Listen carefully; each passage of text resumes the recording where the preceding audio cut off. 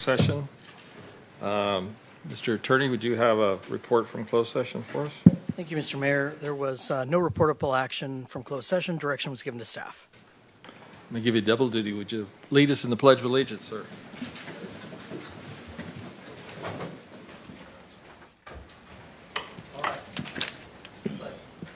I pledge allegiance to the flag of the United States of America and to the republic for which it stands, one nation, under God, indivisible, with justice for all.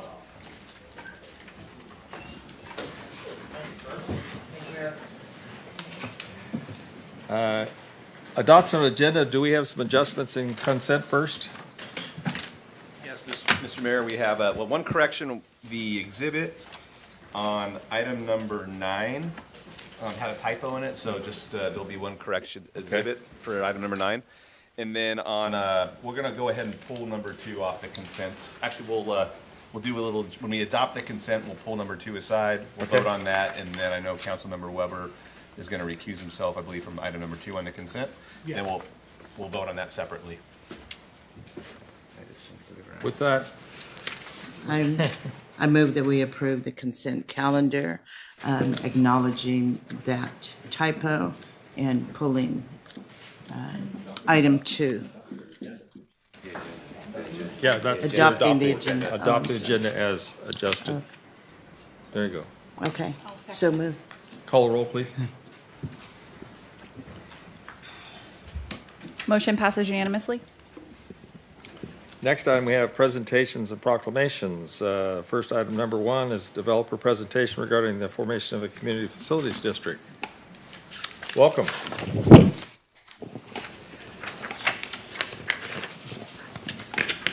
Good evening, City Council, members of Oroville, Mayor Pittman. Thank you for the opportunity.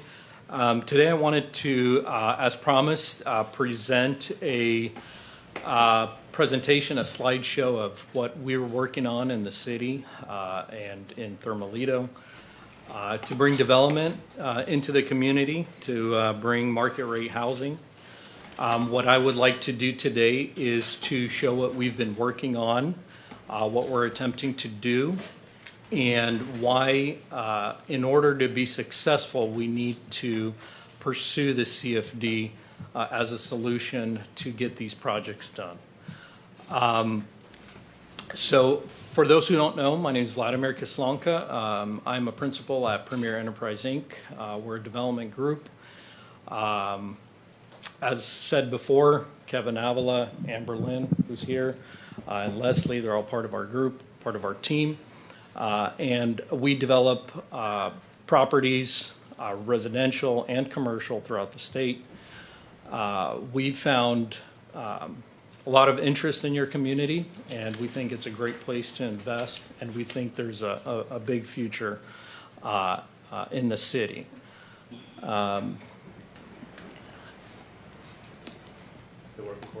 It might not be on. I don't think it's on. There we go. Perfect. So what are we talking about? We're talking about the city of Oroville, which is inside Butte County. And we're talking about a city that is about, I'm going to round here and say 20,000 people with the surrounding area, plus the surrounding area. We're in a situation, according to the Myers Demographic Feasibility Report, that there's about 8,500 homebuyers living in the surrounding area and in Oroville. They're living in apartments. These are folks that have lived through the fires in Paradise. These are folks that are up-and-comers. It's a demographic that's coming up, the next generation. And it's folks that are getting back on their feet after the 2007 crash and everything that happened during that time. These are folks that are having better credit now over time. They've gone through bankruptcy possibly, and they're getting back on their feet. These people, they qualify to purchase a median house in Butte County. The median house is about $383,000 in our county. If you don't include some of the hunting cabins and kind of that stuff, and you don't consider that as a single family, the average is about $395,000 to purchase a single-family residence. Of these people, 47% are first-time home buyers. They've never owned a home. And the California Association of Realtors is saying that quarter over quarter, that percentage is actually growing. More and more people are qualifying because they are getting their credit restored. There's certain laws that have passed, for example, reporting on your credit for health expenses and things like that are falling off of credit reports. So what's happening is more and more people can qualify to purchase. The situation, though, is that in the city of Oroville, the last market rate subdivision was built in 2003, approximately. So it's been 22 years since we've had a market rate subdivision get built here. And we're seeing that there's a demand to do that. If we can get the costs down to the median house price and have the house new, not an older home that needs maintenance, not a house that's not energy efficient, but a new house for that price, we can bring in enough people to purchase these homes. So why Oroville? What we're seeing in Oroville is that the infrastructure is ready.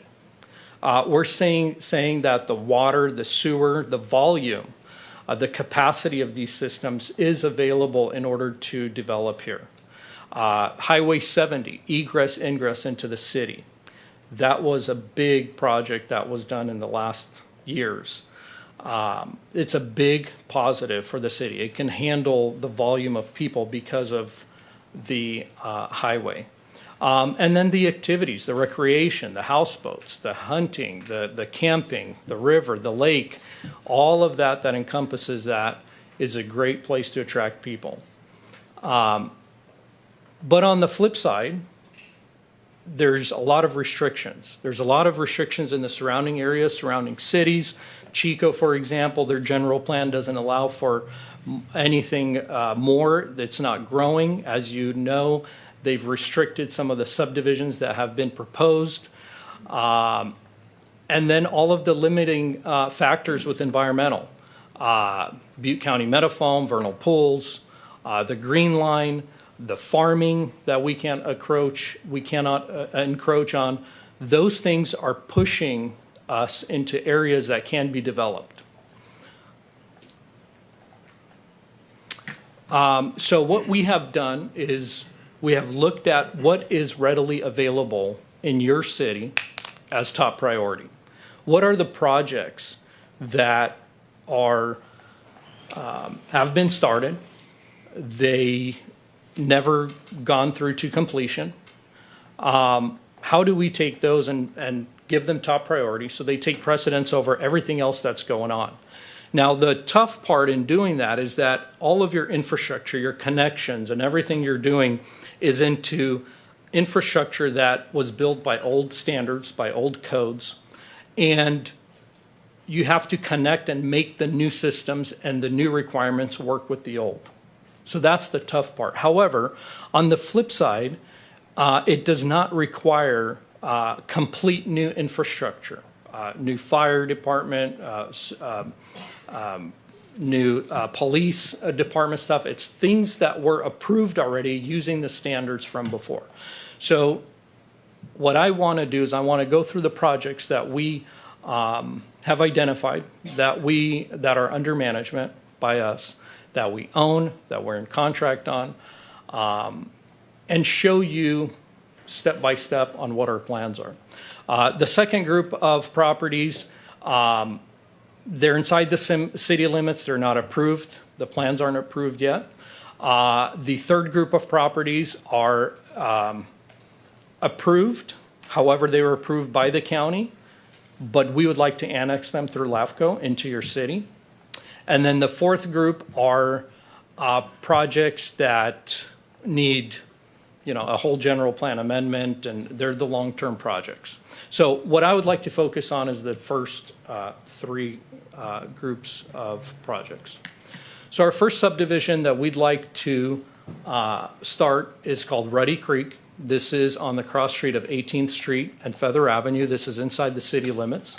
This project was started back in 1988, and it is approved. It is an active, approved infrastructure and improvement plan.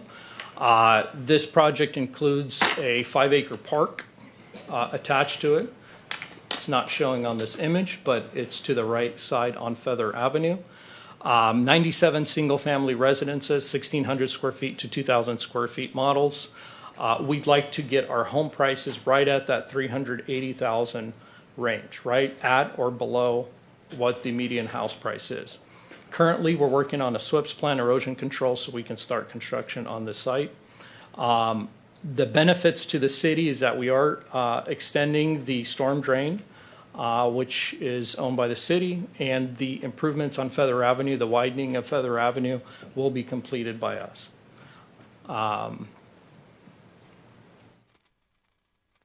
Linkside Place. Linkside is a project that was abandoned some time ago. This is within the city limits. It has undergrounds completed, yet there are some repairs to the infrastructure that's needed. This project, we are doing the SWIPS plan also. We are trying to keep the price, same thing, at $380,000 as a starting price. These homes, this is phase 2 of Linkside Place, so it's a continuum of the plans that are in phase 1, which are 1,500 square feet to 2,100 square foot homes. And we are working currently with the Thermalito Water and Sewer District to figure out a plan to repair some of the infrastructure that are in there. These are called blue top lots, which mean that predominantly sidewalks and asphalt is all really that's left in this subdivision to complete. 56 homes in this subdivision. The third one is called Cali Vista Estates. This one is 55 single-family residences, also in the 380,000 range. This was previously approved as Phase 3. This is on 18th Avenue and Biggs. This is in the city limits also. This would require us to improve Biggs Avenue and widen 18th Avenue. We would be connecting into existing facilities from Phase 1 and Phase 2 of this subdivision. This is a subdivision that expired and was supposed to be built back in 2010, 2012-ish, in that range, and was never built. This would be part of Group 2. This is 50 single-family residences. This is Ruddy Creek. As I said before, this is the second phase. This is across the street of the subdivision. This project would require annexation. This project is touching the city limits on Feather Avenue. It is a corner lot, and it would complete and make the city limits somewhat symmetrical if this project was annexed. The plans are in progress, and again, we would improve the other side of Feather Avenue, so we now have both sides of Feather Avenue improved with this project. This project is called Diamond Oaks. This is in the Thermalito area. This also requires annexation. This is on between 12th Avenue and 10th Avenue. This is 94 single-family residences. Also would require some improvements to 12th and 10th Avenue. Currently, there is a low-income housing being built. This is in the county. It's being built south of the project on 10th. So this would infill all of the open land and all the housing around it. This is the one piece that is undeveloped. In order to do this, we would have to annex everything south of this project. But we believe that it's completely possible, and there are not that many residences that we would have to convince to annex. But it is something that would take time. So we have it scheduled for summer of 2027. This project is called Feather Hills. This is also in the Thermalito area and would require annexation. This is between 7th and 10th Avenue. This project's a little different than the rest. This is 43 single-family residences. However, these are larger lots. These are up to half-acre lots. Therefore, the price would reflect that, and so our starting prices would be in the 425 or so range. And we have it scheduled for later for summer of 2027. And what we would like to do is build up the subdivisions, have the other ones completed to where we can demand a price like that. So we would have to build up the whole neighborhood and obviously get it up to this price range.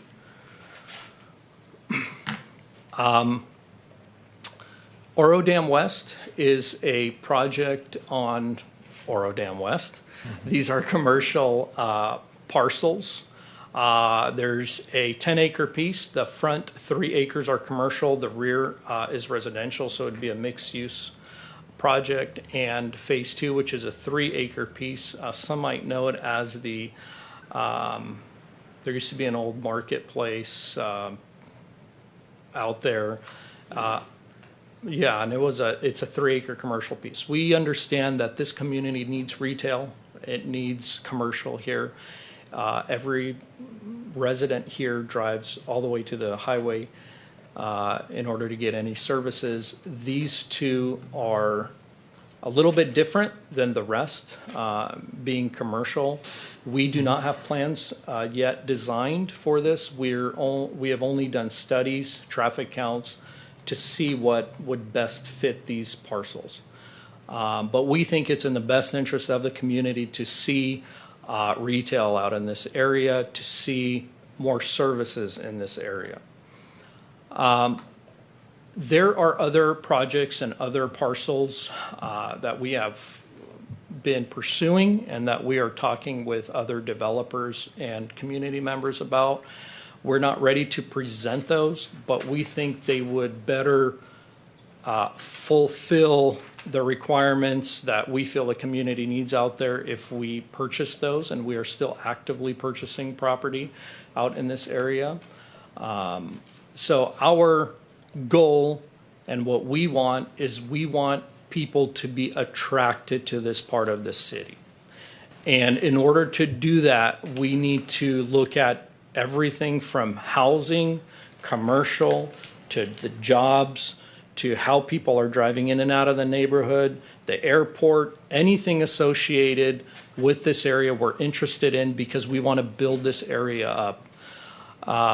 In order to do that, we will be asking for support from the city. We're asking the city to consider doing CFD bonds. We're asking for any help that we can get, advice that we can get from the city council, and help us to fast track this process, to get the administration to commit to working with us and to giving us a little bit of to guide us. And so we can fast track everything that we're doing out here. We do not want to miss our timing. We know that things come and go in cycles. We don't want to miss any opportunity to get this off the ground for the next big real estate cycle. And that is all from me. Thank you. Very good. Council questions? There is a second half to this, to their presentation. So they have, Dimitri would like to come up and talk about CFDs for a minute. Good. I think we'll, before he leaves the podium, I think we'll give him a chance for a few Sure. questions first, but I appreciate that. Thank you. Councilman Weber's in the queue. Yeah, thank you. First of all, thank you so much for being here, your entire team. Thank you to Kevin and his interest, your guys' interest for coming. This is long overdue, as you pointed out, and I think it's significant, those graphs that you were showing us, those maps. And so how many homes does that represent total? The ones that I've shown today was a little under 400. Yeah. However, because of the 7 acres in back of the commercial, and then there's a few others that we haven't closed on that are in escrow, we have about 700 total. Wow. That is a massive potential for huge and much needed growth and development for our community to offer market rate homes. That's also massive just in general for the North State because people are looking where they can go. Because people, to your point, people do want new homes, energy efficient homes, you know. So this is an excellent investment into our community. Thank you so much. Very, very excited about what is going to happen, and I can't wait to see you guys get to work. What would be your anticipated groundbreaking for Ready Creek? We can technically start in about a week and a half, is our timeline for our SWEPS plan, which is the last item that's needed. The hurdle that we are always up against is because of tariffs, because of materials, you know, it's how fast can we get stuff on site? That's usually the holdup when you come in and you try to ramp up. What we would like to do is we'd like to clear that lot and get it prepared for construction first. And we believe that that'll happen here in the next 2 to 3 weeks. Yeah, it's I just can't state this enough how pleased I am with you guys showing the interest showing in Orville. And I wish that we would get more concise presentations from other people that are wanting to come and invest, because you just demonstrated even at this level, at this presentation, that you know what you're capable of, what your interest is, what it's going to look like, and communication is incredibly vital in these things, you know, because you know I like the fact that you guys are coming with an education piece and then wanting to also hear our input, because you're not just coming in and trying to dictate, you know, like, okay, this is what's going to happen, this is how we're going to do it. You want our input, and that's vital, because a healthy relationship is reciprocal. And the city wants this. You guys want this. We want you to make money. We want houses. We want our constituency served. We want people to have the opportunity to buy. We want the quality of life to be raised. We want the tax base to be raised. It's a win-win all the way around. So I just really thrilled with you guys being here. Thank you so much. Thank you, Mr. Robert. Councilman Johnstone has a question. So much. So again, thank you so much for you and your team being here. I am really excited about this. That's obviously most of those phase ones are in my district. So, you know, I'm excited about it. It's about time. I do have a couple questions. So you said approximately 700 homes already approved for phase one. Is that my understanding? No, we have, so we split it up into groups. On group 1, we have about 200. Okay. Group 2, we have about 300, and the rest are in group 3 because they need annexation. Okay. Even the ones that need to be annexed, we're focusing on being as close to the city limits as possible to get over certain hurdles. We have been in contact with LAFCO to see if annexation of Thermalito needs to happen as a whole, or it can happen as an extension of the city in part, so we can start on our subdivisions sooner. The issue that happens is that the countywide requirements for construction are different than the city. And we have plans that are sitting on the table that we don't know who to submit to. If we submit them to the county, we'll have to redo the whole process after LAFCO, back to the city. So we're juggling on our timeframes with how we will be proceeding. We think it's vital that all of the subdivisions are in the city. And we think that if the city can make a push to annex Thermalito eventually, whether it takes a year, 2, 3. What our goal is for the public to know that the city of Oroville is the fastest growing city, not only in our state, but in the country. And I think that it's possible to do that because we have approximately, from my count, about 4,000 people in Thermalito, plus the housing that's coming in. Add that to our existing population, we can be growing at a 20% rate annually.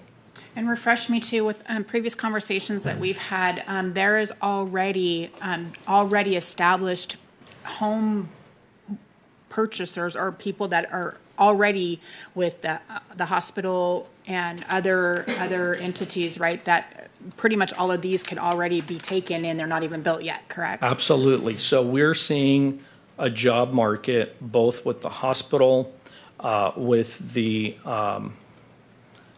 I say the lumber yards, with the jobs that are already coming in, that the housing is needed and folks don't want to live in, well, they can't qualify, first of all, in the low income, believe it or not, Right. communities. No, yes. That's true. number one. Number two is they would like to stay on the lower part of the town and not go up because they want to Closer. be near the highway. They want to be near the retail against the highway, the stores, grocery stores, the restaurants.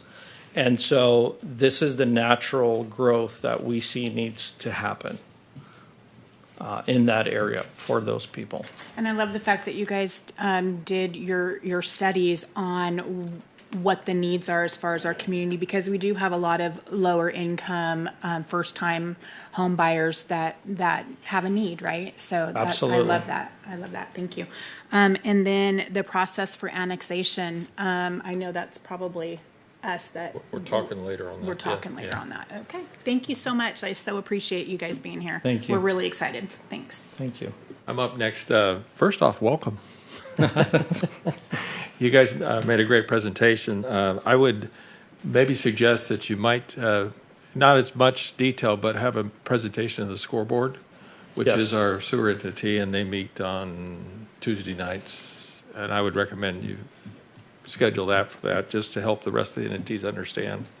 Because we are a partnership in this community. Everybody's a partner, and between water, sewer, and city, we have partnerships. The other thing, I think this is the highest and best use of the real estate that you've chosen. I can't think of a better use for it. I mean, it doesn't have any better use, so I compliment you on that. The other thing I'd just share with you is even with all the affordable apartments that were built here recently, affordable family, affordable senior, 80% of the people that filled those had an Orville zip code before they moved in. Wow. So it kind of supports your argument or your research that said there's available buyers ready to buy. And I would add that probably complements that just by that fact alone. And I look forward to the whole process. We're the only ones in this county that actually have a CFD that goes all the way back to 2006. And I think you'll find us acceptable to that. It's only my personal opinion, but I think that it's a reasonable process that goes through. So I just had more of a comment. One question I have. On your lots, are you designing them so that someone in the future could put an ADU on them? Every lot, every project kind of has its own hurdles because we're reusing and restoring older maps. I would say about 30% of the lots or so would be able to support an ADU. Mm-hmm. But there's some of the, more of the constraints come with grading than physically lot size or anything else. It is imperative that we build a specific type of home, for example, on a slab, and that doesn't require a lot of maintenance, and that because of the work that needs to put in on the subgrade, some allow for getting an ADU in there and some don't. Appreciate that. I just know that's one of the common thought patterns in purchasing, that someone could put an ADU of size and whatnot. The other thing I'd suggest, not only attending the board meeting, but go down to the plant, talk to Glenn, and get a tour of the expansion, because right now we're expanding the capacity of the plant. Beautiful. You guys should get a good feel for how big it's getting to be. So I'm sure Glenn would be happy to give you a short tour of what's going on. So. I look forward to that. Vice Mayor Smith is in the queue. Thank you, Mr. Mayor. Yeah, just to add to the point that the mayor's made, and that's partnerships and building relationships. I think everyone up here probably applauds, what you're doing and bringing to our community, because it's, as you've already eloquently pointed out, it's been a long time, and it's about time.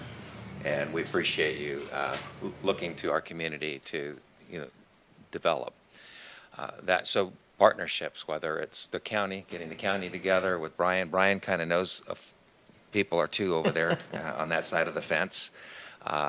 So, whether it's LAFCO or others, I think getting everybody sensing that everyone's on the same page moving forward. And I think you probably have, you're adept at doing that. So, but I just want you to know that we're in full, or at least I feel that we're all in full support of this. And then the other piece, I attended some years back a discussion with the folks in Thermalito when it came to the concept of annexing. And there were a lot of concerns expressed with that. So obviously you need to get buy-in. And so you have that 5-acre park you mentioned. So I think presenting to the Thermalitoans that there's value added with improved property values for each of them as well. I think whenever you enhance an area, I think you can probably articulate that very well. And then also just other enhancements that your projects would bring to the area and why it's a good idea to jump aboard. So I would just, I guess, express, after observing that over in the corner, I was and hiding because they were quite expressive in their concerns. So that I think that's important just to note. But yeah, full steam ahead, and however we can help assist the process. Thank you, Mr. Vice Mayor. And I do want to add that I think that we have a pretty good pulse and a good argument to the people of Thermalito. And there are issues there that need to be resolved, such as drainage and flooding and creeks and things that we are adjacent to these issues. Some of our areas and subdivisions are right where these problems are. And so, for example, even the site that I mentioned earlier on Diamond Oak, a lot of problems on that site. All the neighbors are having issues there. And I think that we have good arguments to find solutions to those problems. And we're looking forward to do those. And additionally, I do want to say that the other developers that we have talked to that own property out there, we find them as partners. We look at them as partners. We are not competing with anybody. We are trying to motivate others to develop there because it'll only enhance the area. There is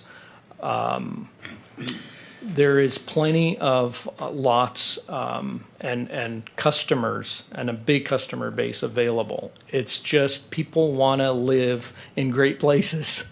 People want to live in neighborhoods where everything's consistent and their values, they keep the values in their homes. And so I think there's a lot more that will be brought to the table and good solutions. It's a matter of time. I just want to say that it seemed like there was perhaps some misconceptions just observing that discussion the previous time. And ironically, the biggest question was, can I still have my chickens? So while we're thinking about drainage and infrastructure, the folks over in Thermalito are thinking about their chickens.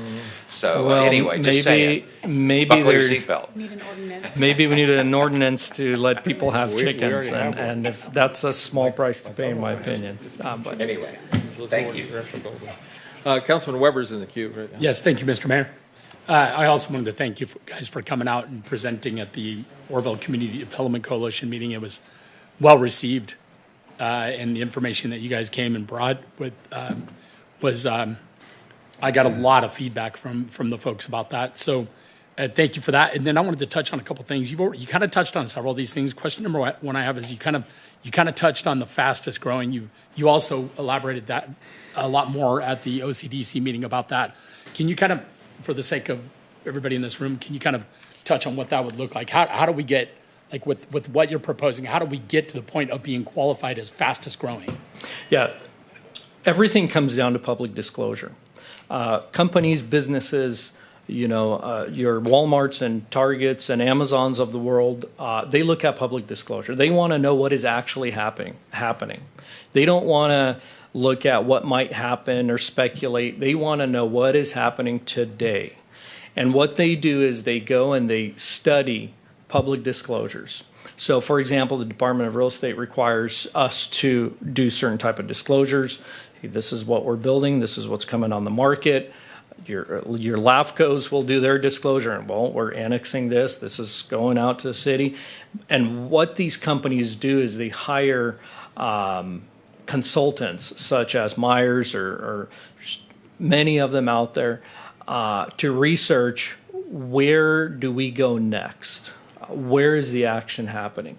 So that perpetuates and ramps up folks to look into the community and invest into the community. There's a saying in our development world, dollars chase dollars. When people see that there's funding and funds coming into a community, other people follow. And so that's when the research happens, and that's when people, the media starts getting interested, and that's when they come in and start doing their reporting.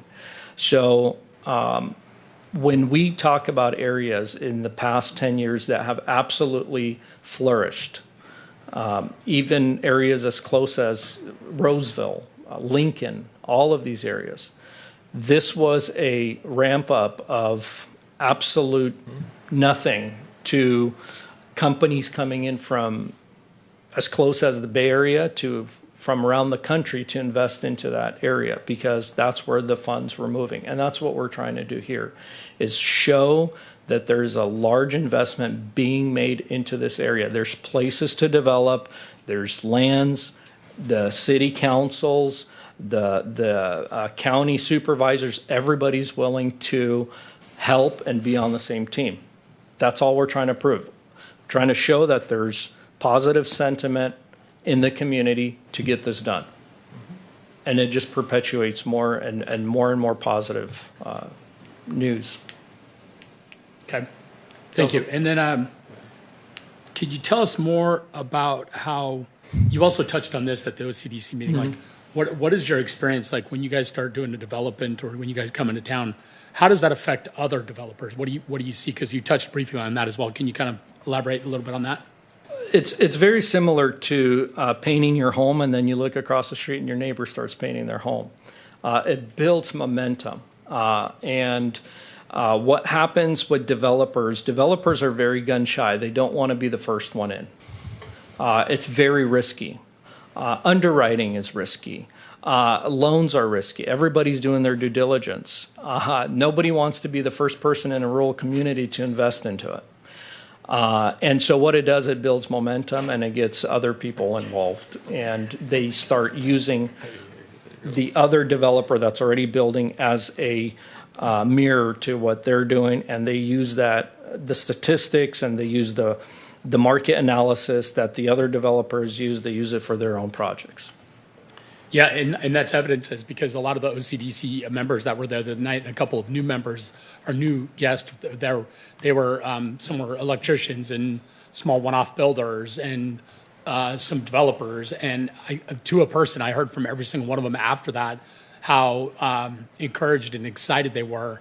And I know that you made contact with a couple of them, which I was super happy to please. And I was happy to see because that's what I was hoping would happen through that meeting, because that's just it. From large development down to the small guy that buys and flips a property.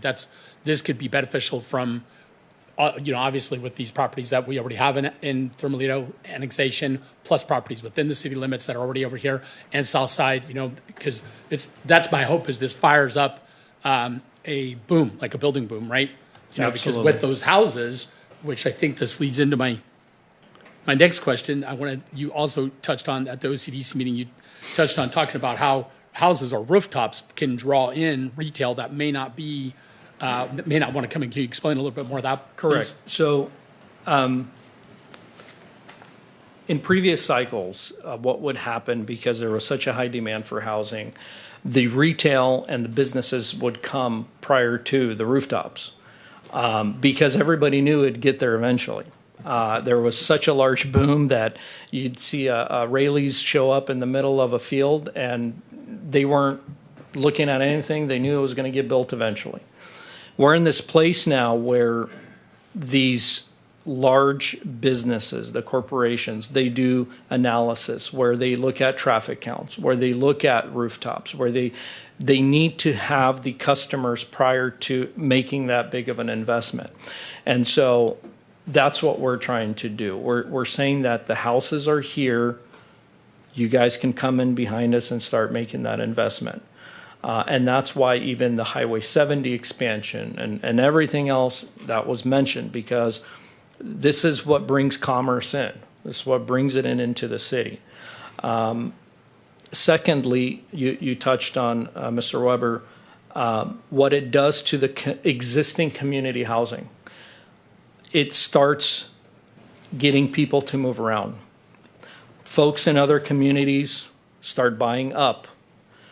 For example, the lower demographic community buys up. The higher demographic communities, some of them are ready to downsize. What it does is it creates a lot of the real estate portion of your economy gets revived. And when folks are moving, when folks are purchasing, then your remodels happen because nobody wants to move into somebody else's home. They want it to be their home. You get the subcontractors busy with all of the remodels, and you get the larger contractors busy with the subdivisions. So it revitalizes the community. Thank you for that explanation. And then the last thing, and this will probably be a brief explanation to Vice Mayor Smith's concern with Thermalito. Yeah, he's right. That's the concern I hear all the time too, is chickens, right? But these properties, every one of these properties that you're looking at to annex, they're all vacant. There's nobody there. There's no worry about, All of them are vacant, correct? Okay. Yeah. So then, in other words, it wouldn't have an effect on people's ability to have chickens in the neighboring properties. Yeah. Okay. All right. Thank you so much. Thank you, Mr. Rover. Councilman Thompson's in the queue. Thank you. Just not to be redundant, but just glad you're here. Looking Thank forward you. to finally some market rate housing. Thank you, sir. Absolutely. Kayla, do we have any cards on this item? We do not, sir, but we do still have that second part of the Right. presentation. I just wanted, before we let him down, Yep. I think we're ready for the second part then. Right? Yeah. Go ahead. If you had something else, was gonna I let think your partner- Kevin mentioned something very interesting that I don't want to miss. Plumas Lakes is built out. There's nowhere to go. I mentioned Chico earlier. We talked about the general plan. These areas, they came out of the, I want to say ashes, but not even that. They were non-existent. And they, not to say anything negative about Plumas or any other place, they don't have the services that you have in your city. And so for us, if we understand that if they can do it, so can we here, and we can do it much better because we're building off of what we already have. I just had a meeting with the Marysville City Council recently, and I said, we're just two cities separated by a river and a road, and now that road's pretty short. I mean, it's I think almost 15 minutes driving time, and it's a much safer road. So, I appreciate your comment. I think we're ready for the second part. You guys ready for Dimitri to come up? Dimitri. And I just wanted to preface before Dimitri gets started that these are two separate things. So a municipal advisor actually does not work for the developer; they work for the municipality. Right. And so this is important to say because later on, regulators will be looking at these meetings to see if we had that separation. So, thank you. Welcome, Dimitri. Yes, thank you. Good evening, Mr. Mayor, members of the council, citizens of the city of Oroville. So we just heard a great presentation about all the things that are coming up.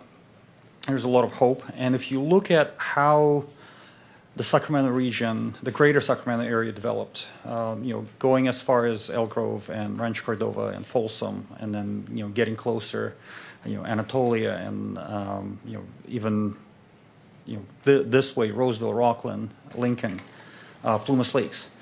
A big part of the story, what made possible to build out all the infrastructure, to have all these homes and all these businesses come in, was done through the sale of what they call Melrose bonds, or Community Facility District bonds, CFD bonds. All those are different terms for the same thing. So what we want to talk about tonight is just start introducing the concepts. Some of you may have touched the CFD bonds before, either at this city or in your prior engagements. But the reason why it's important to understand is bonds are marketable securities. So they are touched by the Securities and Exchange Commission. It's very serious business when someone issues bonds. It really, the investors, some of the investors that will be holding that paper are widows and orphans.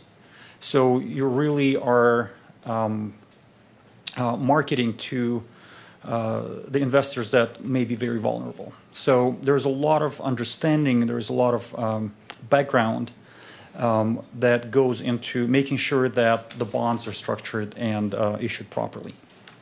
And also, as a city, you will be working alongside with the developer to help facilitate all this infrastructure investment. And it's crucially important for anybody involved in the process to understand what you are getting yourself into.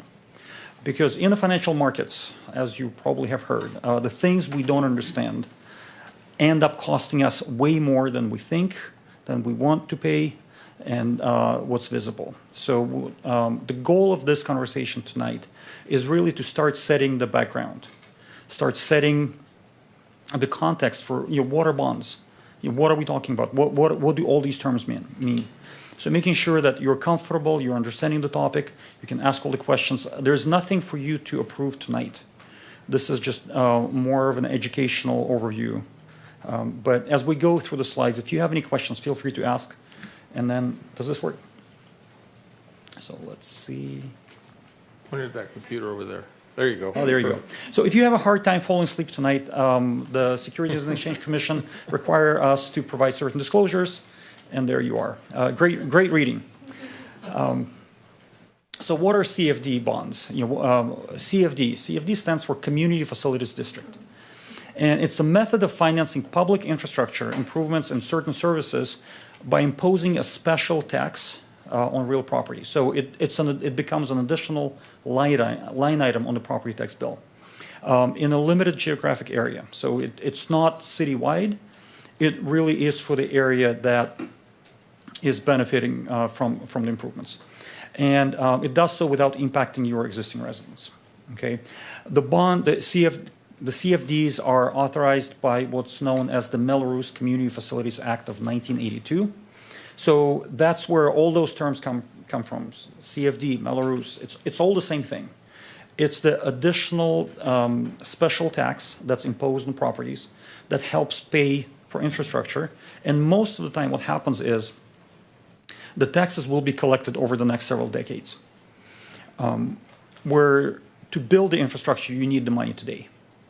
So by issuing bonds, you're borrowing money. Bonds are essentially a loan.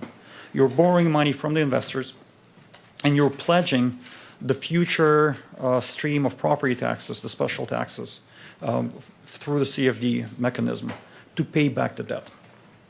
Okay, so it's really a financing mechanism. So does that make sense? Yeah. Okay. So what are some of the considerations to keep in mind when you're beginning the CFD formation process? The CFD requires a 2% approval of voters because these are special taxes. Okay. So normally, if you wanted to do a citywide CFD, you would have to have 2/3 of the voters approve the bonds. However, when it comes to land development, it's usually one property owner, or sometimes there's a couple. And in situations where there's less than 12 registered voters residing within a CFD, the property owners become the voters. Okay, so that's why it's so easy to put that mechanism in place when you have the developer owning the land is because there's usually only one vote. So the CFDs are not affected by Prop 218 because these are not property-based fees. The CFD formation process generally takes anywhere from 4 to 8 months, depending on how fast things move. And there's a lot of different thresholds that have to be cleared. There's the public notices, there's the hearings, there's the vote. All that has to be, it's dictated by statute. So it's somewhat of a lengthy process. So that's why you're not approving anything tonight, but you will definitely be hearing about this over the next several months. So what can a CFD fund? Essentially, public facilities that have a useful life of over 5 years. Okay, and that could be street improvements, including gutters, streetlights, sidewalks, water, sewer, and storm and drain, parks, libraries, schools, even childcare facilities, community centers. Development impact fees, and planning and design costs for any of the above mentioned facilities. And then one requirement, though, is the facilities need to be owned by a public agency. So those will be city-owned streets, city-owned infrastructure. Okay, it's not for a private benefit, it's for the public infrastructure. Also, CFDs can fund services and maintenance of public facilities, as well as ongoing administrative costs of the CFD. So the way the bonds are structured is the city does not need to pay to administrative costs related to the bonds. So all of that is structured within the CFD. So the design of this is to have no fiscal impact on the city. We have a quick question. Yes. Vice Mayor Smith, I Yes, don't want we to have interrupt. Go ahead. Thank you. Yeah, just real quick on that. You said city-owned. So we have a lot of special districts. So would those funds also be available for special districts as Correct. well? Because it's government. Right. Yeah. Right. So I just wanted to check on that because you said cities. So. That's correct. That's whoever owns that specific piece of infrastructure. Okay, perfect. Thank you. That's it. Yep. Okay. So, and kind of how the financing process works. So special taxes are collected within the CFD and then are pledged for the repayment of the debt that finance the construction of the facilities and infrastructure. And what's interesting is the CFDs allow a really cool thing. No other country in the world has this. The United States of America, in recognizing that it's not the best idea to tax today's residents for facilities that will be used by future residents, actually stimulates investment in the infrastructure through allowing what they call tax-exempt debt. You might have heard the term before. So what it means is that the investors, whether it's banks or widows and orphans or anybody in between, whoever owns those bonds, when they collect interest payments from the bonds, they don't have to pay income taxes. Okay, it's tax-free income for the investors. In exchange for that, the investors are willing to accept a lower interest rate than if this was a normal loan or a normal bond. So by financing infrastructure through this type of financing, what you're doing is essentially reducing the borrowing costs and the overall project costs that make the project happen. Okay, so if the developer was to go out and get their own development financing, those would be at taxable interest rates, which are significantly higher. So this allows to keep the costs of the projects down, and most of the time the developers are able to pass the savings on to the homeowners. And then, so what happens is the special taxes, they become the obligation of the homeowners. So let's say without a CFD, the homes would be selling for a higher amount. Because the developer has to get back their money that they invested in the infrastructure. So the homeowner is buying the home at a higher price, and then they're going to get a mortgage with a higher interest rate that the Melrose bonds are able to provide. So not only is the home more expensive, the borrowing cost is also more expensive. So that's the advantage of issuing the Melrose bonds, is you're essentially making the home more affordable for the people who are buying it. And what's important to understand is the CFD bonds are what they call limited obligations of the district, of the CFD. They're payable solely from the special taxes paid by the property owners within the CFD, and there's no financial liability for the city. The general fund of the city is not on the hook for the repayment of the bonds. The repayment of the bonds is limited to the property taxes that the homeowners will be paying. Okay, so that there is a wall of separation between the CFD and the city. And just if I can add in, that's the future home buyers, not the other homeowners in the area, but you're talking about people who are buying property on those.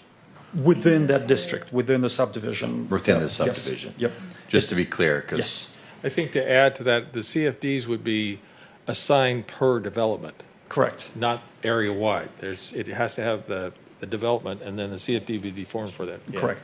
Gotcha. And one of the things that we've been discussing is, because with all this development you have coming up, what you as a city probably want to think about is setting up the program so that it's easy for developers to finance infrastructure with the CFD bonds. That's something that we'll be working with the staff on to really make sure that we're optimizing the proceeds of the bonds, so as much of it as possible could go into the infrastructure itself. Gotcha. Vice Mayor Smith has a quick question. Yeah, totally understand the concept. Just what's that process, quickly if you could, on identifying what areas need to be enhanced, like police, fire, which again comes to a talking point as to why it's good for Thermalito, because there's a value benefit to the community, to the area, as these areas are enhanced. But what's that process look like, real quick? Was it LAFCO? Who's making kind of those decisions as to those CFD fundings and what infrastructure needs to be enhanced? So that's something that happens between the city and the developer. Right. Really going through the list of what are the facilities that have to be built and funded, right? So you go through the list, you figure out where exactly you need the money to go to, and that becomes the list of fundable facilities. And then there is the bonds are all about math. What's the right property tax assessment? You don't want to overtax the homeowners so that the property taxes become unaffordable. So you're looking at what's the universe of the facilities we need to fund versus how much can we raise through the property taxes, and you optimize the list to build the most necessary infrastructure through that. So that's the approach. It really is looking parcel by parcel what exactly needs to be done. It can be some of the offsites. So obviously, the larger the project, then the more that's spread out, Correct. the more Correct. equitable it Yep. becomes in as well. Yes. We want big projects now.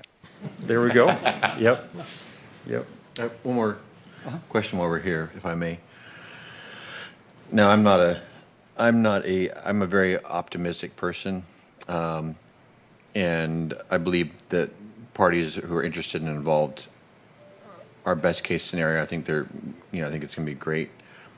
That said, in Oroville, just knowing some of the history and the community and some of the fears of my constituents, there has been developments in the past that have started, and not necessarily because of the developer, but just for 2008 hit, and the whole nation went through. Right.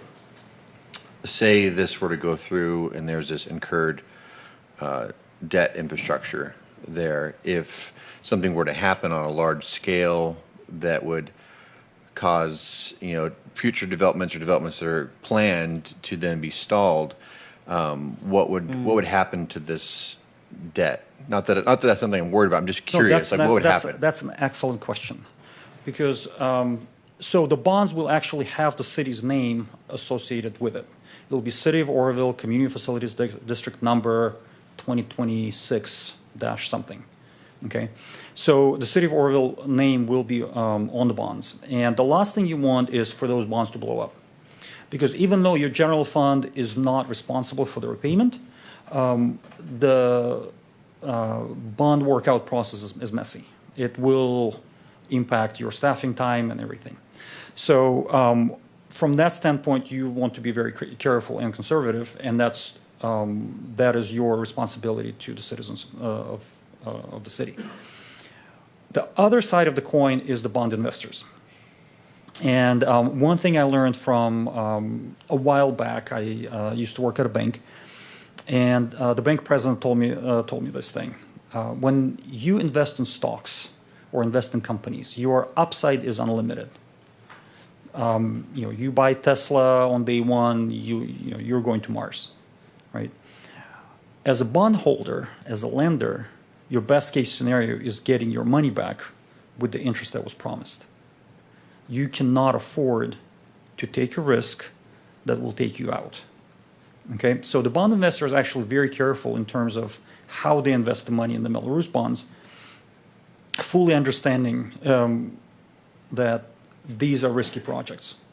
So one of the things that the investors are looking for as a part of the underwriting, they're looking at what's the appraised value, what's the assessed value within the Melrose. And then a lot of them will actually wait before committing to invest any funds before they see some of the progress happening in terms of development. So so that's not like if there's $5 million needed on the bond or whatever, or I'm not sure because I'm not a money person, that's why I'm asking the question. But so what you're saying is it's not like the bond is fully funded and then you start the process. You're saying the investors will want to see some traction on the development side before they will buy the bonds. So that's before they will lend the money for the project. So, for example, if in the development of a certain area, we know it's going to cost this many millions of dollars, it's not necessarily that needs to be fully funded for the whole area and all of the infrastructure. Correct. There can be a gradual. It will be in small increments. Gotcha. Yep. Which makes me feel better about it because again, having that rolling process of development and then people investing and seeing that move forward is a better market is better way than what I'm thinking. That's an excellent question, excellent point. You're absolutely correct. You don't want to go crazy taking on risk, and that's one of the things that we're talking about. How to structure the whole CFD program is making sure that it's subdivision at a time, and you're making substantial progress because you don't want to be as a city. You don't want to be in a bond workout situation. No, that's not in your interest at all. And then last question, and I know I'm hogging some time here, but is there a term on the repayment? Because it goes on the people who are buying these homes are going to have to be paying the tax with or increased fees or whatever it is regarding paying back these bonds. Is there a term that yes, there is for different types of things. There's different kind of term limits. It's not a forever thing. Correct. It's a lot of times you see the bonds were issued, and once they pay off, the assessment falls off the property tax bill. So that's great. Yeah. Okay. Councilman Goodson, questions? Okay. So this is like a 777 above my head, right? But I'm hanging in there. So you're making reference to the city's investment in bonds. No, the city is issuing the bonds. The city is issuing the bonds. Yeah. Which means someone else is buying them. Okay, so is there any long-term financial strain on the taxpayers or the city? So the homeowners will have to pay the assessments on their property tax bill until the bonds are paid off. Until the bond, okay. Yep.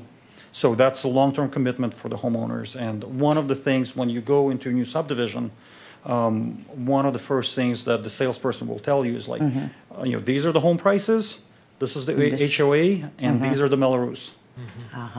So, yeah. Thank you for that breakdown. Yep. That's, the Melrose are the special taxes. That's what we'll be paying off the bonds. Right. Yep. Does that answer your question? Yes, it does. Okay. Thank you. Right. So, okay, who do you need to have as a city on your team when you're going through the bond issuance process? So there's really three big parties that are involved, and you'll probably be hearing those things over the next several years. And, if all this development starts happening, probably over the next several decades. The first entity is called a municipal advisor. Municipal advisor acts as a fiduciary to the city. So the role of the municipal advisor is to make sure that the best interests of the city are kept. Okay, that's it's a designation under FINRA, under Securities and Exchange Commission, and Municipal Securities Rulemaking Board. There are three big, kind of financial regulator organizations. So municipal advisor really watches out for the city. It's a watchdog. They manage the whole process and essentially serve as the extension of the city staff in terms of the market knowledge and understanding how to get those deals done. And also they advise on what they call bond structure. What's the term? What's the pricing? What's the best way to structure the bonds to get the most money out for the infrastructure? So that's municipal advisor. That's really your kind of your representative in the process. Then there is what they call the Bond and Disclosure Council. That's a legal firm that specializes in financing. And they prepared all the CFD documentation, starting with the formation paperwork to disclosure. It's public security, as I said. A lot of times, if they're sold to the market, there is a prospectus prepared. That prospectus is called the official statement. So they draft that up, and they work with the city staff to put all that together, and the developer as well. And then they also put together the financing documents. So pretty much they take care of all the paperwork and all the disclosure for the bonds. And they also issue what they call a tax-exempt opinion, making sure that the investors can receive the income without having to pay income taxes. I have a question on that. Yep. If I may.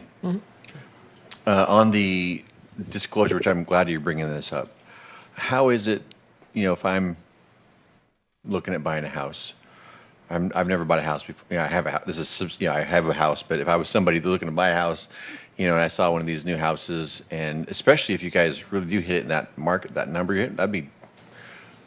I don't see why those wouldn't sell. I think that's a great value for your buck there. But anyway, I'm a new home buyer. I've never bought a home before. A lot of this is, I'm green at the whole process. I had to see a price tag. I'm like, oh, great, we can do it, babe. What is the disclosure process for that person to know in regarding their property taxes, so they get a full, they're not getting into a house and they're realizing, oh gosh, I didn't realize the property taxes or whatever it is, that there's a full, how does that work out for somebody like me? So this is a different type of disclosure. This is disclosure to the investors. That's all the risks involved in buying the bonds. But you'll get to my question. Yes. Okay. So, and what happens is on the disclosure to the homeowners, 25 years ago, very few people realized what Melrose bonds were. And then there were surprises when the property tax bill showed up. So now, what happens with us is, sometimes we stop by a new subdivision, check out what's going on. And one of the first things that the salesperson is saying, this is what the Melrose will be. This is how much additional property taxes will be on your bill. A lot of home builders, they actually prepare disclosure packages. Unfortunately, most people don't take the time to read them. But what we're seeing over and over again is there is a lot of attempt by the home builder and realtor community to make people aware of the true cost of ownership. And then also when banks do the underwriting for the mortgages, it's not that they just take 1% for the property taxes. They take into consideration the additional payments on such as Melrose. Great. So that's the universe of the disclosure. Yeah. Okay. Yeah. So municipal advisor, bond disclosure council, and then the third party is what they call special tax consultant. There's a formula. Like I said, bonds are all about numbers. The special tax consultant, they put together the formula how to assess the special property taxes on the homeowners to make sure that there's sufficient funds to pay for the bonds. So that's really their role. They do what they call rate and method of apportionment of special tax, the RMA. That's the formula. It's a report. They put together the initial CFD report. They do annual continuing disclosure to the investors, and they file the reports with the state. The state requires special reporting for Melrose bonds. And then they work with the county on the special tax levy on the property tax roll, because you want to make sure that the mechanism for collecting special taxes is the property tax bill. So they make sure that the assessment ends up on the tax roll. So those are the three parties that you will be interacting with in the bond issuance process. Councilman Goodson. Sorry, Mr. Oh, no. I needed to hear that part, those three entities. And it is my hope, because what I didn't hear you mention is our finance director. And I would think that there would be some collaboration. Oh, I would like to absolutely. know that there's a comrade working with these. They would probably be outside consultants. And so my question to Ruth is, you would be working closely with the municipal financial advisor, and your responsibility would be guiding the finances, bond issuances, budgeting. What would be your role? I've actually been through this twice, so I'm pretty experienced with what my role would And be. you're joined at the hip, right? Yeah, yeah. Nothing will blindside you No. because you have the experience. I appreciate that. Yeah, Thank you. we've been through it twice. So I Yeah, can sleep. nothing well at in night. this process happens without the finance director. Okay, I just didn't hear that part. Appreciate that.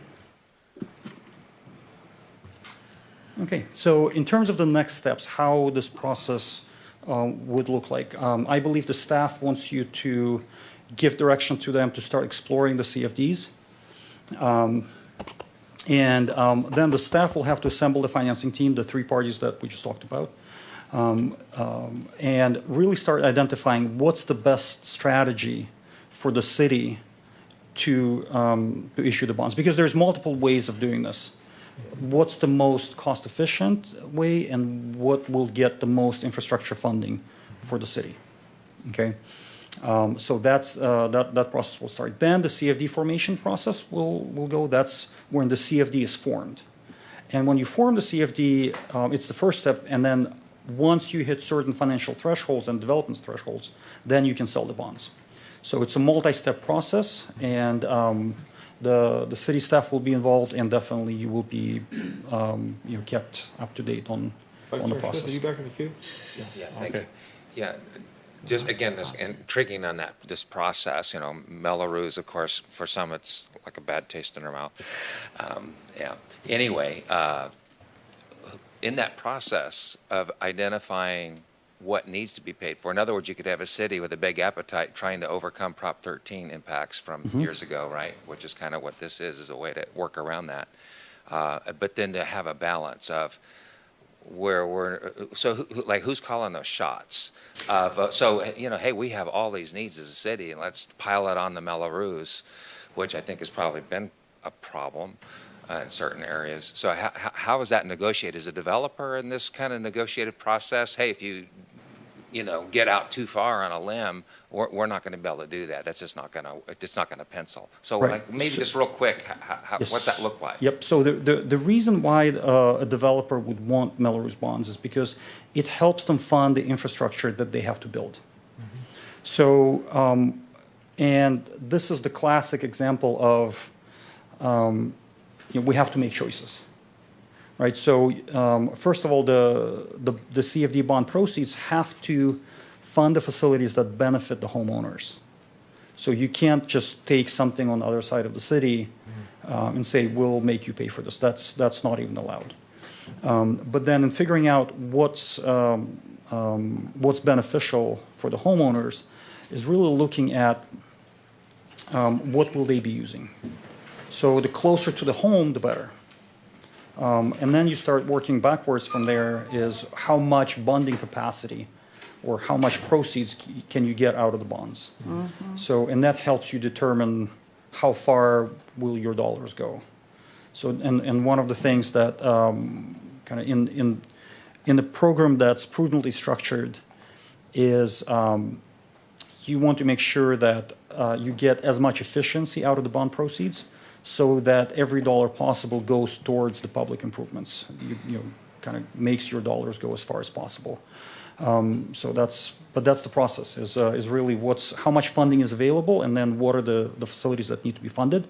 And then you start figuring out how the money will be, will be distributed. It's definitely, but that's why the developer is going for this, is it's a major part of the funding mechanism for them to be able to make the development happen. Okay, thanks. I think I'm at the queue right now, and I think one of the, he mentioned that this is in lieu of Prop 13, which frankly it is. This is on top of Prop Yeah, 13. but the real thing here for the taxpayer is what they're paying for is what they get. It's not eligible for that government body to move the funds to some other project. Correct. It stays on the development, and that's why you'd have a CFD for each one, and you're paying for what you're getting. We have 2 CFDs out by the airport that were public safety. We've never ever bonded anything yet. We've just been collecting the fees, and actually we're a little bit behind the curve on not acting on those and providing services out there, because that was created in 2006. So We collected. yeah, down the road we need to do that as part of actually this process. So I appreciate the description, and I think what everybody needs to understand is what you're paying is what you're receiving in terms of streets, curb, gutter, and all those kind of things for your particular project. And the city doesn't, or this body doesn't have any way to move that money anywhere else. Right, you can't take one Melrose Right. district's money and use it to Exactly. improve Right. something for another neighborhood. And I think that's what the taxpayer's looking for is, responsibility of their taxes going somewhere. Whereas now, if it comes to the general fund, then this body basically has the signature authority where the money goes. So Right. that's what created the reason to have Prop 13 back in the day. So just a little history there. All right, any questions? Oh, sure. Councilor Johnston. Just on the management of the bonds, is that what you would be doing, Ruth? So currently, the city has a couple CDFs, and as far as issuing bonds, we've issued bonds with our municipal advisors, and he actually happens to be here tonight because he is going to be giving us the fiscal sustainability discussion afterwards. So Eric and I have been through 2 bond issuance. One was our pension obligation bonds, and another one was a refunding. And I've sat through the hospital pass-through bonds and things like that. So, yeah, we have experience doing it. Okay, that'll be our next presentation. Yeah. Thank you. Thank you. Thank you so much. Dimitri, any other questions here? I just had one, Sure. it's important that we just really understand what it is we're getting into and the responsibility that we have as a city, in light of this, because as the mayor had pointed out, we're a little behind. And so certainly if we're going to make those commitments and obligations, then we have to show follow through as a city to protect and to provide what we're promising to those new home buyers. So I think that's an important, good quality relationship that needs to be had there. So I just wanted to thank you for pointing that out. That's, I think, important for everyone to understand. Thank you. Dimitri, thank you very much. There is a staff recommendation for this item, and it's just to direct staff to continue working with the developer to make this happen. I think we have A general consensus. consensus is therefore, and thank you very much Yeah. for not only the presentation, but considering investing in Oroville. We much appreciate that and your time and efforts here. Mr. Mayor, if I could ask one question, I'm not sure if this would be time, but one issue I know we've had some discussions with them too. We have, as you mentioned, we have 2 CFDs out there now that we have a public safety facility and a public safety, basically staffing CFD. And the public safety facility CFD, as you mentioned, we haven't acted upon that because there hasn't been enough development yet to really support the bond issuance and the debt payment. So that hasn't been acted on. It's been in place since 2006, but it has not been acted on. And then the other one was for public safety services, which would go on in perpetuity to provide public safety services. I think when in identifying the bond, the costs, I think you were talking about, Vice Mayor Smith, you were trying to say, build a lot. Yeah, yeah. So we have the money. What are you doing? And I think it's a balance, right? And I think it's a balance on what the property, what the house costs versus then Right. you're adding on an additional cost, right? Because you're adding on a property tax. Granted, it's lower interest, which is ultimately going to save that property owner money, but it is a debt service they have to think about. I know when we have spoken, at least in the past, that development out there would also include those other CFDs attached to. I know, I'm not sure if that's going to pencil out in the way, so I just want to put it on everyone's radar right now as we look at the bonds for infrastructure, that we look at those other bonds as well to see what makes the most, what is viable for the developer. Well, Yeah. Dimitri, come back. So basically, what we all would want to do is look up how were those districts formed, right? What are the rules around those? Is it a citywide CFD? Is it a development-specific CFD? Because if that was development-specific, it kind of stays development-specific. If that was a citywide CFD that was approved, where there was, and there are those as well, where it went out to the voters, and the voters approved the citywide CFD. That has happened. Then you kind of look at how much money do we have that we're collecting. What are the needs? When do the facilities need to be built? And then you start running the numbers and understanding how much money do we have to work with, whether it's bondable or right now you're just building up the cash reserve to maybe at some point build a facility outright. That's Yeah. Ultimately, I think they were development specific, but I think the intent was that to annex in other as it goes. But again, it's something we can definitely talk about as we go through the process. But I think obviously you can see there's a When strong those were interest formed, in there wasn't a house out there. Yeah. There's 3 subdivisions that were attached to that. But the other thing that happens to be is if we get more homes buying into it, then it's going to be cheaper than it is today. That's I mean, correct. that's the real reality because, we're not trying to throw anything in anybody's face, but the more homes that the CFD hoped for back in those days, then the lesser cost per parcel would be that. We even had a fee on a vacant land parcel. There was like 25% reduction because of the need for services there. I think So, it's 300, I think, for a vacant. yeah, 300 a whatever year the and numbers 600 are. once it's developed, yeah. And it's usually there is the max tax, Right. and then what's necessary. Right. So that's the more the more parcels you have, the further below the max tax you usually can be. But again, that's all about numbers and math. Yeah. Appreciate that. Thank you very much. Goodson, you have a question? I was just crunching some numbers. So let's say lowball homes, 380,000.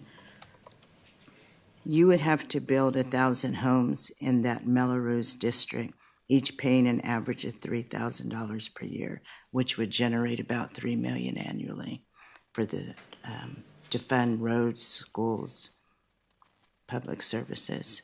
And so, what was the figure that you said you're looking at 400 homes to begin with? I think 2. Oh, Vladimir. Yeah, Vladimir. 2. 200 phase 1. 200 phase one? Yeah, so the formula, there's an industry Yeah. standard for the Okay. formulas, and that standard changes from city to city because of, depending on what the city's providing for the constituent or the customer. So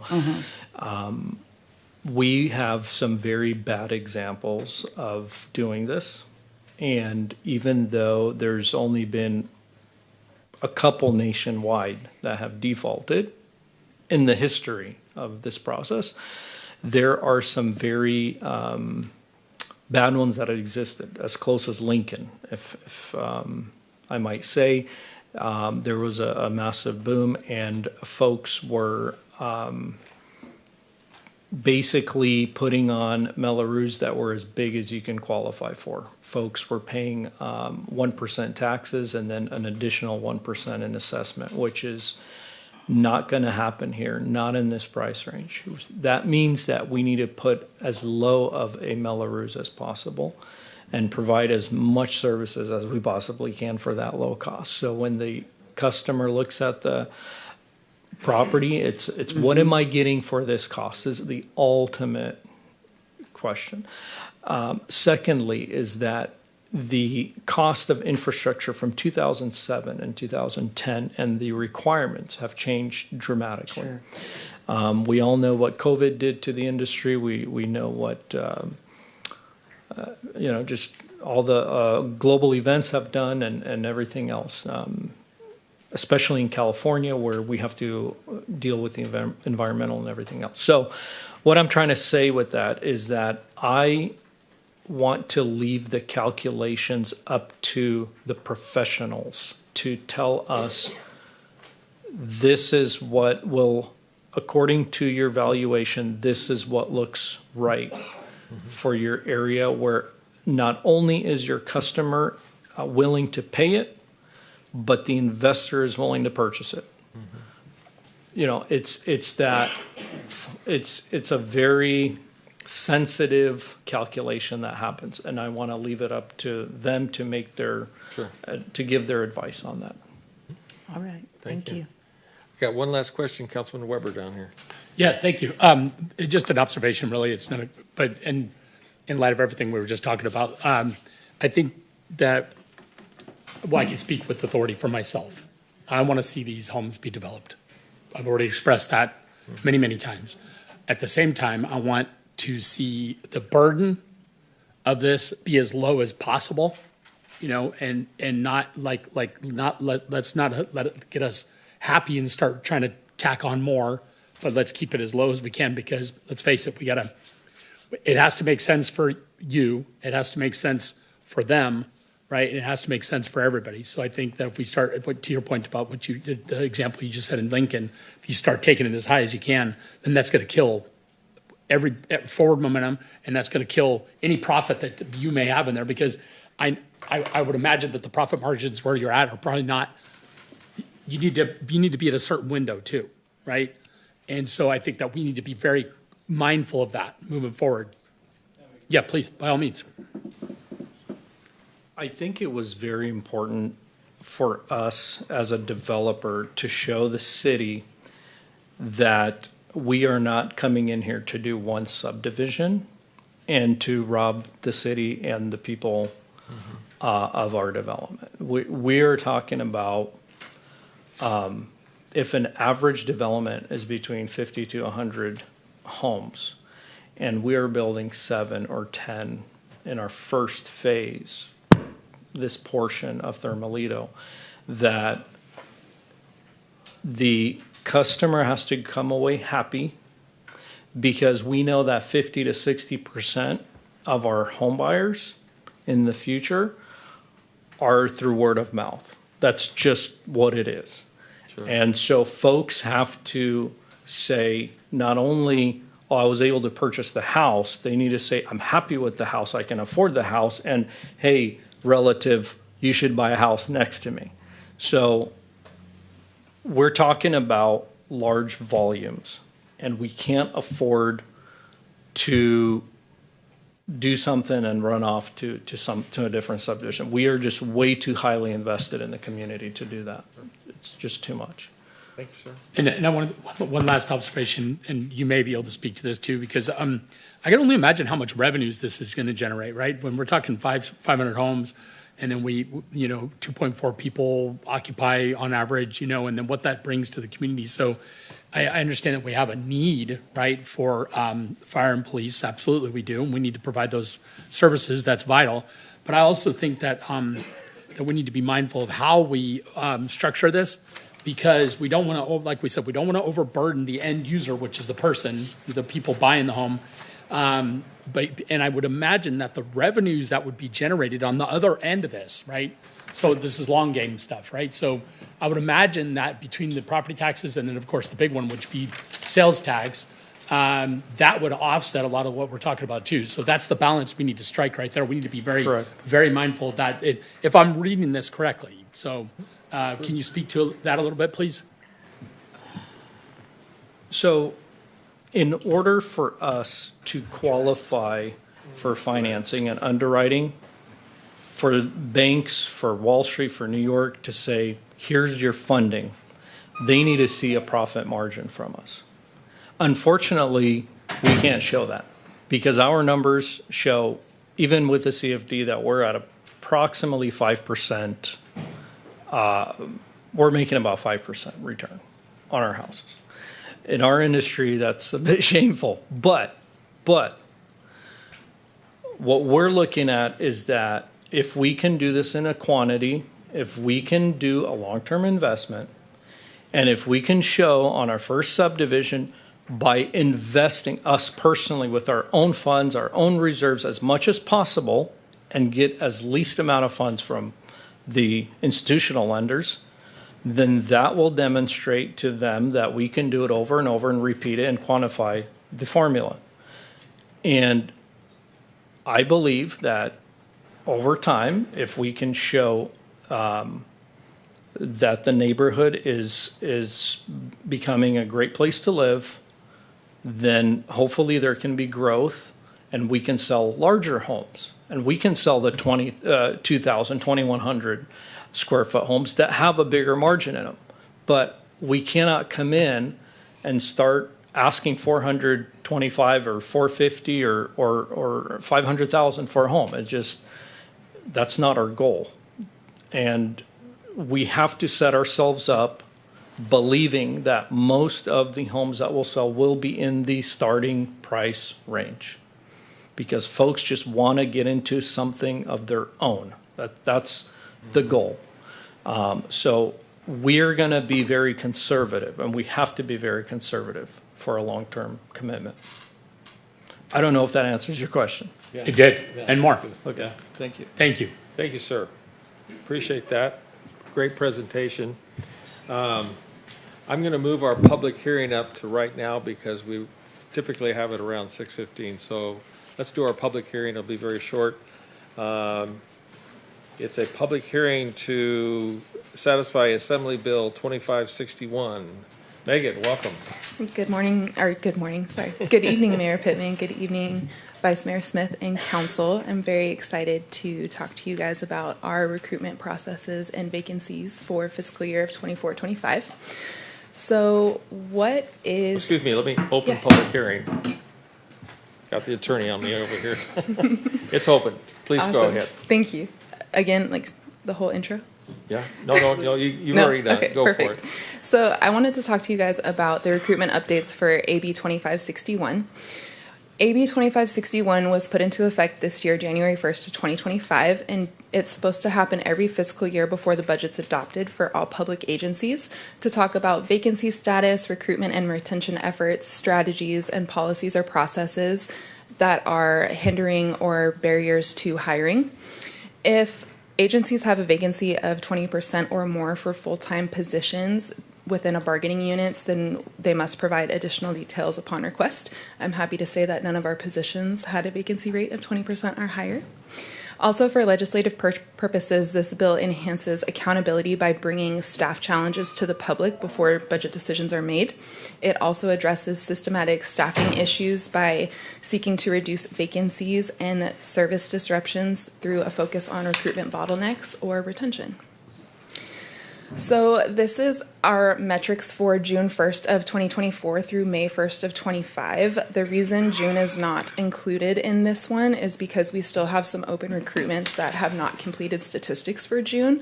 So those metrics will show up in this presentation next fiscal year. I'm going to pause here for just a second and let you guys kind of look over the metrics to see what those positions look like.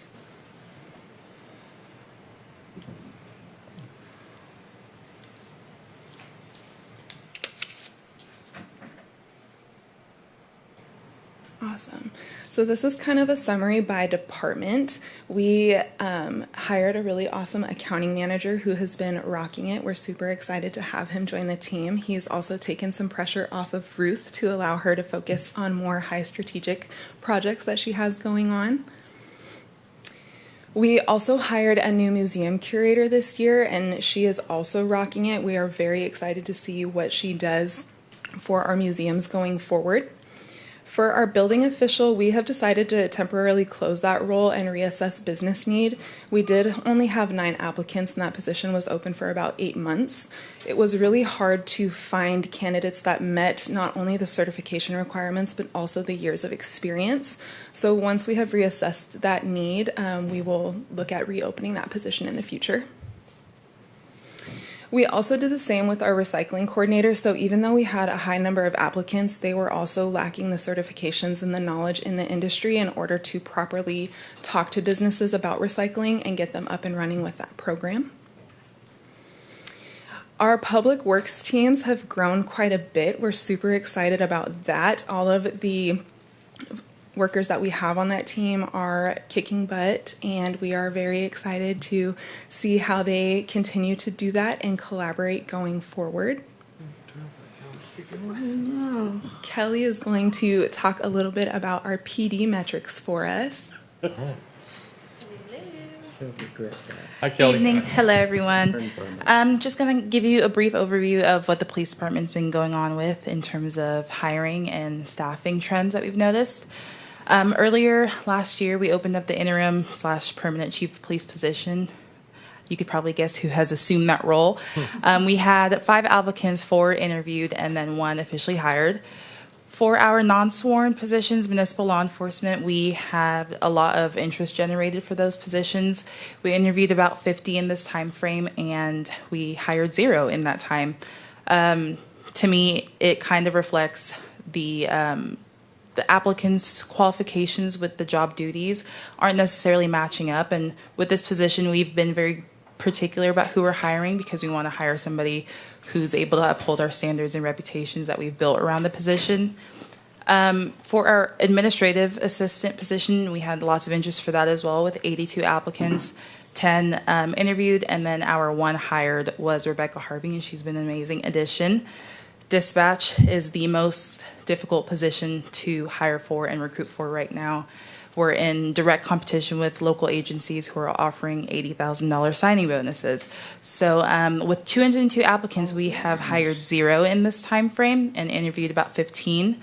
The challenge we had with this position in particular, State of California requires that all dispatchers meet a minimum qualifications to pass their testing through post. We did the traditional route of doing a written test. We had 1 testing date. That test, once it was a Scantron, first of all, Scantron test, we had to get a 10-year-old stereo, use a CD, and then package up that test 3 times and send it to post. All 3 times they have declined it, so we still don't know what we did incorrectly. As of today, we have moved to Critical, which is an online-based test, and we're able to get instant scores. We're able to administer the test before interviews, and then we're also able to kind of field through our candidates prior to doing an interview with them.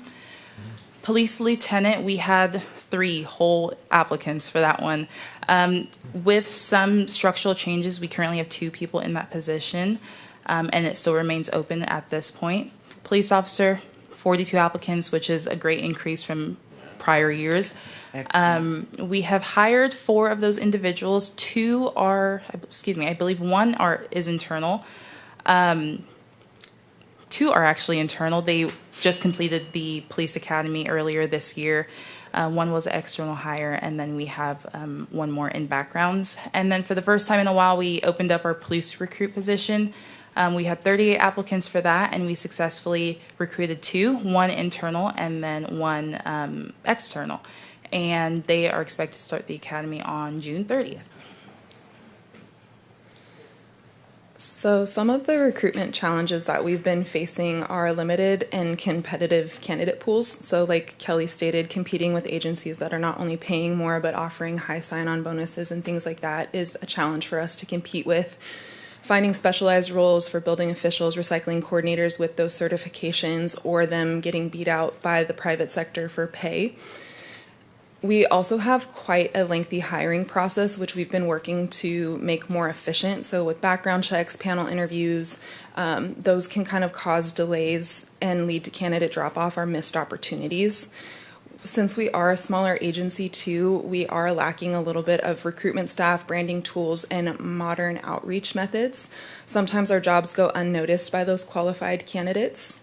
We also have technology and access barriers, so our outdated application process. We have the PDF version of applications, which is very challenging for applicants to download and use on their phone. It's also not very user-friendly, and some of our job boards don't really connect well with those applications, which again causes delay or drop-off and workflow breakdowns. PD has had its share of challenges as well. Nationally, this is a shared struggle for all of law enforcement agencies. There's a decline in applicant interest. There are fewer people who are willing to put their lives on the line for this position. There's stress, safety concerns, and honestly just a shift in generational values in terms of work-life balance with the career. California also has really strict entry requirements, so we have a very robust background process. The background check includes psychological exams, physical fitness tests, polygraphs. All of these really do eliminate a large amount of our applicants pretty early on. There are other discretionary disqualifying factors, like past offenses or drug uses that unfortunately weed out a lot of our applicants as well. We too have a long and rigorous hiring timeline. The process for us takes about 3 to 9 months or longer, and it leads to a lot of our candidate drop-offs. And then, like I mentioned earlier, we have competition from other agencies. Other agencies are also able to provide specialized units that really pique the interest of younger candidates. Things like Marine, Patrol, Search and Rescue, SWAT. Those are all the shiny things that recruits like. And then whether we like it or not, public perception and trust is a big thing as well. The national scrutiny and then the local reputation and perceptions really determines if people want to work here, which we will be working on. A lot of our efforts have been successful. Like I mentioned, we opened up the recruit position to the public. We are very invested in hosting community events, National Night Out, Coffee with the Cop and Chief, and then we hosted a lot of targeted hiring seminars. And the benefit of that is it has prepared our candidates for what to expect for the next step. So we've been able to tell them about the timeline and our standards and the documents that they'll need ahead of time to really prepare them.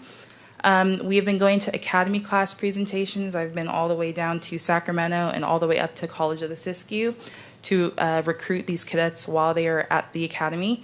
I have had one success with that and a couple applicants, but again, that background process gets them. We've also partnered with Butte College for their WEX program, which is an internship, and we're really working to define a clear pipeline through our department, starting from the ground up. One of our new MLEs that is starting on Monday, she was an intern through Butte. She successfully completed that. She's going to be an MLE, and then her hopes is to be a cadet and then an officer and then work her way up. So we really want to start promoting that as well as our professional development and our career paths. In the future, we really want to work on optimizing our digital and traditional marketing, so targeted ads on social media, because that is the best tool that we can use for recruitment right now, and then extending our physical presence to other neighboring cities to try to poach, which I'm not against. We're also working on building a really strong onboarding experience, so mentorships, and really encouraging our applicants to be exposed to the work culture of the department really early on so that they can be prepared for all of the things. And then we're really promoting employee wellness. We are members of the Butte Strong Unit, which is a countywide wellness unit that promotes physical fitness, mental fitness, family support that really helps build that structure around the life part of the police department. Thank you. Some of the recruitment and retention efforts that we're doing on the City Hall side of things is attending local job fairs and events to kind of get our name out there a little bit more. We leaned into using LinkedIn to promote a lot of our positions. Kelly's been super awesome in helping us create flyers that highlight pay, benefits, all of that to kind of reach a larger audience. We've partnered with Alliance Workforce Development to expand our audience, as well as partnering with the Oroville Convention Center to get those jobs posted to a larger market. We also have been creating eligibility lists to draw from for future needs, so it could hopefully help eliminate that interview process and kind of move that through a little bit quicker. Some of our future efforts that we are looking to is promoting our training and career development parts, you know, like attending conferences and having your Class A license being paid for and having incentives behind that for public works positions. We want to talk more about the advantages of our medical benefits because we really do have a robust and really awesome benefits package, considering that vision's 100% covered by the city, dental's only $3.90 a month. So we kind of want to get that out more and let our candidates know, like, we offer those things. We also are possibly looking at implementing NeoGov. Not only would it make the application process more streamlined and user-friendly, but they have a nationwide network of over 800,000 people that we could reach out to that are in the public sector, are looking for jobs in the public sector, so that could help us expand our candidate pool as well. And then we've also been making changes to the onboarding process to make that more efficient and easier for not only our candidates but our department heads and the city as a whole, to help kind of streamline that process.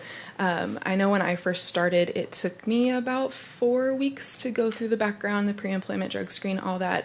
And I've been working on the process, and now we can get people in the door within 2 to 3 weeks, depending on how quickly they can get the needed documents and things like that. So more things to come on that. We're super excited, but that was all that we had for you guys. Do you guys have any questions for us? Questions from council? Councilman Goodson. I don't have any questions.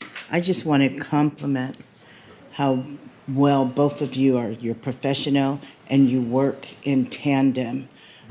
You already know what the other is going to say, and it just flows real good. And I know that it could not have been possible without your illustrious leader, Chief Wines. Thank you. Thank you. All right. Thank you. Vice Mayor Smith. Yeah, your presentation was amazing, the two of you working together. Thank you.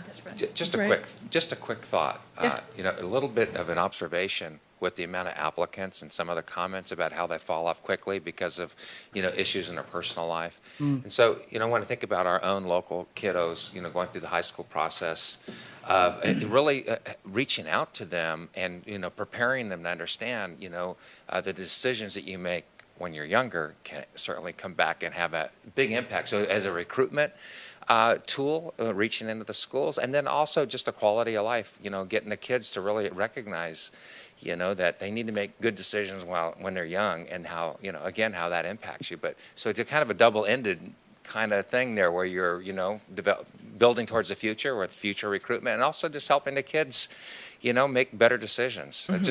Just a thought with maybe some outreach into the schools with some programs. We have actually done a couple school hiring events, probably more in the future, depending on what positions we have. So that'd be a really great time to talk about those things.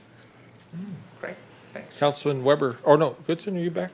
I am, and it's because of something that you shared, and that sounds good to reach the kiddos, our youth in high school, but because I work with those that are in juvenile hall, you need to reach these kids in middle school before they take that first puff. Yeah. We did do an event at, what was it, the Gridley Fairgrounds. It was an 8th grade career seminar. So Kelly and I did that. Yeah, and the younger the better. Yeah. Yeah. And then mentor them on up. Councilman Weber is next. Yes, thank you, Mr. Mayor. Workforce Alliance, is that who you guys have been partnering with? Mm-hmm. Yeah, they're fantastic. They're actually coming to the OCDC in July to present. Awesome. And what they do is just really wonderful. And to Councilmember Goodson, her point is they actually will start working with people when they're 17. Mm-hmm. So they can enroll in the program when they're 17 and then do pre-work. So to her point about even getting them earlier, because then you could even prime the pump at 16, and say, okay, now at 17 you could do this. And then by the time they roll into the workforce, they're ready to rock. And what an excellent program that is. So that was incredibly smart partnering with them. They are a fantastic resource in our community. So Thank you. I applaud that for sure. And by the way, I echo the sentiments of everybody else. Great presentation. You guys did very well. Thank you very much. Thank Very you. good. Do we have any cards on this item? We do not, Mr. Mayor. None? Any last questions from council? Other than that, good job, excellent. appreciate you. We will Thank you. close the public hearing at, what is it? 6:40. Closed. Now we're going to get back to, let me get back there. Yep. Non-agenda items. No. Oh, no, we got to do his. Second presentation, excuse me, sorry. We're still in presentations. So now we have item 2, fiscal sustainability discussion. Welcome, sir. Just one moment. Is it evening or good afternoon, Mayor, members of the City Council? My name's Eric Scriven with NHA Advisors. It's been a pleasure and privilege to be your municipal advisor and financial consultant for the last 10 years. So hopefully we've got the right one. I have good news and I have bad news. All right. Just as long as it balances. Well, we have 11 pages of this presentation. Try to move through it fairly rapidly. It's pretty straightforward. The good news is the city's general fund reserves and just overall reserves have grown greatly over the last number of years. You're up to approximately $9 million for the policy general reserve, which is about 30%, and that's double the policy level of 15%. And overall total, we'll define it as total reserves, is $19 million, which is your assigned and unassigned as of, and it's an estimate, as of this fiscal year end 25. The bad news is we're seeing some trends, so I get to be the bearer of the bad news. The annual deficit is forecasted over the next 5 years to go from 2 to 8 million, ranging between there over the next 5 years. That really is based on the forecast of slower revenue growth, and we're going to show that, as well as sort of increasing, accelerating expense growth. This forecast does not include the capital and streets projects, which are very important on the go-forward look in the forecast. Just remove that to sort of clean it up and balance the budget. I think that's what you have that's going to be presented, right, Yes. Ruth? Okay. So even so, with this deficit, emerging deficit, the reserves that have been built up over the last number of years are going to go away over the next 5 years. You're going to be below your policy level of 15% for that general reserve, but the overall total reserves of 19 million, which is your assigned and your unassigned, will be depleted at the end of that 5 years as well. I think it's fiscal 29, so it's 4 years, fiscal year end 29. So we're here to just talk about very high level, really just to bring up this issue, but it's really important to consider proactive city implementation of cost management strategies, obviously economic development strategies that's being talked about earlier, increasing your tax base and such, to avoid abrupt and undesirable cuts to essential services. So strategic use of your reserves, which you have, and that's what they're for, to sort of figure out how you can manage towards a balanced operational budget, using some of the reserves that are specialized, like that Section 115 trust. I think it's in a 115 trust, right? Yeah. To even out and mitigate some of the volatility in that pension unfunded liability payment that's just jumping around, and we forecast that to be going up over the next number of years, to at least manage that upward increasing payment. And then with respect to the capital projects that are very, very important for the city, is to consider matching, well, first of all, perhaps considering not using your reserves as you have been for those items, and maybe matching the useful life of those assets and paying it over that period of time, which really what I'm talking about is using loans or things of that nature to sort of match the repayment of those assets versus just using one-time monies for these longer lasting assets. Those are some of the things. I think it's going to be a topic for another day to go into really depth on some of the management ideas, cost management strategies, but those are some ideas to consider. The revenues for fiscal year 25 are estimated at 26 million. As we know, sales and use tax and property tax are by far the largest revenue categories, about 75%. As you can see, the big increase from Measure U in fiscal year 19 was a game changer in fiscal 19, and you really can see a jump. Fiscal 20, you can see property tax has been steady But unfortunately, in the last couple of years, you can see that both of those two large and critical revenue line items are showing that they're stalling out a little bit. And as many communities, we're seeing some declines in sales tax, and property tax is usually steady. So I would expect that to remain steady, especially if economic development occurs. But it's something to keep an eye on, that sales tax particularly, you can't count on that for the great growth spurt that you've had in recent past. Your expenses, about $25 million. As you would expect, salaries and wages are a very large part. Outside services, which we're going to talk about, which is really the CAL FIRE contract that was laid on a couple of years ago. We're going to show that, what that's done to sort of your cash flow. And then CalPERS, right now it's fairly low, but historically it's been a larger number, and that's something that we always note that you should keep an eye on because it bounces around. I mean, there's been some proactive actions that we'll talk about that the city has done to manage that cost, a very volatile cost, but that cost has reemerged and we all need to pay attention to it. So this is really a bit of a busy chart. Actually, there's some things in there that, some dots, but you've had surpluses for 2 of the last 3 years. The picture is a little bit clouded, though, in the sense that you've had some one-time monies that you've used in that, fiscal 23, you put on the CAL FIRE contract.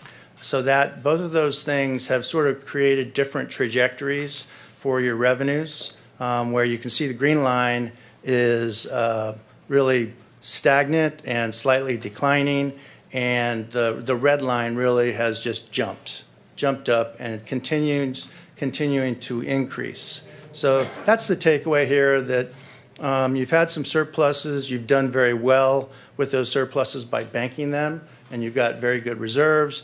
And now's the time to sort of recognize that you've got an emerging, what we would call structural deficit occurring. Just this slide wants to commend the city and city council for what you've done with respect to your reserves. You've got excellent reserves. You're well above your policy levels. But again, there's a challenge in the future. And here's the challenge. Your red line is above your green line. And those blue bars, if you will, that are showing your reserves are being rapidly depleted. If you do nothing, they're being rapidly depleted. But I will caveat this by saying 2 things. One is that we're not even showing capital or street projects in the budget, in the red line.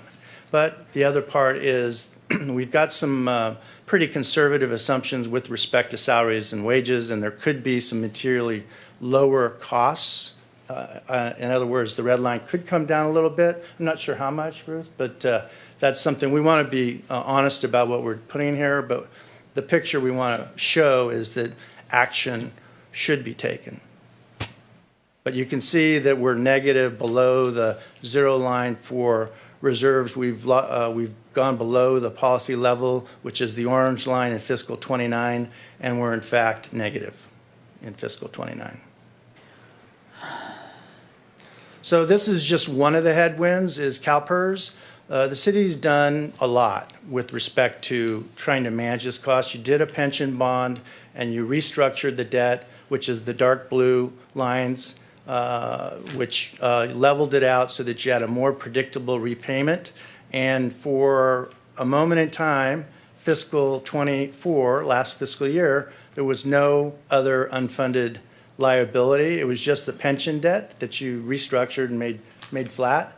And then CalPERS started underperforming with their reinvestments, and that's when this really odd liability on your balance sheet with CalPERS, it reemerged. And now you have a $14 million unfunded liability with CalPERS, and the way they lay that debt on, which is essentially is another repayment schedule on top of the pension debt, they lay it on where it increases and then levels out in around 2029. So you have an increasing payment, and that's something I think, even though it's not the big number in your expenses, it's something you can address with your Section 115 trust. And this is how you can consider approaching this. We're not going to get into the details of the assumptions. Just know that you've got money in the bank with that Section 115 trust, and that can be used if council decides to use it to try to chop off that mountain peak of the ascending payments. You can change that orange line however you like to manage this expense as you're right-sizing your budget.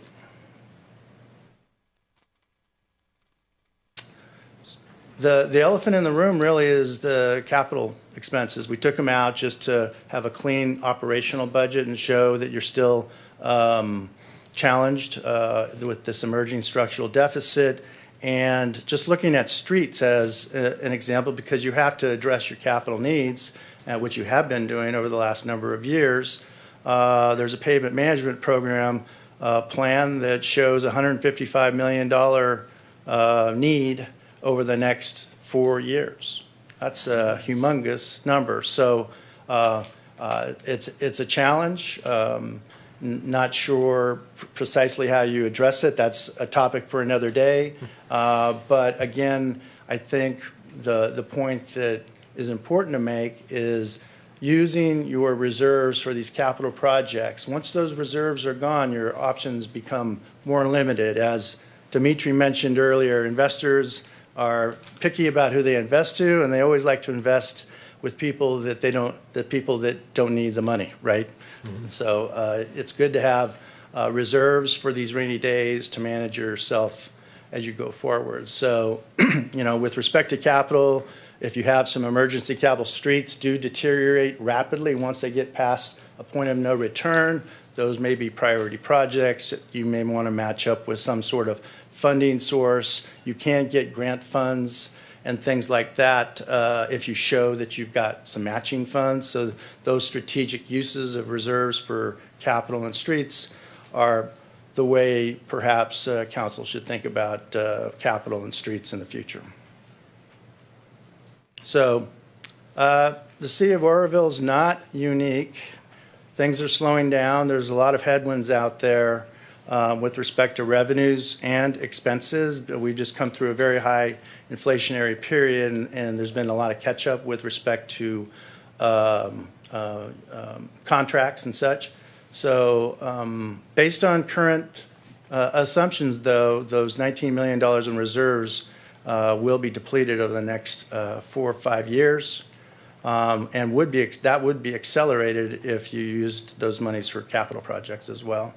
And we just talked about the obvious things to consider doing a little bit more diligence on the revenue enhancements, containments, mitigation strategies, and the CIP and streets funding is very important to consider how best you can leverage and prioritize those projects while you right-size the city's budget. And that concludes the presentation. Stand ready for any questions. Councilman Goodson is in the queue. When Councilman Thompson and I came aboard in 2016, the city was at a deficit of 1.8 million.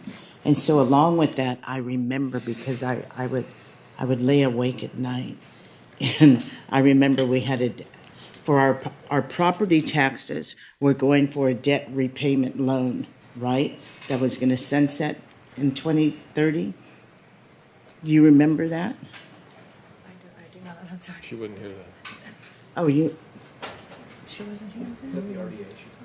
Oh, the RDA. Are you talking about RDA? Oh, yeah, that'll be paid off. There's a bond in The- our RDA that'll there be you paid go. off in 31. Yeah. Okay, Yeah, so. that'll be about $1 million boost to our general fund. Right, once that's paid off. So we're still, okay, I just wanted to know that. I'm going to keep my nightmare. All right, thank you. Anyone else question? I do have one question. just because I'm looking at the street issue, throwing an idea out here, if we got a bond to fix half of those streets, would we even be recruitable to do such a thing? You mean bankable? Yeah. To sell those bonds? Excuse me, bankable, yeah. I'm not sure the number you're talking about, but, Well, let's just throw 100 million out Yeah. based upon our street study. Would it be now advisable to do that to improve our streets now and still have ability to pay that down? no. I'll just be Okay. straight. Well, There's no chance. First of all, you're not going to do a 30-year deal for assets like streets that are, the Right. lifespan of that improvement is at best 15 years if you do a really strong reconstruction. Right. So a 15-year deal on 100 million is going to be, I don't know, 20 million a year payment. Yeah. So there's your whole budget, right? So then my next question is, do you have a solution for us with that problem? It's a tough no. I mean, this is why I'm the consultant, right? And you're making all the decisions. But as far as Can I answer that? I think you have to prioritize. So this was just presenting the problem, Right. and staff is going to get together, and we're going to mull over solutions and strategies, and that'll be coming back to you. I appreciate that. I think Eric had some solutions in there, but I think we're going to try to vet them out internally. Just ideas. Right. With admin staff. I just wanted to tap you with the idea. Yeah, you You got me. actually gave me the idea when you're talking, so it's partly your fault. There are people who do streets because they do deteriorate very quickly Right. once they pass that point of no return. It's a topic that is up for debate, but I certainly can understand why you might do that if you can get the benefit of a better bid from a contractor. And you get an interest rate, that's lower than what you perceive labor and materials cost inflation is going to be. Some of those factors come into the strategy there, but it really comes down to just sort of prioritizing with very limited dollars. And sometimes you can get matching grants if you're showing self-help, from the city of Oroville. Then you can get some extra money from the state, from Caltrans and such, so. We actually do have a state, Caltrans road repair coming up next summer. And then our BK organization is working on some other grant projects for some of our main corridor streets. So that's part of the solution to it. I know staff will be working on Absolutely. that, put that together, because those are the things that help us get over the fence with that stuff. Councilman Goodson's in the queue. So we had a presentation on the paving and what that would look like for all of our streets. This was probably about a month and a half, 2 months ago. So the figure I recall was approximately 53 million. So was that Prius and the 155 million, is that like a high-end Lexus? I mean, how did we get from 53 to Okay. 155? You caught me. We're throwing some big numbers just to sort of say, That's get right. your eyes wide open. Yeah. We got that from the pavement management plan. Melissa so- can take this one. Let's have It was, So- that was if we wanted to get rid of all deferred improvements. Yeah. So any Oh. deferred maintenance over the next Okay. 5 years was We'll cop to that 155 one. million. Yeah. Woo. Hey, Councilman Weber. Thank you. So thank you very much, Mr. Mayor. What I'm hearing what this presentation is telling us is we need to tighten the belt. And we need to, I hate to be the bearer of that bad news, but yeah, it no, seems it's like okay. that. It's understandable. I mean, it is what it is. And I don't like that term, but it's true. And this, in my opinion, also demonstrates the need for us to be very proactive in our approach to economic development, community development, housing, because I think I view that as part of the way out of this. Collectively, a bridge needs many pillars to hold it up, and this what we're talking about is what the pillars are talking about infrastructure. $150 million. That's basically, if I correct me if I'm wrong, it's rebuild every road in the whole city. That's not going to happen. Probably, right. Hey, but we understand that's what it would cost, so we're going to take little bites out of it. We can't eat the whole elephant at one time, so we try to eat it one bite at a time and do the best we can with what we've been given. Petitioning the state for more money, whatever we could do, of course. But, the pillars that support the bridge, if you want to use the city as a bridge analogy, they all are equally important. So, that's why this is so important. So we need to do our due diligence as a policymakers and try to bring in revenues to offset what you're talking about here. We need to raise that back up. I think it's possible. You said that Orville's not unique to this issue. I would agree with that. I think this is probably certainly a California-wide issue, if not the nation, but maybe we'll just keep it more California. But I think on the flip side of that, Orville is unique in that we are poised and ready for an amazing opportunity of growth and development in a diamond in the rough in the North State that is just poised on this perfect storm, if you will, of opportunity. And so this may look kind of like a gloom and doom thing, but I think this will compel us even further into how we make sure that we don't get to where we were when you guys assumed the council all those years ago, right? So I think we can make very good strides to that. Thank you for your presentation, sir. Thank you. I mean, you do have reserves that you can work with. Vice Mayor Smith has a question. I'm sorry, I missed it. Yeah, no, I appreciate the conversation. I wish we'd had it a year ago. Just, planning and preparation obviously makes a ton of sense, and knowing where you're going. I want to say that I'm a little bit more bullish for a couple of reasons. We have a real smart staff. So, you guys have a big lift. But on top of that, I'm very encouraged by the presentations we heard, which obviously brings economic development. Housing is super important. We have a hospital that's going to be opening soon, which is going to bring new commerce.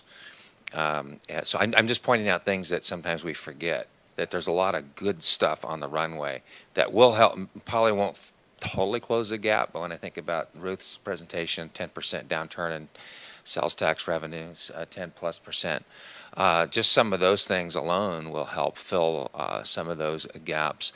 And then there's one other elephant in the room, and that's the state, DWR, and that license, FERC.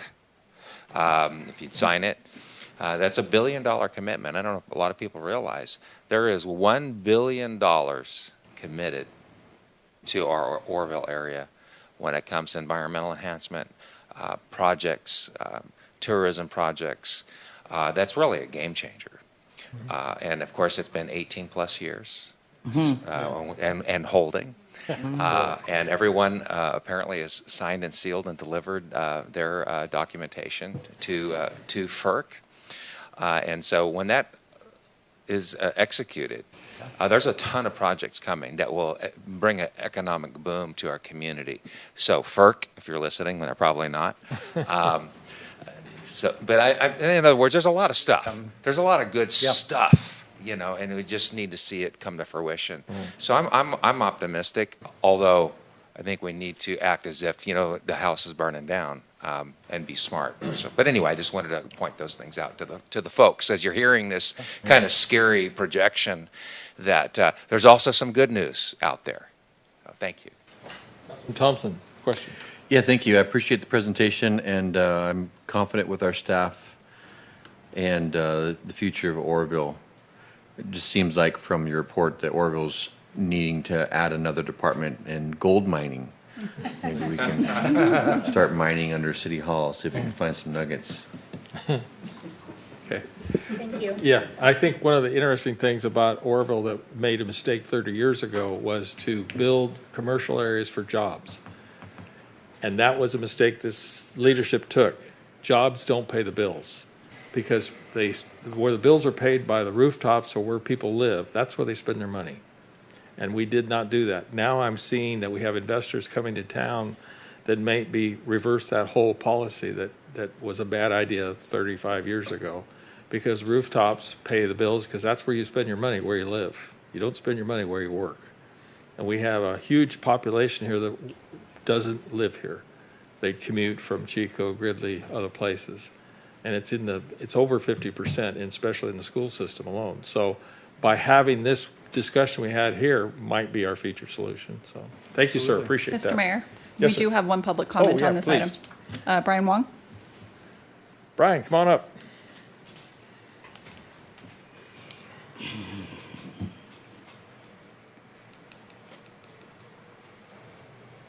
Hello, Mr. Mayor, City Councilors, and I just want to kind of like address the presentation on the declining sales numbers. So that's very real that we're seeing in the private sector.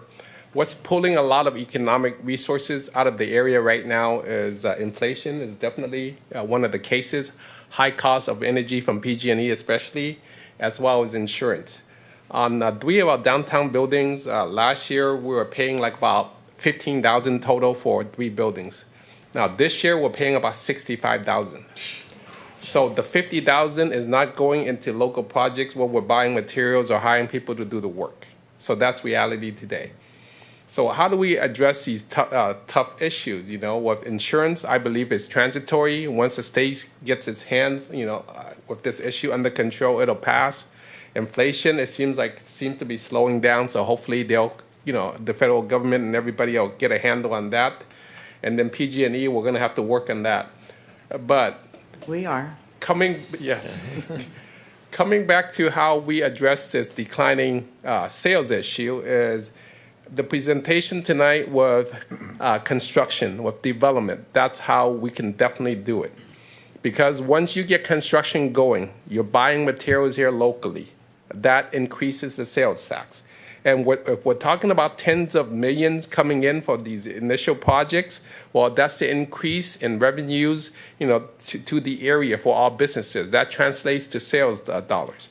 That also brings in income for workers to come in and to buy retail products or for services like our restaurants and everything else. So you can, under these conditions, you can create like a micro economy because it's brought on by construction. So construction is one of those sectors that feeds into other sectors. So with that in mind, actually there's a lot of hope. There's a great presentation by developers today. Hopefully we can get that going. And that could be like one thing that we can tap into to help us get through this tough period. So thank you. Thank you, Brian. Thank you. Any other cards? That's all I have, Mr. Mayor. All right. So that is completed. I'm going to quickly call for the non-agenda item cards. Do we have any cards? Yes, we do, Mr. Mayor. We have 5. We will you. begin with Ed Hopkins and follow that with Bruce Hark. Welcome, Ed. Good.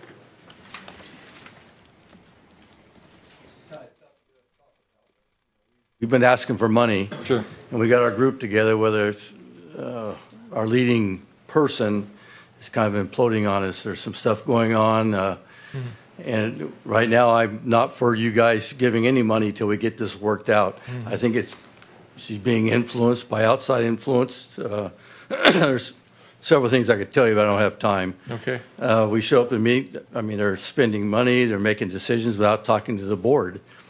And we show up to our last meeting, and there's somebody we don't know that's supposed to be doing a nonprofit. She kind of ran the meeting and tried to dismiss and fire all of us, except the president. Well, I don't know what's going on, and they're hiring somebody at the golf course that's a member to build these things. There's just something shady going on, and they want us out of the picture. So we need to look into this, see what's going on.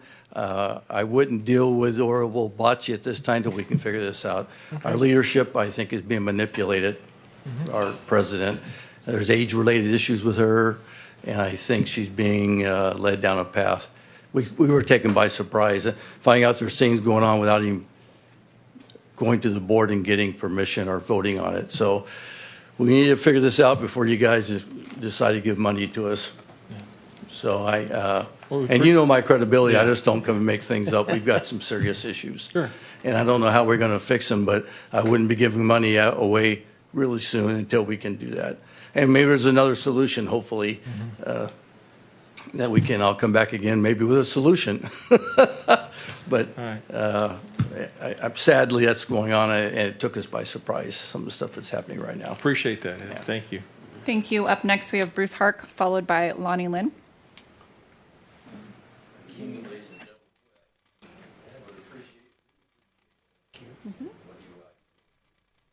Thank you, sir. I'm here on the same topic, but I'll try to keep it short for you all. I'm the vice president of this board that was formed to build the courts out at the golf course, and I appeared a short while ago with you guys to offer my support for monetary assistance from the city for the bocce courts on city property. And unfortunately, I must rescind my support due to the unilateral actions of one member of the board formed to get the courts built. She's spending board funds, as Ed pointed out, to hire a friend to perform tasks the board was prepared to address. She made articles of incorporation without review or notification to the board, and then she's in turn used those articles to reshape the board to her liking. And as Ed pointed out, is fired 2 people at that night and is attempting to fire Ed and myself as members of the board as well. And it's not as if we've done any, actions to warrant this kind of thing. It's just, as Ed pointed out, it seems like there's some influences that are potentially driving her to satisfaction with the way our group was functioning. So thank you again for your time, and again, my appreciation for all you guys. Thank you, sir. Mayor? Thank you. Can I ask one quick question? I'm Sure. sorry. You're referring to a board. Is that the bocce board? Oroville Bocce, yes. Oroville Bocce Board. Okay, I just wanted to make sure. Yes, sir. Thank you. Thank you. Up next, we have Lonnie Lynn, followed by John Mitchell. Welcome, Lonnie. Thank you. Hi, folks. Hi, Lonnie. I wanted to And take Shannon. Yeah. Oh, Shannon's back there. I didn't see her. Shannon's here as well. Hi, Shannon. Just thank you guys again for everything you do. It's driven home by these long meetings. But I wanted to update you on where we're at with our new well project. We started construction this week, so I'm sure you've seen on Feather River Boulevard and Bird Street the giant sound walls. That's in order to dampen the sound from our nearest neighbors in that area when we start drilling, which is going to take place tomorrow. So we'll start the noisy work tomorrow. It'll be business hours for a couple of days, and then 1 o'clock on Sunday, right after church gets out. That's our closest neighbor, is a church that's open from 10 to 12. So at 1 o'clock on Sunday, we're going to start drilling 24/7. So that will take place for about 4 or 5 days, the drilling process. So through Thursday, and from Thursday until probably the following Monday, we'll be continuing 24/7 operations in pumping water to sample and really nail down where we're going to draw water from in the future. But the noisy part of the process should be complete on Thursday. Fingers crossed. So we've been notifying the neighbors right around that area, going door to door and talking with them about timeframes, and we'll take more letters out tomorrow morning. Yeah. So, but yeah, just wanted to update you guys. We have a couple of clarification questions from Vice Mayor Smith here. Yeah, no, I was just going to say, I got calls, what's that giant, big, huge thing? And I said, that's a sound wall, because you don't want to hear that well rig going, because they're very noisy. So they'll appreciate the giant sound wall when it's going. Yeah. Councilman Weber has a question, too. Thank you, Mr. Mayor. Where will this water go? It goes into our gridded distribution system, so it'll serve the entire city. Okay. And the water essentially pumps up from the area that it's in now to a tank that we have up on top of Acacia. And from there, it supports pressure and supports flow to the entire city. It will provide improved fire protection, improved water supply, and it improves our ability to take our treatment plant offline in the wintertime and perform key maintenance. So it's a major benefit for the city all the way around. We're really looking forward to this one. This is the first time in 75 years that we've drilled a well. So we use them to their max life. And we, as you know, we lost a handful of wells to PFAS contamination over, in 2019.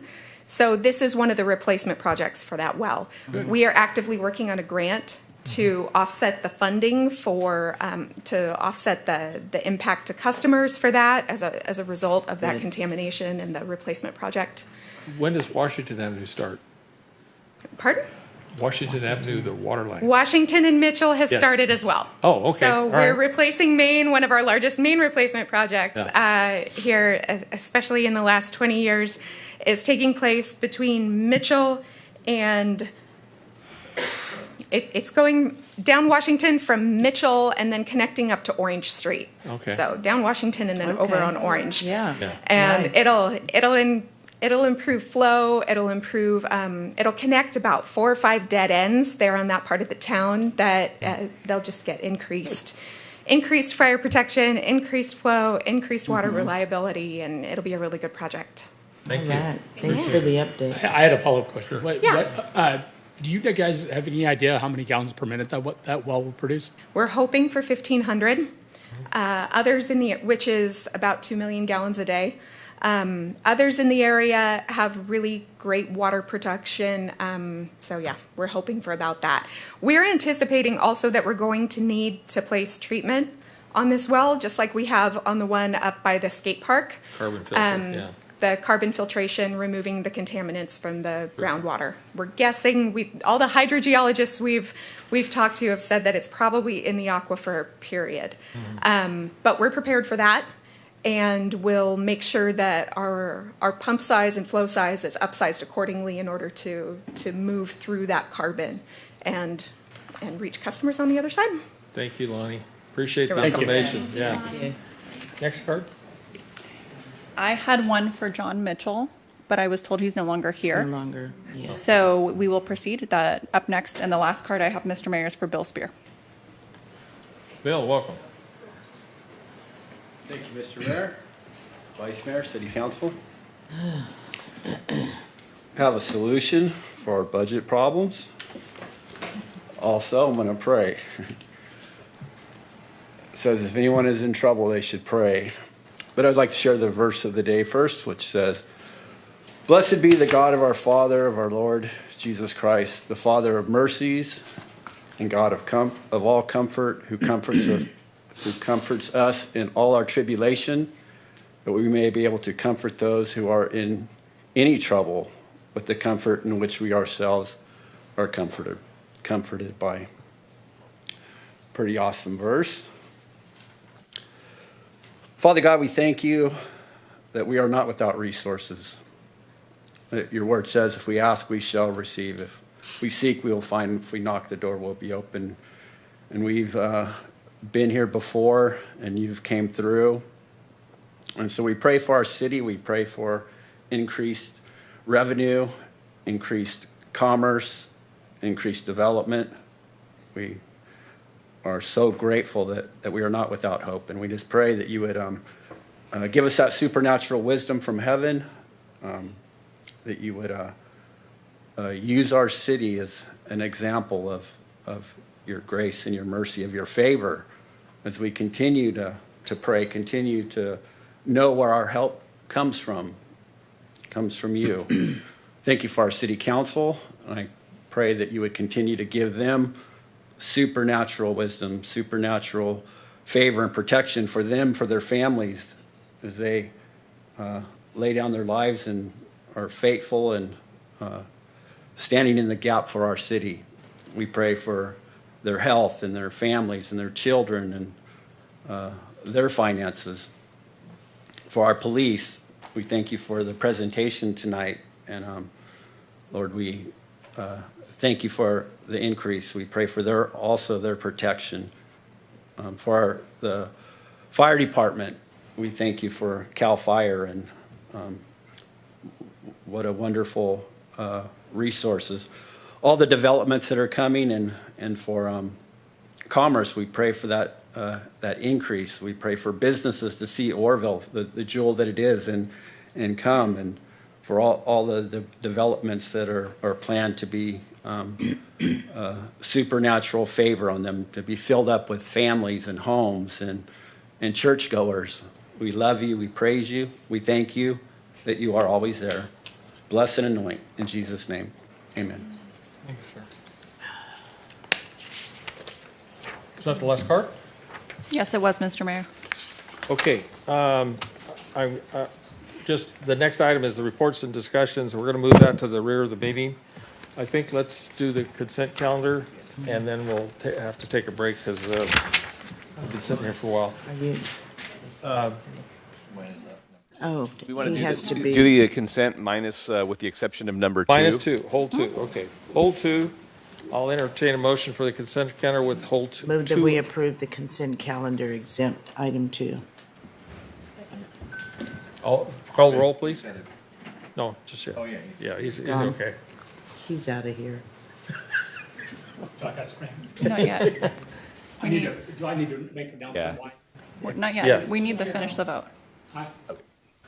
Thank you. Consent agenda sans item 2 is passed unanimously. Yeah. Yes. Now we'll bring up item 2. Now. Okay, so I need to recuse because my wife is employed by Orville West. Okay. Thank you, sir. Item 2 is the memorandum of understanding with the Orville Resource Center and Rescue Mission for the Esperanza Village. Any questions from council? I entertain a motion. Adopt resolution number 9384. There you go. Second. Call the roll. I'm hungry. Yeah. I'm hungry. Motion passes with 6 yeses, 1 recusal. Okay. Can we break? We're going to take a break now. We're going to be back here at 7:30. This council's been here for a while, so we've got to take a break and let everybody walk up and get some stretch. We will reconvene at 7:30. Thank you.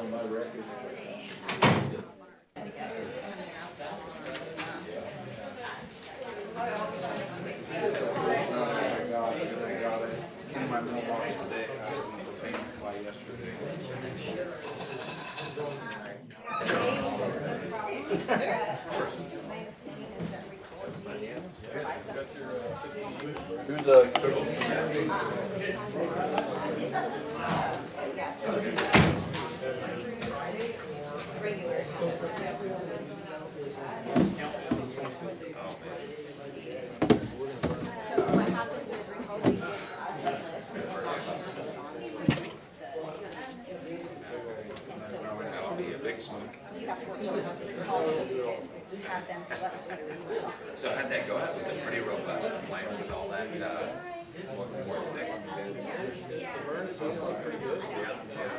get a little crazy a couple times? No, we were pretty careful with it. Yeah. Everything is in Talon out there, no smoke, so we had to kind of babysit it. They had 2 weeks. You can see a few of them. Yeah. Once we burnt it off, 30 miles of 2 weeks.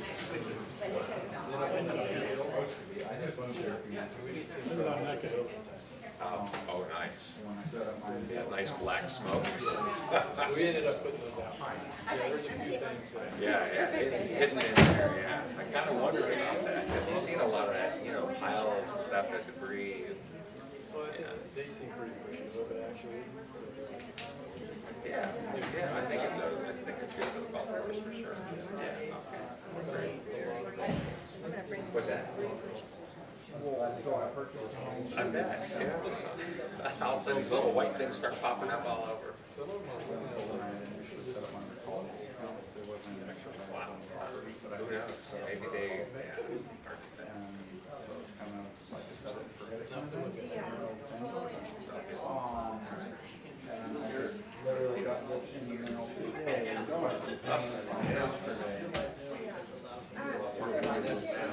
That salmon festival, actually.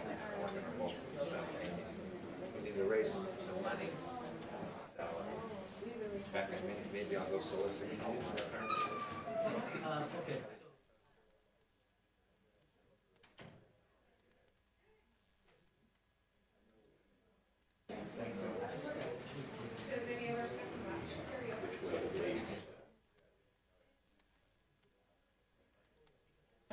I'll take care of that.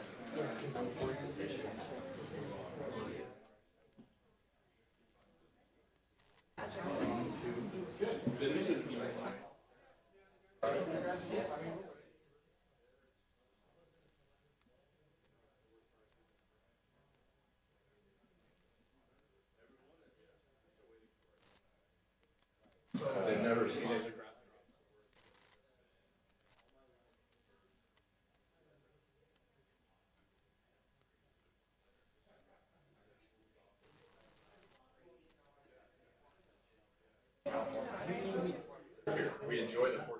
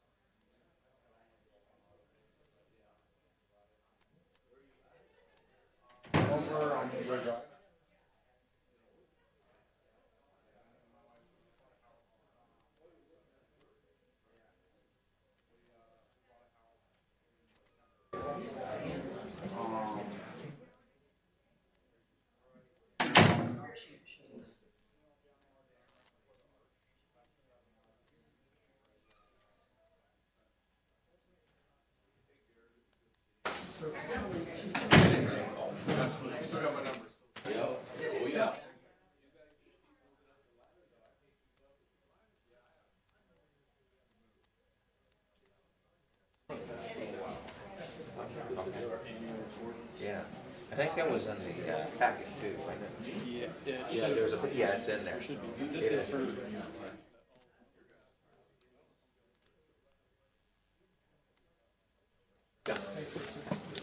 It's killing me.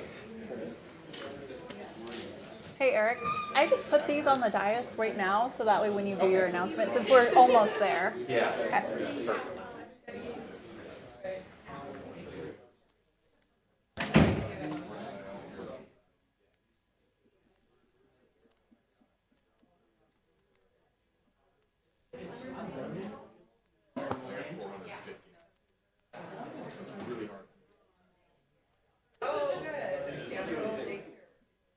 Yeah, right.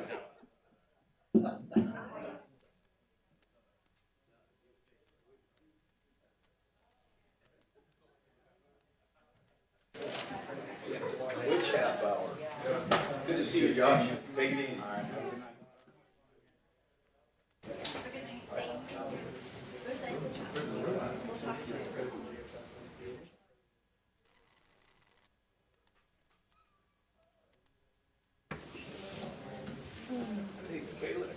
Yes. Are we good on that? Yep, you should be great. Everything should Okay. be good to go. I think since you took the assuming one and it was at the beginning of the year, it counted also as your annual. Okay. So you'll be good to go. Great. You bet. And if I receive anything else, I'll let you know. Okay. Thank you.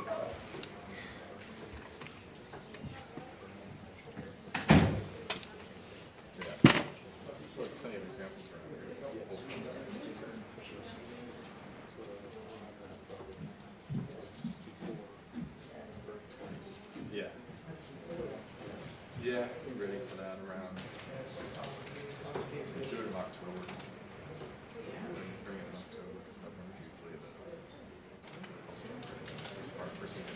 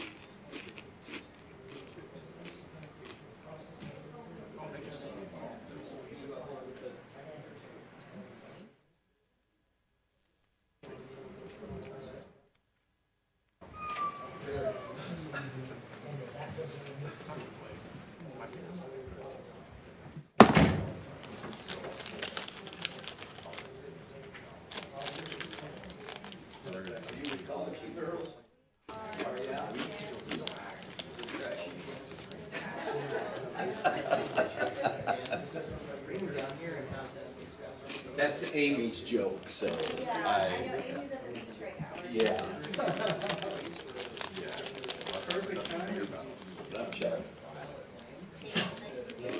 Yeah, I've seen you somewhere before.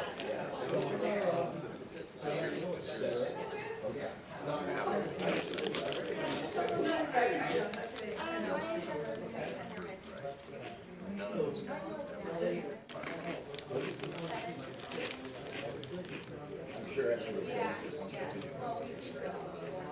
yeah, actually, it'll come to me.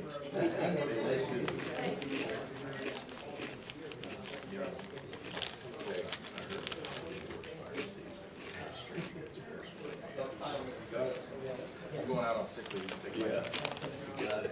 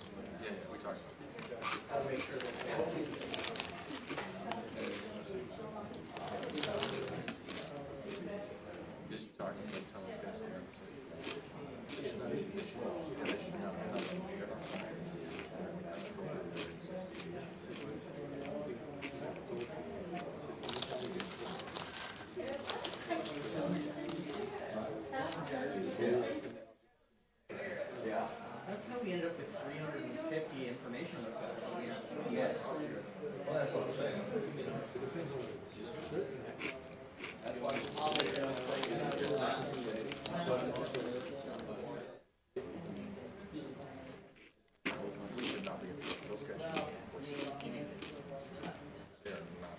I guess, let me, get a 2-minute break before we have to. If this. Can you, when you look at the timestamps, record the end of the public hearing? I already did on my paper. Do you need it now? Yeah, because he didn't announce it. Yeah. I mean, it's one thing to look at the clock, but I mean, as long as you just record them, Yeah. put them in the minutes, they'll get approved. Yeah, perfect. Yeah. Cool.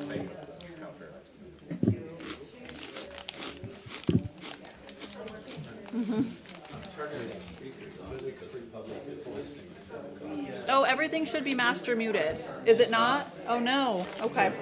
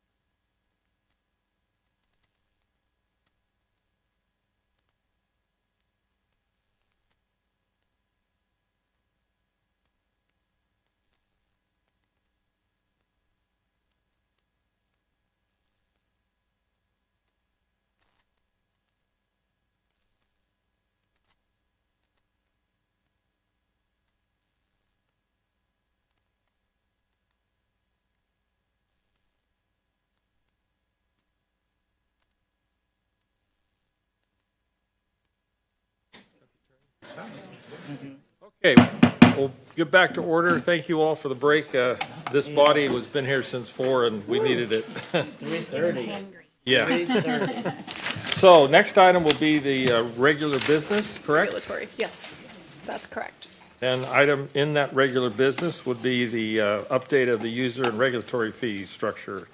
Who has that? Oh, is it Patrick? Oh, Ruth, I'm sorry. Yeah. Set of consultants. Yep, I did promote to panelist and then gave them the ability to speak, so. We've been doing this annually. Look at our fees. Could you turn on Really work anyway. There you go. So this is an annual process we've been doing. We did a fee update a few years ago, but this is just CPI increases. They met with all the department heads, anybody that had anything to do with fees, and this is what we came up with.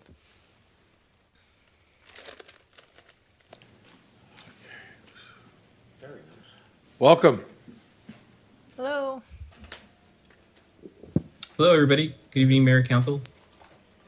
Welcome, sir. Thank you. My pleasure. You have the floor.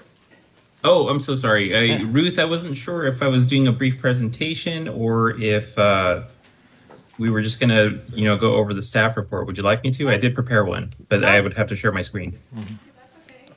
We just did an annual CPI increase. It was 2.76%, and met with all department heads, and so presented to you as a before and after fee schedule. And just if you have any questions.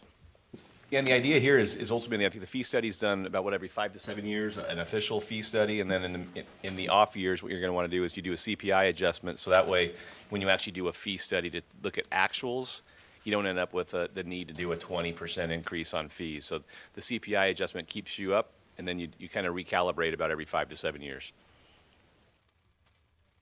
7%? Yeah. Brian, do we have a correction on the one fee that we had with the apartment issue and all that, or is that still coming? That's coming, and that is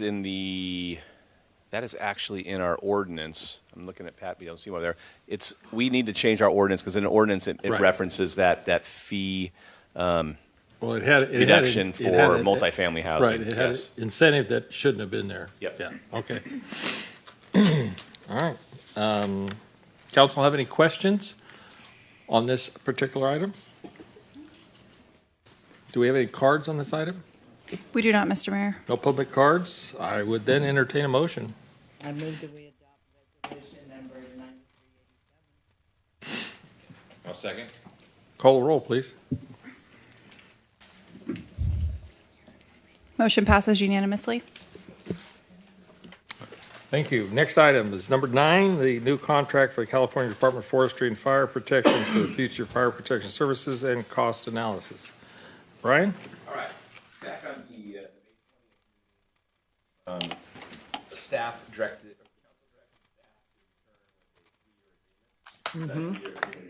Here for your consideration. Further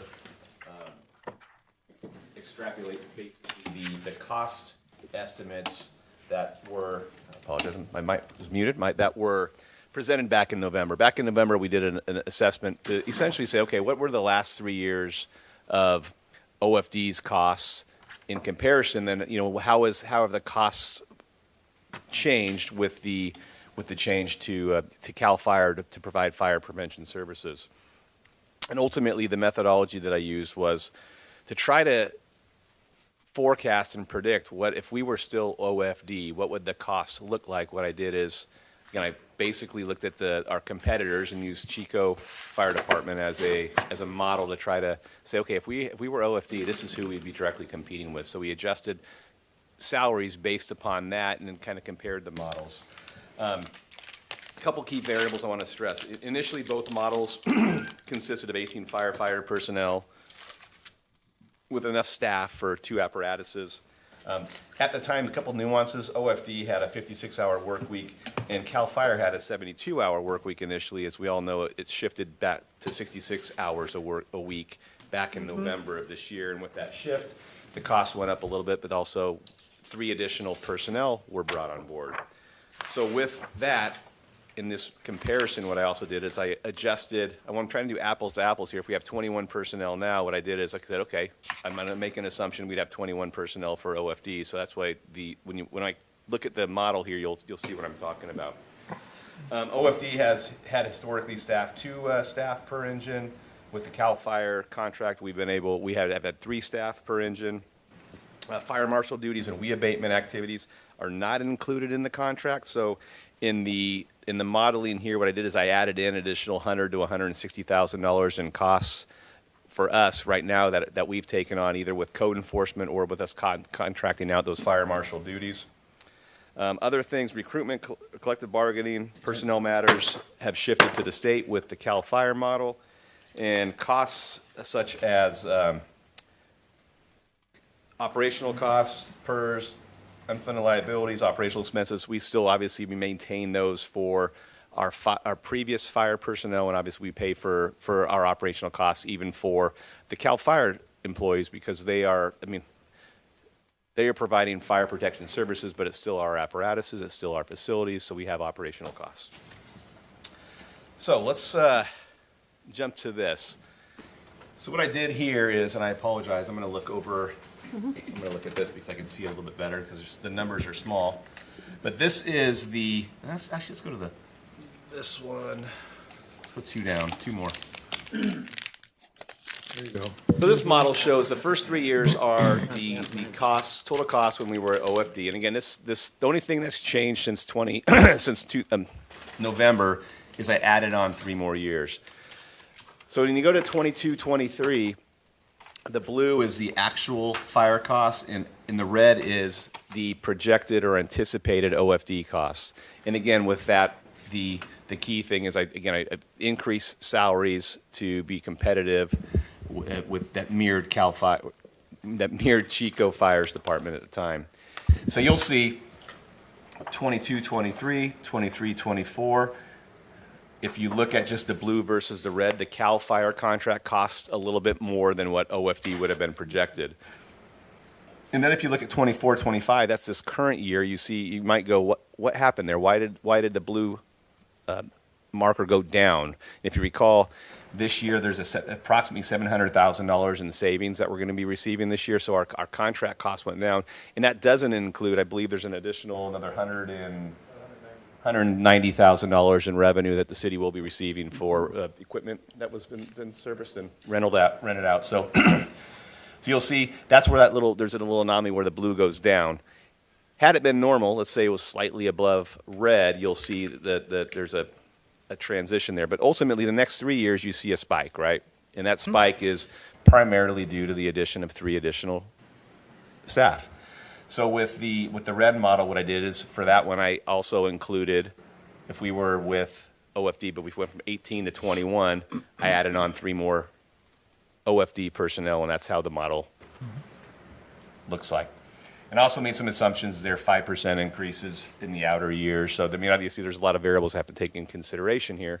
But ultimately, you can see the contract right now with CAL FIRE for fire protection services slightly above what it would be, at least with OFD. But again, there's many, many pros and cons to both models that we presented and discussed back in November that I won't rehash this evening. But certainly it's in that presentation. Any questions? Questions, anybody?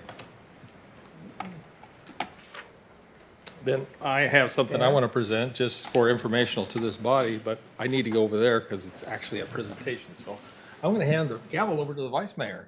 You may have to gavel me.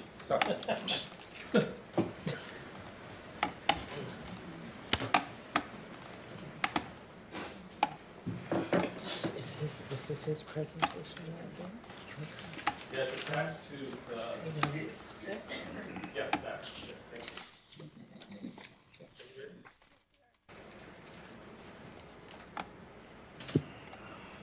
Okay, back up here. Yeah, what I have here is basically the 2005 Orville Fire Department budget as I was a member of that organization then. And most of the reason I want to share with you is that as we saw tonight, some decline in revenues, and I hope that doesn't continue, but we're going to have to make some tough decisions. And if we had to make a decision with OFD, that it is possible. It's not improbable, but it is possible. And I just wanted to share with you what it was back in 2005.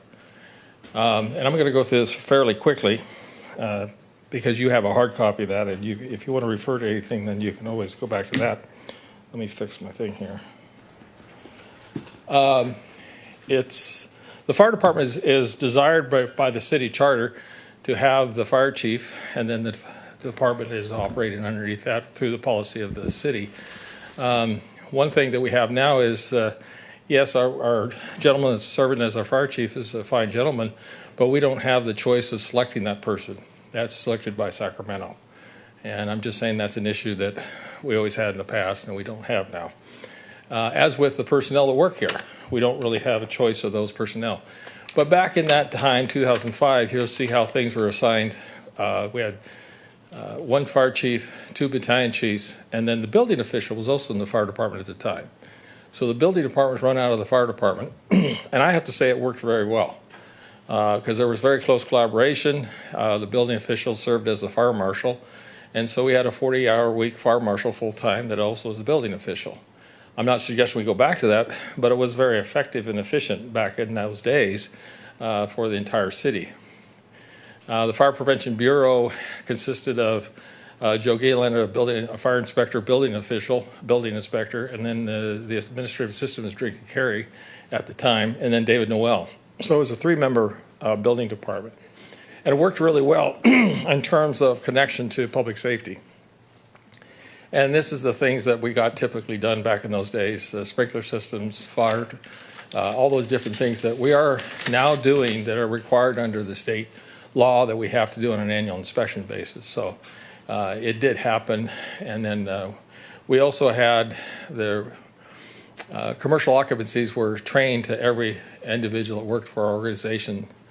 And real quick here, I'm going to show the shifts that we had, a shift captain for A, B, and C shift, and their personnel that worked on those shifts together. And we were working the 56-hour work week at that time, which had we had personnel with the 56, as we had to pay the extra, I say just more to the contract, the $700,000 to bring their 72-hour work week down to their 66-hour work week.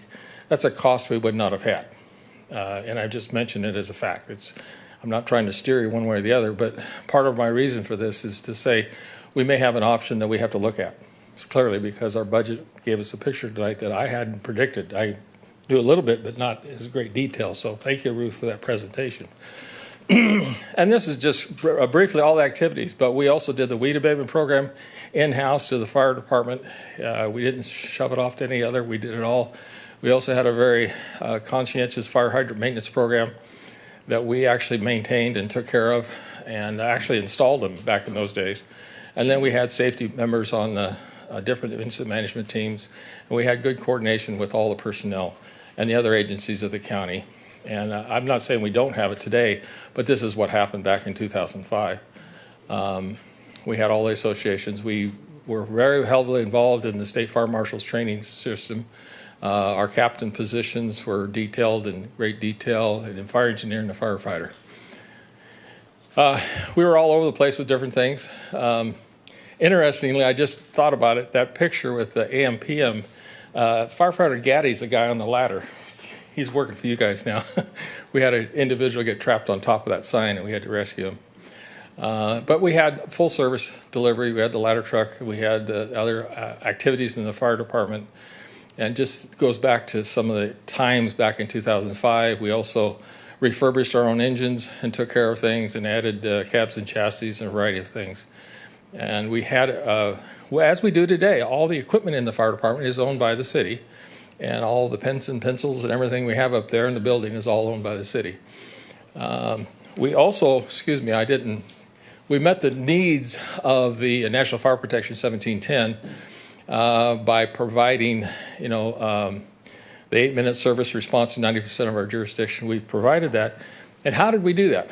Well, we had, this was our typical response, but we did it with what was called the automatic aid agreement.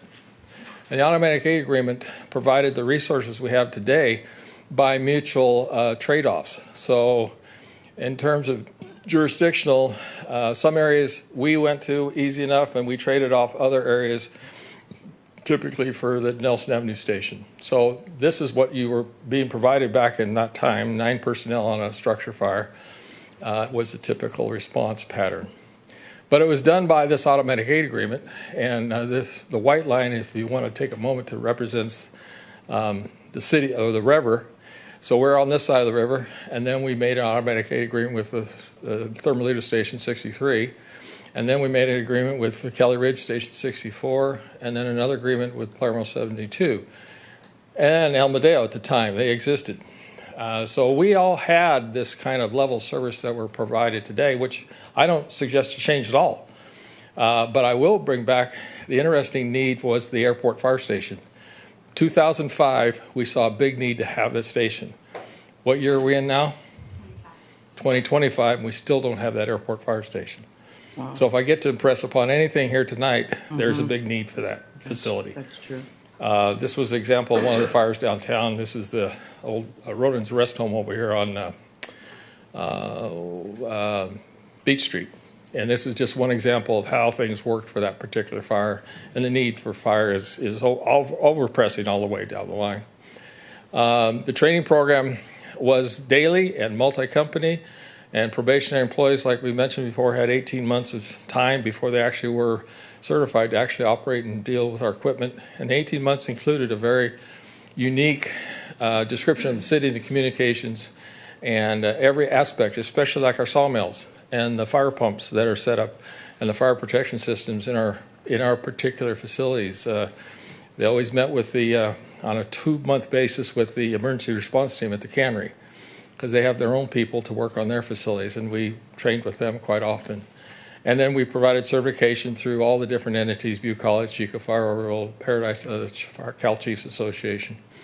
And it's interesting because as I looked at this, I said, yeah, we were dealing in all these types of classes. This was part of our training program. When somebody had the opportunity to take the time to go to class, we supported that. We also needed to support that training throughout the whole body. I mean, in the fire service, you will train probably 2 weeks before you retire, and it never really stops. And we met all these particular personnel standards. I'm going to zip through some of this because this is just a repeat activity in discussion. Let me look here. And this was our daily training for personnel. And these are the hours spent evaluating things. We had a very proficient weight training program, and we actually used to go down and train at the football field. We had keys and access to that. So you'd come to work, and before 9 o'clock, you'd be out doing your PT somewhere, and then the drill activities. And these were all the automatic aid agreements. The automatic aid agreement eventually morphed into something called SCRFMA, South County Fire Rescue Management Agreement, which essentially was an enhanced automatic aid agreement that Bill Sager was a big part of back in the days when he was the chief out here at the Ranger Unit. And then this is some of the grant approvies that we got back in those days. So every fire department has to be aggressive towards grants. And these are the monies collected for the gas chromatographer, the mass spectrometer, all the handheld devices. And it's a large inventory of stuff that we all have to have to deliver that service. And then we also got a second grant for other activities. You have the hard copy, so I'm not going to go through anything. But one of the things we had back in those days was the Indian Supplemental Benefit Fund. The Indian casinos provided us money every year for a variety of activities. In fact, they provided us money for additional staffing at the ladder truck from that. But the governor took that away, so we don't have that anymore those days. We also made some improvements. The Radio Shack at the cemetery, Memorial Cemetery, was taken over by the city fire department, and there's all the radios are shared in there, and there's a generator set up, and we built that facility up. Hose repair. We were the first ones to have a training computer for our department back in 2005, because computers were really, but we started getting online training classes that way. And then the Swiftwater Rescue Team, this is over at Yuba River. We were a big part of that, and I think half the class is all Orville fire personnel, putting on the dry suits and playing in the river. The first day was fine. The second day, it rained all night long, and the river had increased its size by volumes. It was an interesting change in that typical activity. My big problem was to get the doors to be automatically operated. Before, when we built the facility, there was a button push. And so you had to get up and push the button and open the door. Well, we put remote controls in the apparatus. It's a great idea. Notice how the bottom white part is? The first night they went out, the engineer hit the button, the captain hit the button. It's a bad idea to have two buttons. One went up, one went down. The next thing you know, the door is hung up on the apparatus, and that's why we had to replace the bottom half of that door. Interesting budget issues that we had back in 2005 was the need for more personnel, obviously, because the emergency activity is great. Also, equipment, fire hose, and fire department maintenance. We had a big issue for that line item. And then replacing the wildland protective PPE and physical equipment and worn out treadmills and those kind of things. And vehicles, this is all part of the thing. But one of the things that we had the need for was the airport fire station. In 2005, we didn't have any funding for that facility. We made an issue for these community facilities districts. Right. And in fact, that's when they're called 2006-1 and 2006-2. And one is for capital building and the other is for personnel. Now, we've never floated the bonds on those, which is something I didn't thought about tonight when they were talking about the CFDs. We have the authority to float a bond. Mm-hmm. That bond will pay for the fire station. But when the bond is satisfied, then that particular CFD goes away. Mm-hmm. That's something we didn't really mention here, but once they've satisfied that, then that goes away. Mm-hmm. And then you live out there, there's 3 subdivisions that are paying on that issue. So I just wanted to bring this to it. In 2005, we were talking about this. Mm-hmm. 2006, we created the CFD. We've been collecting revenue for it. I think it's time that we get serious about providing that public safety facility at the airport. And I'm just looking at just to maintain equal service to 90% of the community. That's all I have. Any questions, I'm happy to answer, but I just want to give you the presentation that, if money gets tight, which sounds like we're going to see a little bit, we want to be careful about what we do, and this is an option. It's for me to it's not a CAL FIRE employee should not be presenting it because that's in contrast to their organization. I just worked here and I found this and I said, if we go down this path, then there's an alternative. And that's really what I'm standing up here to do tonight. The other thing that the state increased our costs. We didn't ask for them to. And that was the state's choice to do so. They wanted to make a deal with their employees, and we bear the cost. The interesting thing, they negotiated, but we're paying for it. Mm-hmm. So consequently, I have to make the comment, and I'm doing this not as a firefighter, because most firefighter personnel would kick me in the butt right now, but I'm going to stand up here as elected representative saying that, this $700,000 increase is costing us 2 police officers. That's what I want to be reticent of, and as an elected person, I got to say we need our police officers big time.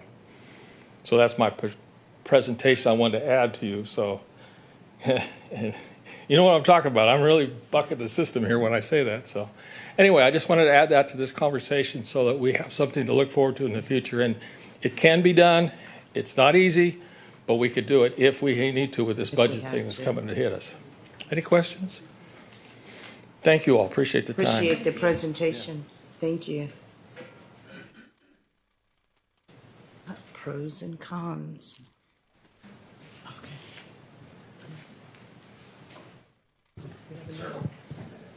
Didn't have to use it. It's cool. Chief Tens, let us know. What are we doing here? Any questions for CAL FIRE?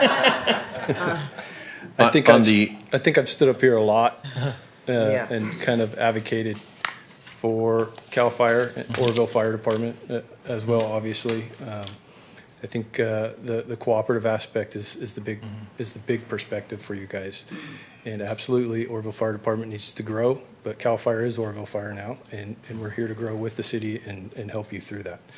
So I don't want to go too deep into it because I've covered a lot of fire topic for a long time now, but I'm here to answer any questions specific to the contract or services provided. Councilman Thompson's in the queue. Thank you. Just curious, I'm looking at our fiscal year 2025, on the agenda and whatnot. Just looking up some of the other, because CAL FIRE contracts with other nearby cities, including, maybe you can run them out, including the county, right? Paradise. Gridley, Biggs. Gridley, Biggs. Orville.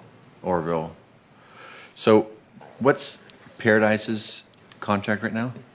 It's very similar to Orville's. It's about the exact same, I would say. I mean, Orville's is probably a little bit higher, but that's because you pay for 2 additional chief officers. You also pay for a mechanic. Okay. So there's 3 or 4 additional, and an extra dispatcher. So it's at least 4 additional, and a lot of that has to do with service and what it actually takes to provide to the community. What's the population now of Paradise?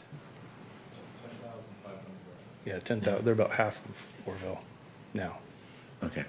Yeah, I was just doing some price comparison, and I know that we're definitely under, like, a per capita, price, that we're definitely under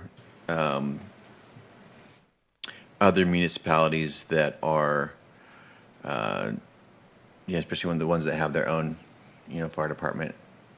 I think right now, I'm just based on the stats and the numbers that I'm getting in Yuba City right now, about $385 per person.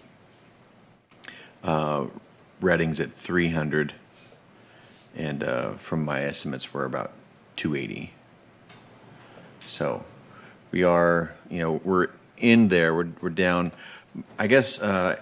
But the one that gets me kind of a little off, and maybe you can clarify it for me, the price per capita for Butte County as a whole, it seems to be significantly lower than what we pay here for Orville. Can you explain to me, like, why that might be, or maybe my numbers are off? I've been doing a lot of calculating here. Chief Sholin's on the county side, so I'll let him speak to that. Butte County, from my understanding, 24,700,000. Does that sound right? For the contract? Yeah. Yeah, roughly. With population 200 something, right? 1,000. Roughly 100 and so thousand. I can't even remember off the top of my head, but yeah. So why is it that the county is so much lower than what we're paying? Why is the county, I'm sorry, the lower? Per capita. So it's 2 different fire departments, so we have, the rural county fire department covers a lot more square miles in population out there. In combination with the Amador program, they also pay into that with CAL FIRE to provide that level of service. And so reaching those populations that are more spread out is much more challenging for the county in that aspect. So they have a lot more resources and a lot more funding towards that goal of servicing the citizens for everything non-wildland fire on the eastern side of So they have other resources that help mitigate their costs, is that what you're saying? They do, yes. Yeah. Okay. Yeah, I was just doing some calculations, like what is, per person in Orville paying versus per person in the county, per person in Chico, Paradise, and whatnot. So anyway. And a lot of that, go ahead. I was just going to say, did you include the entire population for the county or just the unincorporated area in those figures? You know what? That's a good question. I'm trying to I just wanted, because that throw my skew it- numbers that in can there skew and it try to get significantly some. if you included Just the try, whole- and obviously I didn't do I've been with some of the. Anyway, I'm just trying to look as far as comparable costs per capita for Orville versus some of the other contracts that CAL FIRE has. Sure. Is really what it comes down to, is making sure that we're even par with what the other people, and plus even people who have their own fire service, to make sure that that we're within range, and it looks like we are from what I'm looking at. I would say yes. And if you were to look at the example that the city manager here shared with you, you look at those costs, you'd be competing with CAL FIRE if you had your own fire department right now as an Right. asset. And those recruiting things that were talked about here earlier from staff are very real for us as well. Yeah. But you don't have to deal with those issues we get to. I would say when you're looking at that per capita and you're looking at a fire department, it's really difficult to say apples and apples with the county fire department and the city fire department. Because we look at your city fire department, we are looking at a response standard that is much more in alignment with industry standards and the National Fire Protection Agency of having 10 to 14 firefighters that have structure fire within your city within 5 minutes. Right. We cannot reach that with the county Right. because we're so spread out. Yeah. So those standards are different.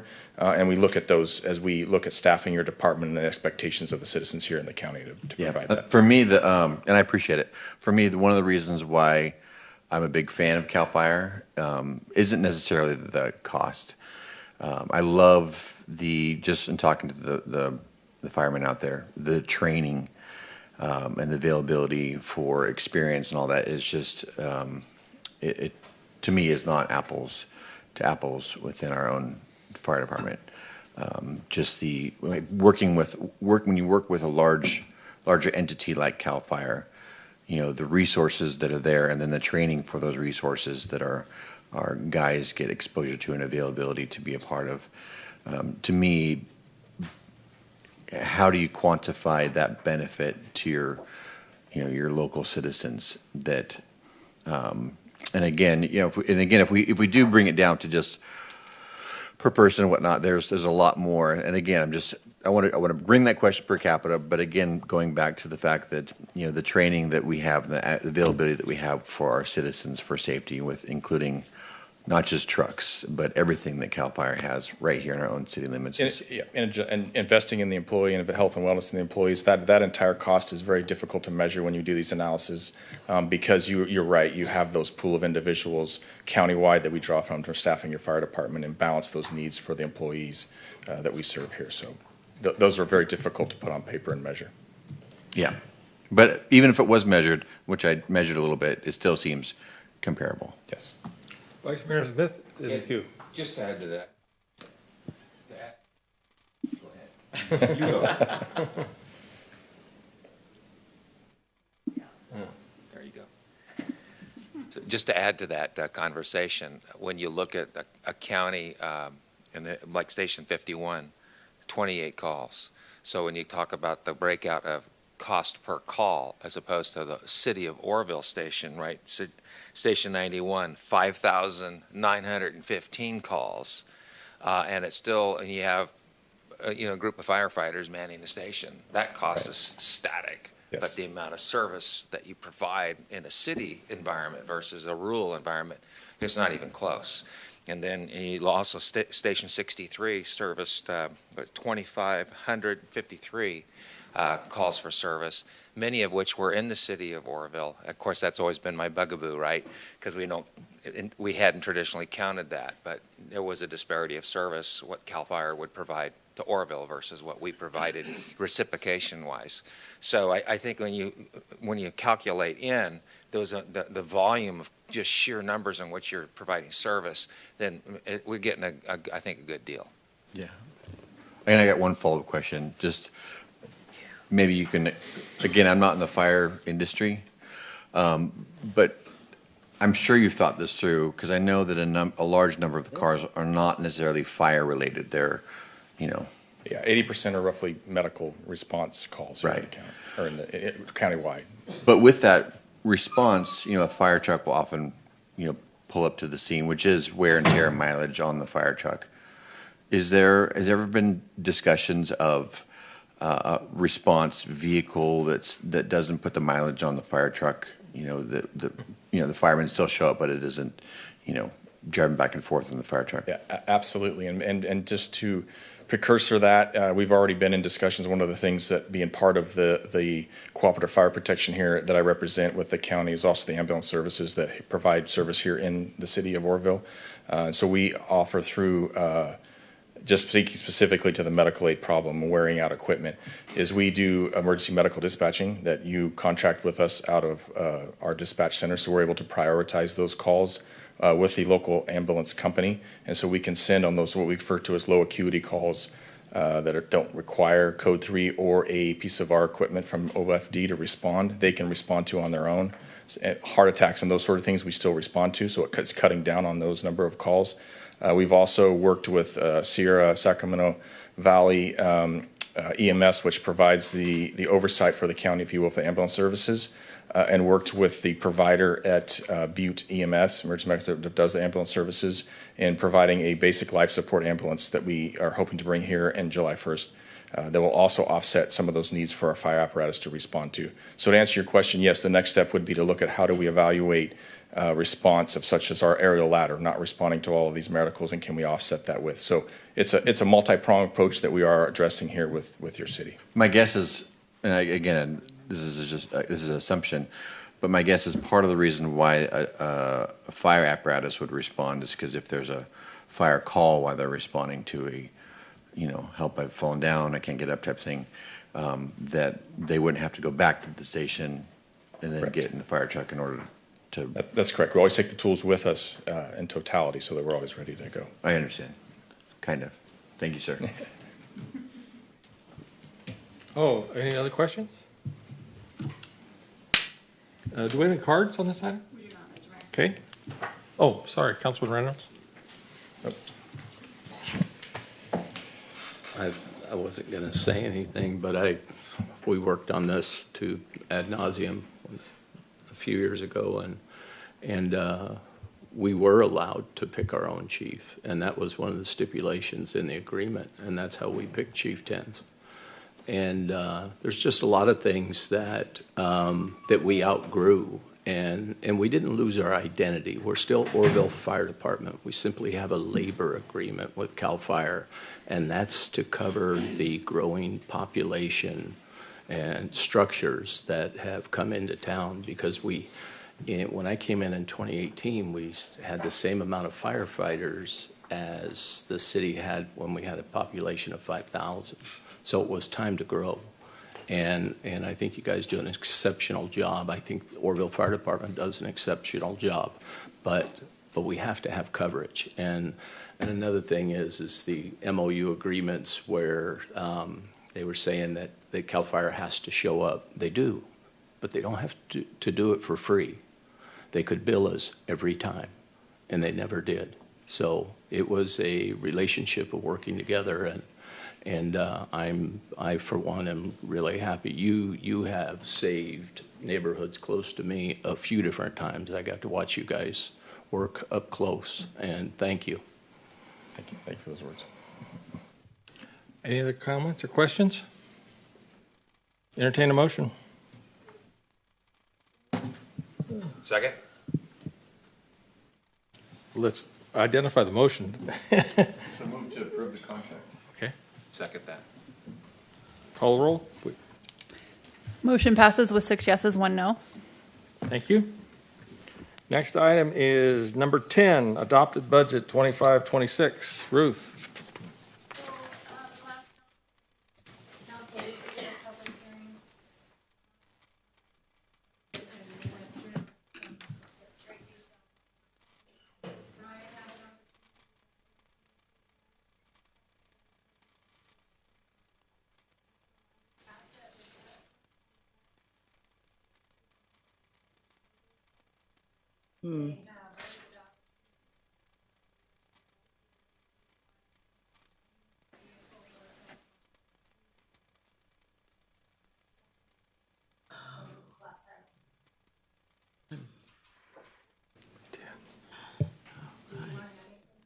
I think the only thing I'd like to add is, I don't know if you had the chance to read this kind of a budget letter, the summary, it kind of reiterates what we talked about earlier tonight, not to belabor the fact. I think it's just time to, I'm not sure if it was Councilmember Weber, or tighten the belts a little bit. I think we have a good team here. We will get creative and come up with some solutions. I know talking with Ron today, he's already working on one.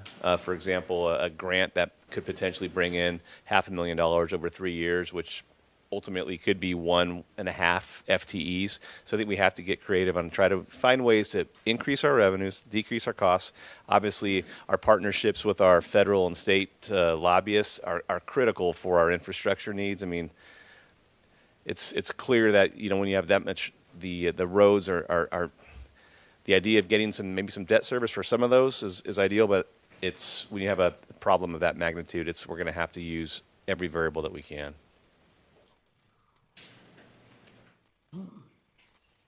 Any council questions? Do we have any public cards on this? We do not, Mr. Mayor. Well, without any questions, I'd entertain a motion. So moved to adopt the budget for 2025 to 26. I'll second.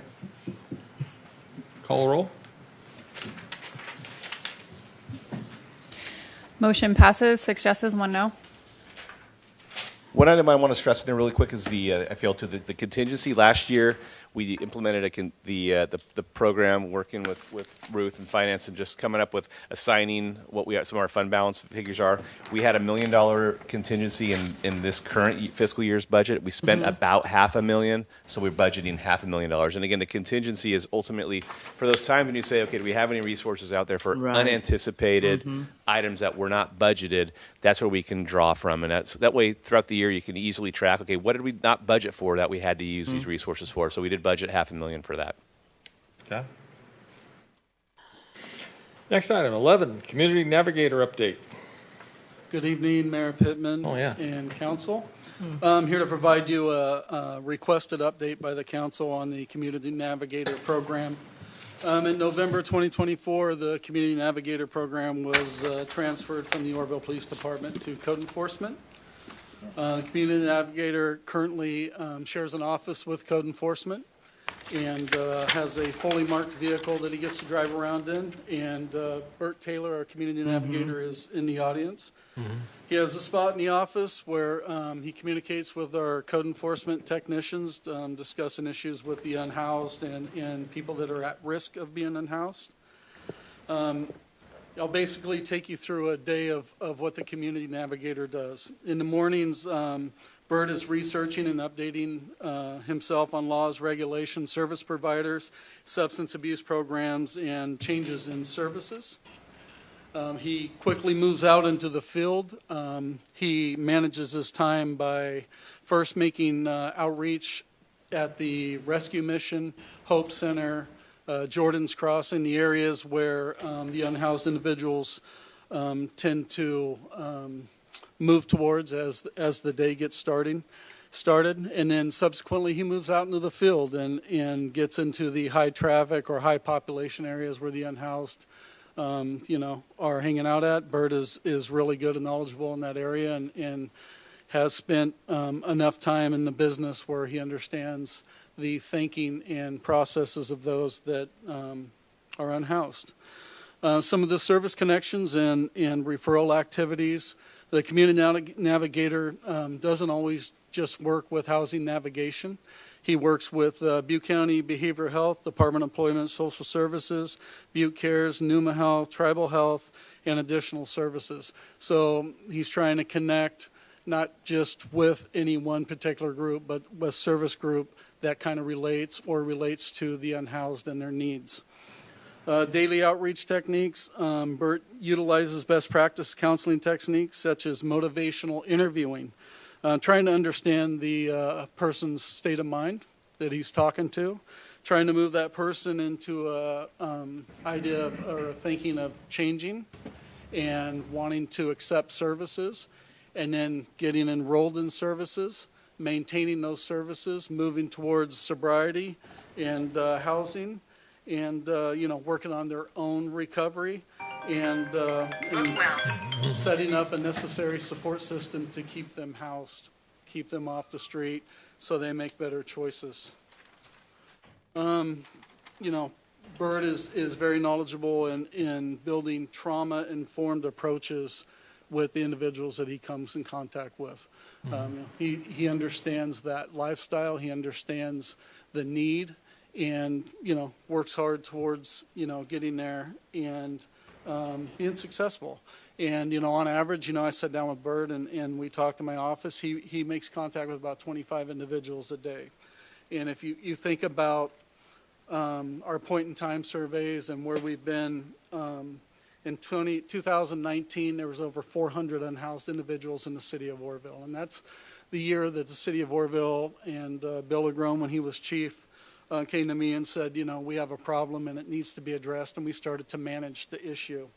In 2022, there was no 2020 point-in-time survey, obviously because of COVID, but in 2022, we reduced those numbers down to 214. And then we've seen an increase in 2023 and an increase in 2025, where now the last point in time survey is about 293 unhoused. So there's a lot of individuals to contact out there, a lot of individuals to get their mind into the right process to accepting services. There's a lot of service-resistant individuals out there. We try to, and we are working towards tools to better our retaining data and having data. And earlier in the consent calendar, you approved the homeless management information system. And this will be a system where we can be able to talk to other agencies, including Butte County Department of Employment and Social Services, or we're not overlapping our services, that we know who they're talking to, they know who we're talking to, and we work together collaboratively to get the right services to the right people. Fascinating. And Bert is, if he wants to come up, and you guys can ask him some questions and pick his brain. Come on a up, little Bert. Stone's up on the queue, so I'm sure she has a great question for you. Hi, Bert. Hi, thanks for all you do. I just want to hear from you, like what stumbling blocks or what barriers are you consistently running into as far as, the change resistant or service resistance? So one of the what I feel is a misconception that everybody has is that everybody fits into one category. So in my approach, I try to do an assessment on each individual and figure out what client-centric services might be. For instance, if they need to go to DES or if they need to go into a program, what do they need, and how do we get them attached to that? So there isn't one size fits all. So it's a multidimensional approach. So whenever it comes to services, Chico has a whole lot of services. Orville, we're service poor, and what I mean by service poor is we don't have a renewal center. We don't have a lot of things that they have over there. We don't have the same. We don't have the same amount of shelter beds. We just lack some of the services that Chico have. So one of my objectives is to try to help the nonprofits that are in this area develop their footprint a little larger to cover some of the gaps that we are having from what we do have here to provide. Because there's a lot of gaps. There's just areas where making the connection between one service provider to the other is a big obstacle for the homeless. It's like knowing how to getting them from one place to the next is a huge deal because they can't get there. And like transportation? Transportation is a huge issue. Ron said that they're working on something that could try to alleviate some of that. But do you think some of that would change when Mission Esperanza opens? Mission Esperanza, because they'll be doing on-site case management, and if everything goes as planned, that will alleviate some of the issues because they'll be doing on-site services. There's other places here where they frequent, where that we could be providing on-site services, such as the Hope Center. The Hope Center, they gather there every single day, so they're already there. And so if we had a presence there, then we could do a lot of case management work and different things there that needs to be done. A big hole, a really huge hole right now in between all the service providers is there's no real comprehensive case management. So what we have is we have places that behavioral health will do behavioral health case management. DES will do housing case management to do with housing. And so their case management is specific to them. And so whenever you're trying to bridge the gaps for people that have a myriad of issues, it becomes complicated. So it was my hope that with flexibility, if you like put the gears together in a car, then you need the timing belt to turn all those gears. So to get all these services to work together, we got to find some kind of solution to bridge some of the gaps because everybody out there is not service resistant. Just some of them can't attach to the services that make sense and that work for them. Do you think the HMIS system is going to help bridge some of that so that the different service providers are working together rather than separately? So HMIS system could be beneficial to that. It's a great tracking system. It's great for making reports for her. So you can do all kinds of things with it if we have the ability to do all those things. So yes, it is an enhancement to what we can do because we need some kind of tracking system. We need something to compile the data, but there's depending on how the data is collected and how the data is analyzed is dependent upon what's going to measure whether we're being successful or not. For instance, DES, their formula is this: they count a success when someone gets housed. Me, as a community navigator, I count a success when I get someone to engage in services. So basically, if they start, if they go to a rehab, or if I get them to do something that's moving them towards stability in their life, then I count that as a success. So you see, there's a difference there in the way that we calculate data. Their data is success if they get housed. My data is if we start moving towards the issues and overcoming some of the barriers that we have to housing, then that's success. But maybe the HMIS system will help build multiple successes, right? Because I don't know to what extent HMIS, works together with the different agencies, but maybe, I don't know. We'll see. Hopefully that'll help. And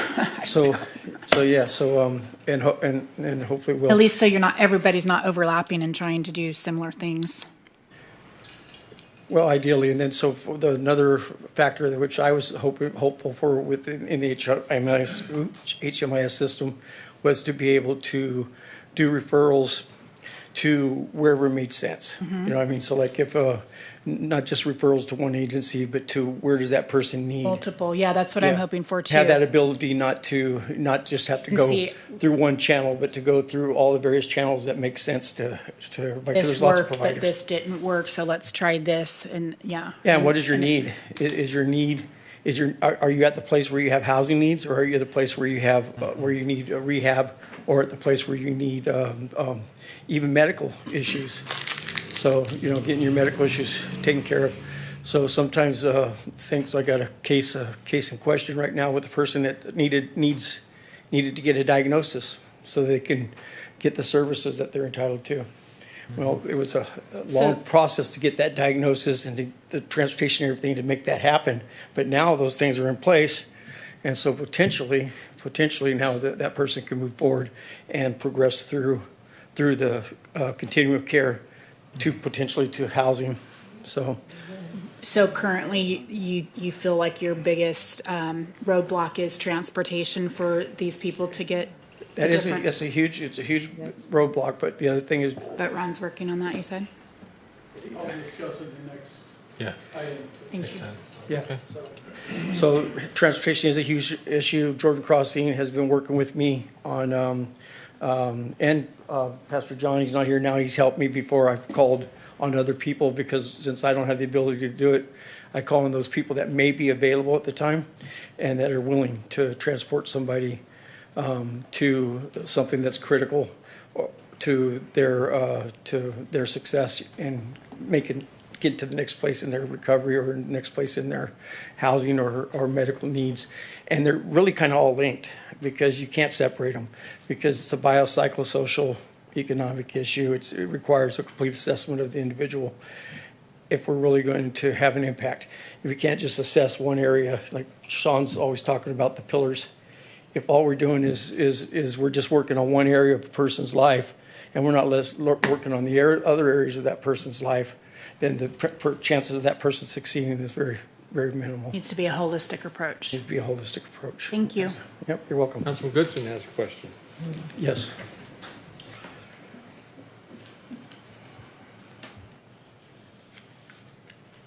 So, what I hear you saying, and I think with all of us that reside in Butte County, we're very familiar with the resources, with the challenges, with the homeless, with those with dual diagnoses, right? And so what I hear you saying is housing is one component, but in order to sustain and maintain and to move forward, you must address the root cause. And so, Yeah, we all get those it. factors. Yep, all those factors need to be addressed. So ideally, what would happen is at some point, somebody would provide the service of doing a comprehensive, service plan. And in that comprehensive service plan, it would cover all the aspects of that person's needs. And then as a team, come at those needs, where if one person provides that need, the other person's providing this need, but that they all get covered, instead of just, basically having a two-legged stool. It's or a one-legged one-stop stool. shop. And so, one-stop shop, or at least one place that does the comprehensive service plan, because that's important. You need an assessment and a comprehensive service plan, and then if people don't do what they're supposed to do, then you can say they're service resistant. But if you haven't done those things first, then really, it's kind of, I don't believe that's an accurate assessment until you've done those things first. Right. And then you could say, hey, they're service resistant. Thank you, Bert. You're welcome. Bert, thank you. I appreciate that, Yes, your appreciate presentation and discussion. I got to mention a business person the other day, we had to talk about it, and that's, you're working on that population. We have to, because the nuts and bolts of any community is necessary. But in his particular case, he had his air conditioner stole twice. And he got his air conditioner replaced, but he put a $9,000 fence around it to make sure it didn't get stolen again. Yeah, and the same thing with Winston Gardens. The housing authority just put up a $400,000 fence arrangement around there. So in addition to what you're doing is also helping, but so many of these small businesses are hit, their profit margins are hit by broken windows, vandalism, all that. So what your service is doing is a big help here. And it's kind of like we can't really categorize it other than we have a lesser population creating those problems. So appreciate that. And we can do much more. We just need to really look at it from a innovative position and get over any kind of stereotypical stuff and start moving towards what are real solutions. Thank you, sir. Yep. Mr. Mayor, we do have one public comment on this item. Aaron Murray. And Mr. Mayor, while the public comment is coming up, I would like to stress one reason why we put on this item on the agenda. I believe council member, forgive me if this wasn't the case, but I don't know.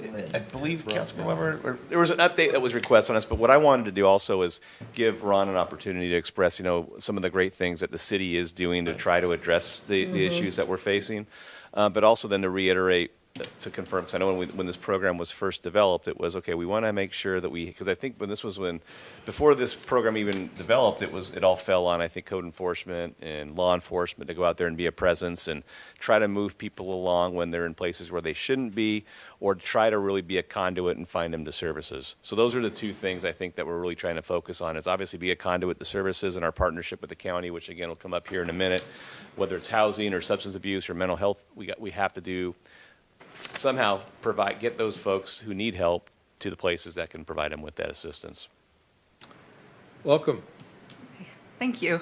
Good evening. My name is Erin Murray. I am the Deputy Director of our Housing and Homeless with Butte County Department of Employment and Social Services.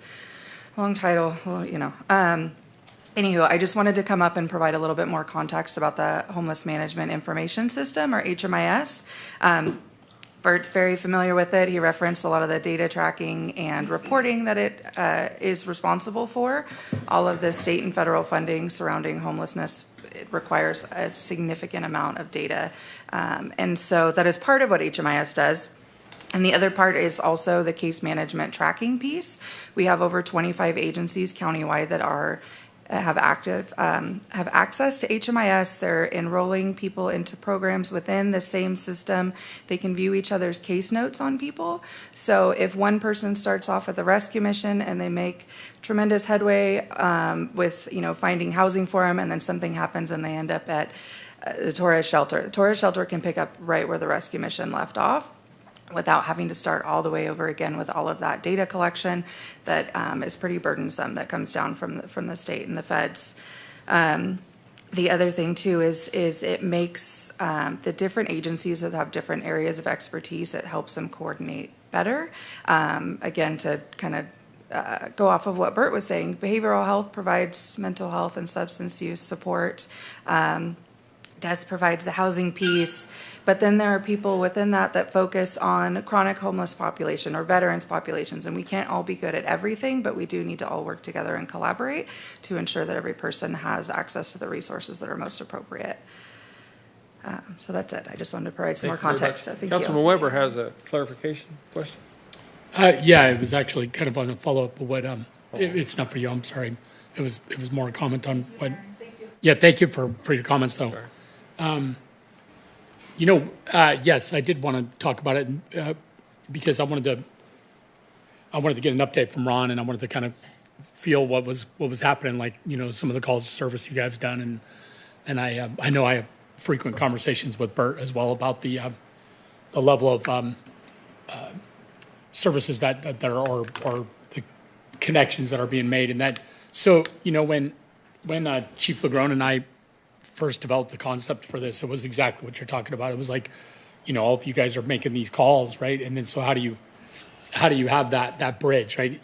Please forgive me for always talking about a bridge, but it's a good analogy. But how do you span that gap, right, between enforcement and compassion? And so that was obviously the idea there. So I think, as we just heard, it's working. It's building those connections. I think it's important to note that Rome wasn't built in a day. It's certainly, so something like this takes time to really develop and build those relationships and, make those connections. And so you can have that, ability to work with those different agencies that you are developing and working. I was concerned, but I think you addressed it because I was going to talk about transportation issues and ask about how to resolve some of that.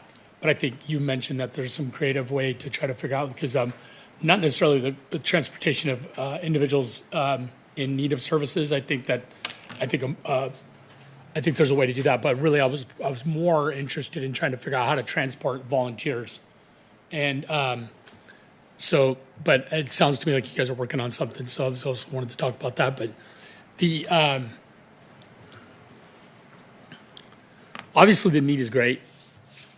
And for us to have that compassion outreach into the community for these individuals, because what we can't do is just allow them to slip through the cracks, so to speak, because we want to be, we want to extend that hand of compassion to those people that need it, and I think that we do an excellent job of enforcement and compassion. I know that, I know your officers, Chief Wines, handled a very difficult individual last night downtown, and they did it with nothing but compassion and love and tenderness, and so we need to be known as a city that does that, and it checks a bunch of boxes too, in by way of us not being labeled as a enforcement compassionate community, because we have to have that. So Bert, the work you're doing is good. Ron, thank you so much for taking on the task of this. I'm looking forward to the next part of the presentation that we're about to do.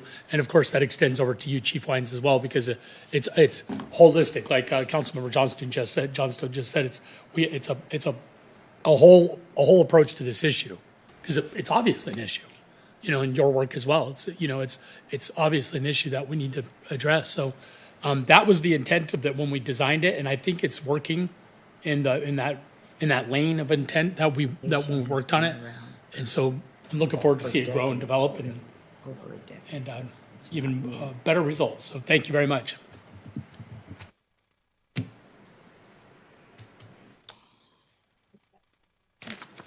Accepted for information. Before we go to item 12, I'm going to move up item 18. The ladies here have been very quiet, and it is the last item on the agenda, and we didn't purposely do that, but I'm going to take a little personal privilege and ask for item 18 to be brought up, placement of the solid waste liens on the 2025-26 property tax roll. Mayor Pittman, this is Yes, go ahead. This is our annual placement of the solid waste tax liens on the property tax roll, something we do every year. They're here to provide any questions, any answers. Council, any questions? No. Any public cards on this? None received. Entertain a motion. I'd like to.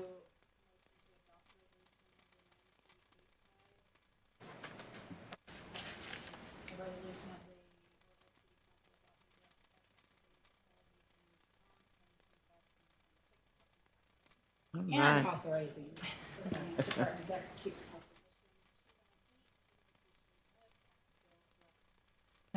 Well said. Second. Call the roll. Motion passes unanimously. Thank you, Thank ladies. you for your patience. Yes, thank you for your for patience. moving that up. All right. Thank you for still smiling. Yes, yeah. You're welcome to stay if you like. I mean, Where are you going? Why are they so early? right. Item number 12, City housing, 101. housing navigation services. Mr. Belser, thank you, sir. Good evening, Mayor and Council. What you have for your consideration tonight is to enter into a memorandum of understanding for 1 year with Butte County Department of Employment and Social Services Housing Navigation. And what this would be, right now, currently until July 1st, we are in a current MOU with DSS where we have a half-time position where they go out in the field with us upon our request. They're in our city 50% of the time doing outreach.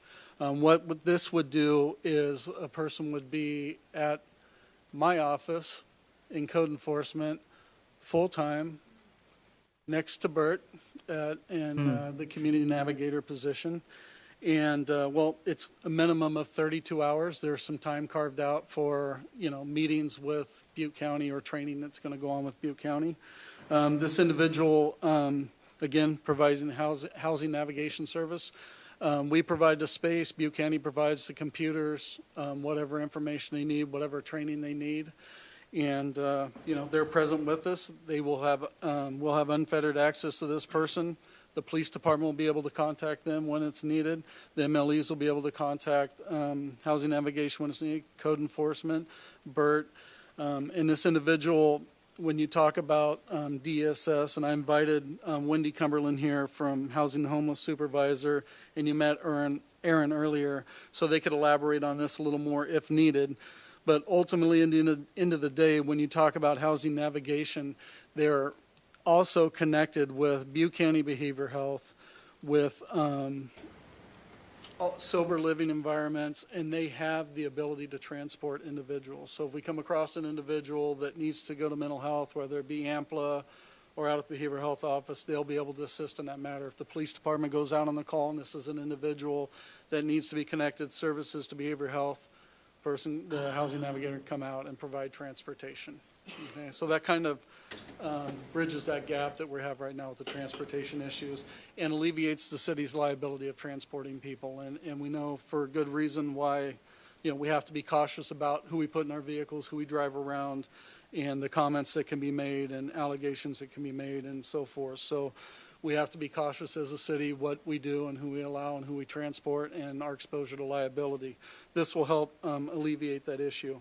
The cost of this is $85,000 a year, and it's paid quarterly in their arrears, which would be about $21,250 a quarter.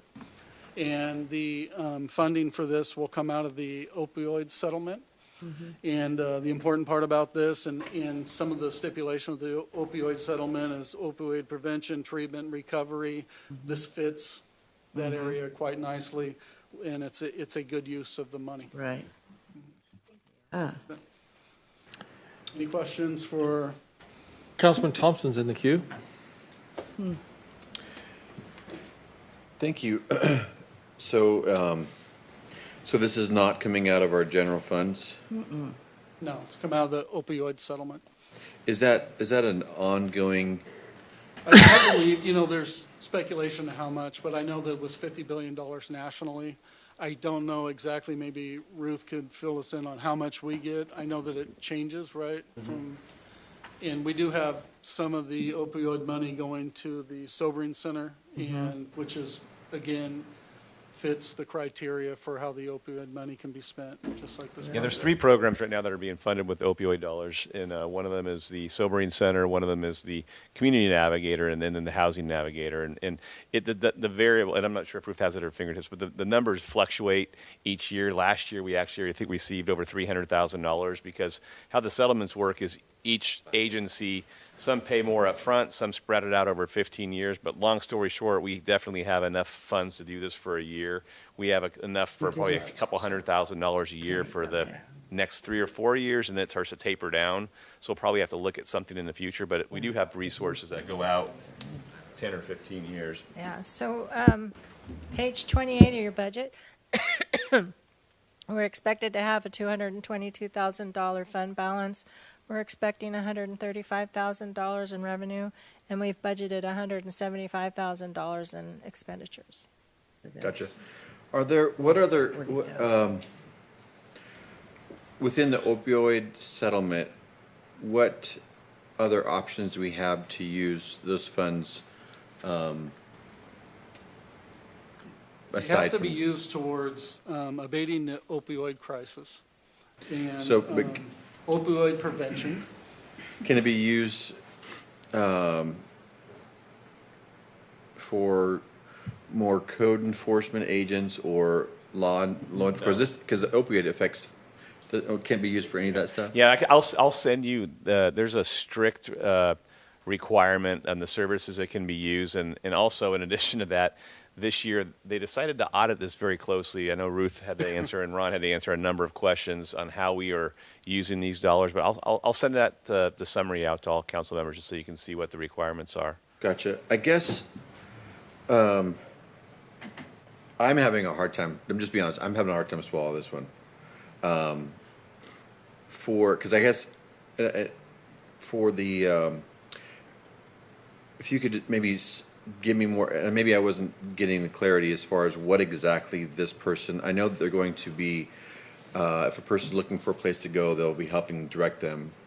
If they need a ride there, they'll be finding or locating or providing services to get to housing or whatever may have you. Is that? So the services provided is outreach services, connection to emergency shelters, housing resources to obtain housing stability, assistance in the removal of barriers to housing, advocacy for clients and prospective landlords, work with the homeless service providers in the greater Orville area to access to housing, the homeless information system program enrolled and coordinated in entry enrollment. Yeah.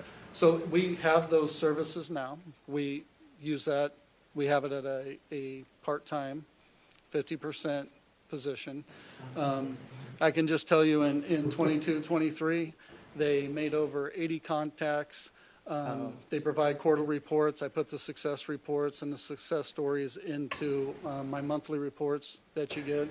And then in 23, 24, they made over 97 new contacts. So when you talk about over that 2-year period, they're coming close to contacting half of the unhoused in the city limits of Orville and providing some type of service, some type of contact, and getting them into HMIS.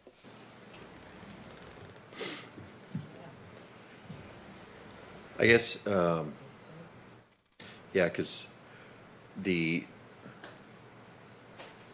And if you'd like to fill in any other services that you guys provide or I'll say they're a good conduit to the mental health, the substance abuse, the behavioral health programs because they have that direct tie to all the services all the social service benefits that are provided at the county. The word that keeps coming to my mind is kind of like a concierge for the homeless person. So I want to, and if I could just triage. If I could just make this clear. Yeah. Our community navigator can connect services. Right. He can point. He's a navigator. They provide the service. They have the ability to provide the services that are needed or direct where the services need to go. What do you, and maybe what do we, because oftentimes it seems like what the state does is they provide a grant for something and then they pull the rug out from under you and they go, okay, now how are you going to provide for that? And I'm also looking at the fact that we're going towards a deficit at the same time that is this money going to run out when we're here, and so I'm just wondering what else, that's why I'm just wondering, because $85,000 a year is a really good salary, in my opinion. I mean, I'm a pastor, but it's like pastors don't make that. It's like, oh, it's just a lot of money to. It is salary and benefits, and it does not include overhead, which the County covers for this position. Or the city covers, right? No, the county will cover the overhead on top of the salary and benefits that's included in the MOU. Okay. Well, I highly respect you, and I if you see this as, a good thing, I take, that's a lot of weight for me. I just, I think of a $85,000 concierge for homeless. It's like. Can I add some more detail to that? Because I don't disagree. There is a lot of triaging that happens not only with DES, with the housing navigator, but also any service provider. As I mentioned earlier, not everybody's good at everything. Not everybody has the resources, especially with how limited our funds are when it comes from the state and the federal governments. But we do at DES have direct services. We have obviously the public assistance like CalFresh, Medi-Cal, CalWorks, General Assistance. Our navigator is able to assist in those capacities and getting people enrolled in those services. There's also, depending on grants, but we do have funds that pay for move-in costs. We've been able to provide lots of shallow subsidies to many Orville residents to get into housing and then help them long enough to be stable and support themselves going forward. What's your for the Butte County, for example, the number that we had for current homeless we just quoted was 1392. No, in Orville. I'm sorry, Oh, Orville. 293. Just under 300 is what I Yeah. put down. So if we have a population of 300 people, based on track record of what you guys have done in the past, realistically speaking, what do you see as a reality in the next 2 years of that number shifting, or the number of people that are in that 300, not being on the streets? So I don't have a positive answer, but it's not Orville specific. One of the main things we're seeing, which is happening in Orville and countywide, state, and nationally, is service providers are very successful in housing people at a very high rate, and the returns to homelessness are very low. Here in Butte County, 90% of the people that we find permanent housing for, they stay there. Only 10% return to homelessness. But what we're seeing, which is very concerning and which will lead to the answer that you're looking for a few years down the road, is first-time homelessness. 40% of the people that are experiencing homelessness in Butte County, they're experiencing it for the first time. Over 40% of them relate that it's due to cost of living. 50% stated it's the lack of affordable housing. So we have so far, sorry, I was putting together another presentation today, so I have lots of data points on the top of my brain. But this fiscal year, the continuum of services at large has permanently housed over 2,500 families. So that's countywide, but a good portion of that is here in Orville and in South County. So what we're seeing is a lot of the people that have been homeless for a long time are moving into permanent housing, but we have new people coming in faster than we can move people out into successful, substantial permanent housing. So I guess for us, we'll have statistics and data in the next year or so where we can look and see Absolutely. success rate and all that. And so the previous MOU that expires June 30, we did have data that we reported out quarterly. We will continue to report out data if you decide to pursue this MOU. And the previous MOU was 3 years. This one is one, partially because of the additional ask for a full-time person instead of part-time. And so we would be able to report back So then I on have that. another follow-up question then. Because we've been currently contracted for part-time, what's the success rate in that time period for part-time? In terms of, Moving a person that's I don't have that number handy. Ron, wasn't it 40 people were housed within the last 12 months? It's right at that number. and only 10%, you said 20% or 10%? 10% return to homelessness, statistically. Yeah. Gotcha, okay. Yeah. And just to clarify, our city, like every other city, is like a revolving door. We Right. see new faces all the time.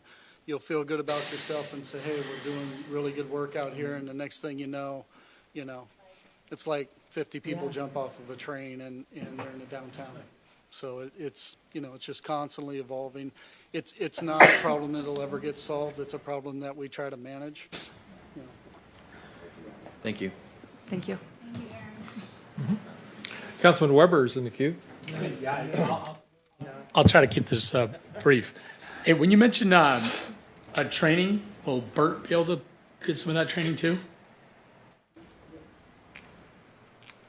Absolutely, and that's something else Bert does in the mornings before he heads out in the field, is look for any updated training that is occurring in the city. Okay. Or What about outside. computers? Will he have access to the same computers? Is that? What do you mean? He said that they would.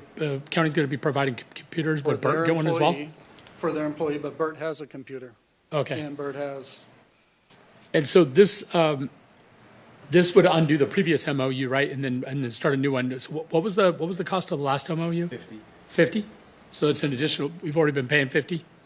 yeah, a year. Yeah. And this will be for 50, it'll be $35,000 more for a full-time, because as the county's picking up the overhead costs. We figured it'd be good to try it for a year. That's why we have a 1-year MOU. And again, it's one of those things where, you know, it's more continued efforts. I like the idea of the navigator working out of our office. So they're going to get obviously a lot of contact with Ron, the other code enforcement officers, with Bert, with other staff. And then this MOU would say that this navigator would be specific to Warville. Yep. Yeah. Not county. No. Yeah. Okay. Just like the MOU is now, we get a part-time person in city limits. Okay. Okay, thank you. And then if, you know, the ceiling falls in and nobody likes it and you know, whatever, we get 30 days, we can back out of the MOU anytime, 30-day notice. Vice Mayor Smith, please. And that's partly why I'm supporting this. Is first of all, it's grant funded, so it's not coming out of general dollars. But mostly, I think it's important when our code enforcement, they're bringing, you know, they're dealing with the chaos in the moment, and then these folks come alongside you, and then they're able to take off they're able to support you. In other words, which you need that next step when you're abating a homeless camp. And so I think that that's a very powerful point to make, is the assistance that it gives to our code enforcement to be effective in what you do, to do the handoff oftentimes, which happens. So that's why I'm supporting that, because it supports you and makes your job that much more successful at the end of the day, which I think is just, I think the concern that Councilman Thompson was bringing up is a valid concern, but I think that, understanding that I think brings clarity to the issue. Important to understand that, you know, law enforcement, the MLEs, the police, just like code enforcement, you know, you get backed into this situation where it's not criminal. You know, you have limited options. What do you do about the person that you receive 5 calls from 5 different business people that isn't committed the crime? You know, so it's an option where that person, they have unfettered access. They'll be in our office. It's not where we have to call out and say, well, we're only part-time. We burned our 20 hours this week. And a year from We have now, this person there. if you don't like it, you can tell us, you know what, this isn't working. Let's do something different. So, yeah.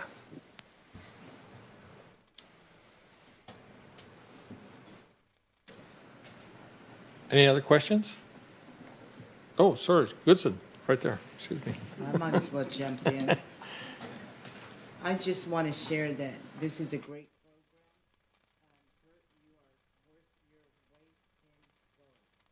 program. This past Saturday, where was Bert?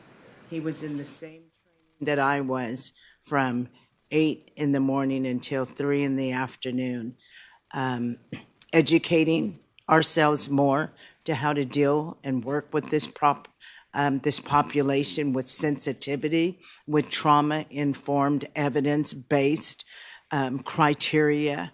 And so I appreciate you. You didn't have to do that, but you went above and beyond. So kudos. Councilman Reynolds is in the queue. A couple of questions. Where would this employee come from? Where would you find this employee that's going to fill this position? So according to the MOU, we have 10 days to reach out to Butte County Department of Employment Social Services, and they will provide the employee. Okay. It's their employee. So we're not assigning somebody? No. Okay. And our responsibility will be to properly train that person so they understand our policies, procedures, and Right. how to work out in City Hall. And then another question is, a lot of these at-risk contacts are at night. Is that person available? No. So the opioid crisis is only in business It's from alive 9 to well on 5? Southside. Okay, get it. But, but definitely behavioral health and other, they have 24 hours. Well, you're talking, what'd you say, 85,000 for salary and benefits, or 80? 85. So what is the salary and what is the benefits? Is it 50%? I would rough, if I had to guess, 20% is going to be Benefits. And so this is a person that's already employed and is already trained. Okay. Where does the vehicle come from that they'll be transporting it? So, to go back to your previous statement, sorry, the employee is a longstanding DES employee, very seasoned, very well-rounded employee, so you're not getting somebody green that doesn't understand how to work with the population. It's a county fleet vehicle, to answer your second question. We utilize grant funds to purchase a vehicle that is dedicated to our team, one of several, but one that is dedicated so that we have a vehicle available. So, and I heard you say a while ago that that the county's covering overhead, so maintenance on the vehicle, Correct. fuel, all of those things would be Correct. covered. Mhm.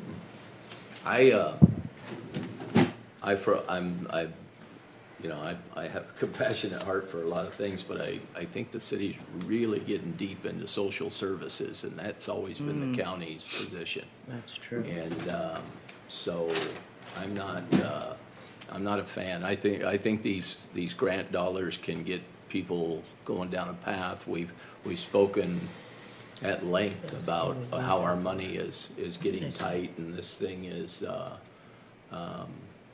only going to be a few years long, it sounds like, if we get the funding every year. And then, then it could be on us. Then we're the bad guys for not continuing the situation, or the position. I just have a different perspective on it. I'm all for everyone getting help, but I don't think that addiction and at-risk contacts are 9 to 5 or whatever it is. I think that a good percentage of them are at night, and it would be nice to have somebody who was on call, because they're on call. Right. I don't disagree with that at all. Unfortunately, our department doesn't operate outside standard business hours. So Yeah. So there's a lot of holes in it for me, but you answered my questions. Thank you. Thank you. Councilman Goodson, are you back in the queue? Only because I had researched this before and I just wanted to verify. The opiate settlement funds can only be used for prevention, treatment, recovery, harm reduction. And so it's restrictive. What else? We've tried the out-of-the-box approach. We tried. And we weren't able to come up with something that would meet that criteria where we would not be penalized.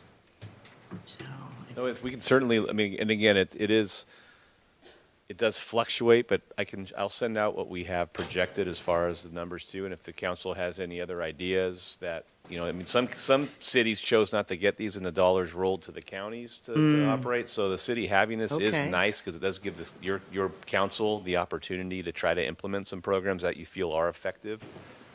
But if there's better ideas to use it, and I agree, it's a finite amount of dollars, so it's right. It's what we have. And so we've chosen to partner with the county for Again, these because I think dollars. it'd be with their access to the social services, because I couldn't agree with more with Councilmember Reynolds, is the cities aren't in the social services. We're not. He's absolutely right.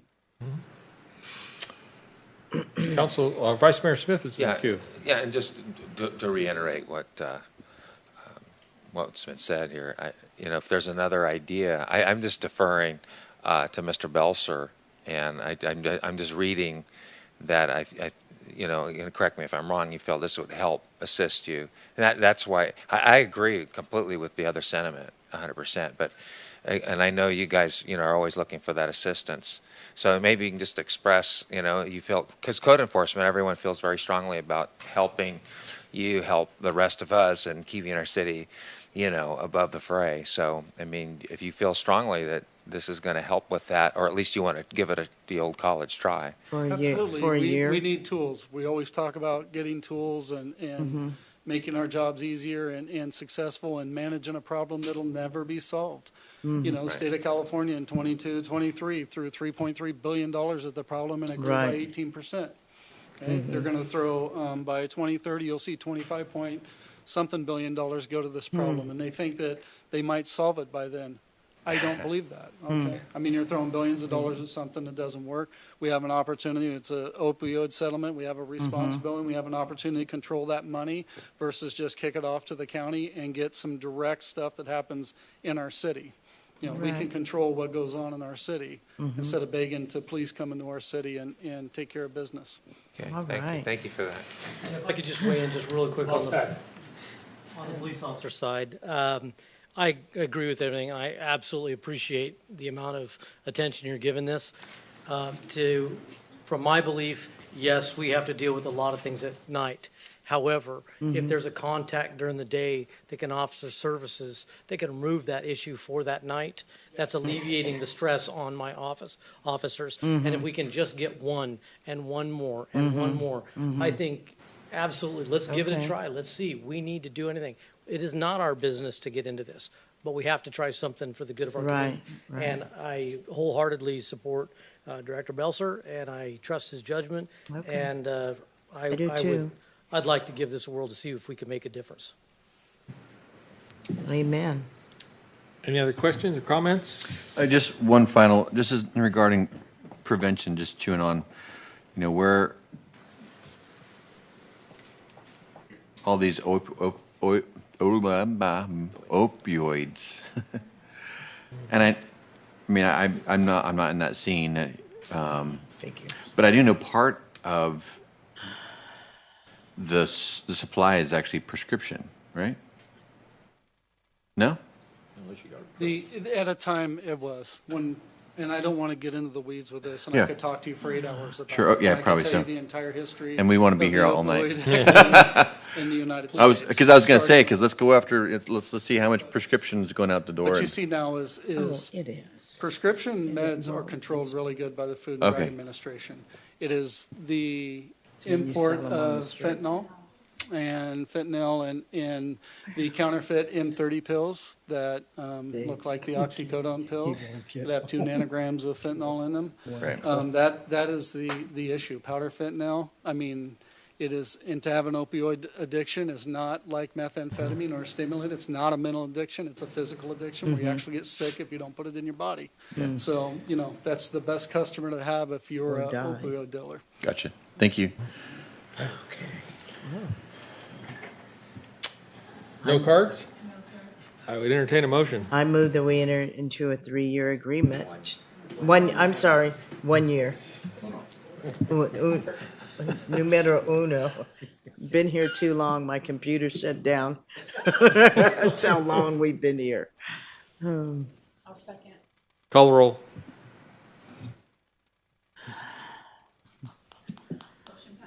Thank you all. Good discussion. Item 13, potential feasibility study for the draft 2025 annexation strategy for the city of Oroville. Wes, thank you for being here, sir. So the hour is late. I can assume that everyone has read this potential annexation strategy. What we are asking for is $49,425 for an annexation feasibility analysis. So moved. And any call on the question? I have one question for selection of this particular firm. Did we do a RFQ or anything, or? We did not. This is RSG Incorporated. They did the 2015 study for the annexation of South Oroville, Gotcha. part of which we actually annexed. So we're using a prior contractor. We have lots and lots of work that we do with them, and they're highly respected on our side. Okay, thank you. So we have a motion and a second. Great presentation, Wes. Do we need clarity on which section in Thermalito? Because I think we had 3 options there. Or does the study do all of those? I'm sorry, I just want to make sure we get the clear direction we need. Let me pull up the slide. There are 3 options in Thermalito. Yeah. There are. I just want to make sure. Right.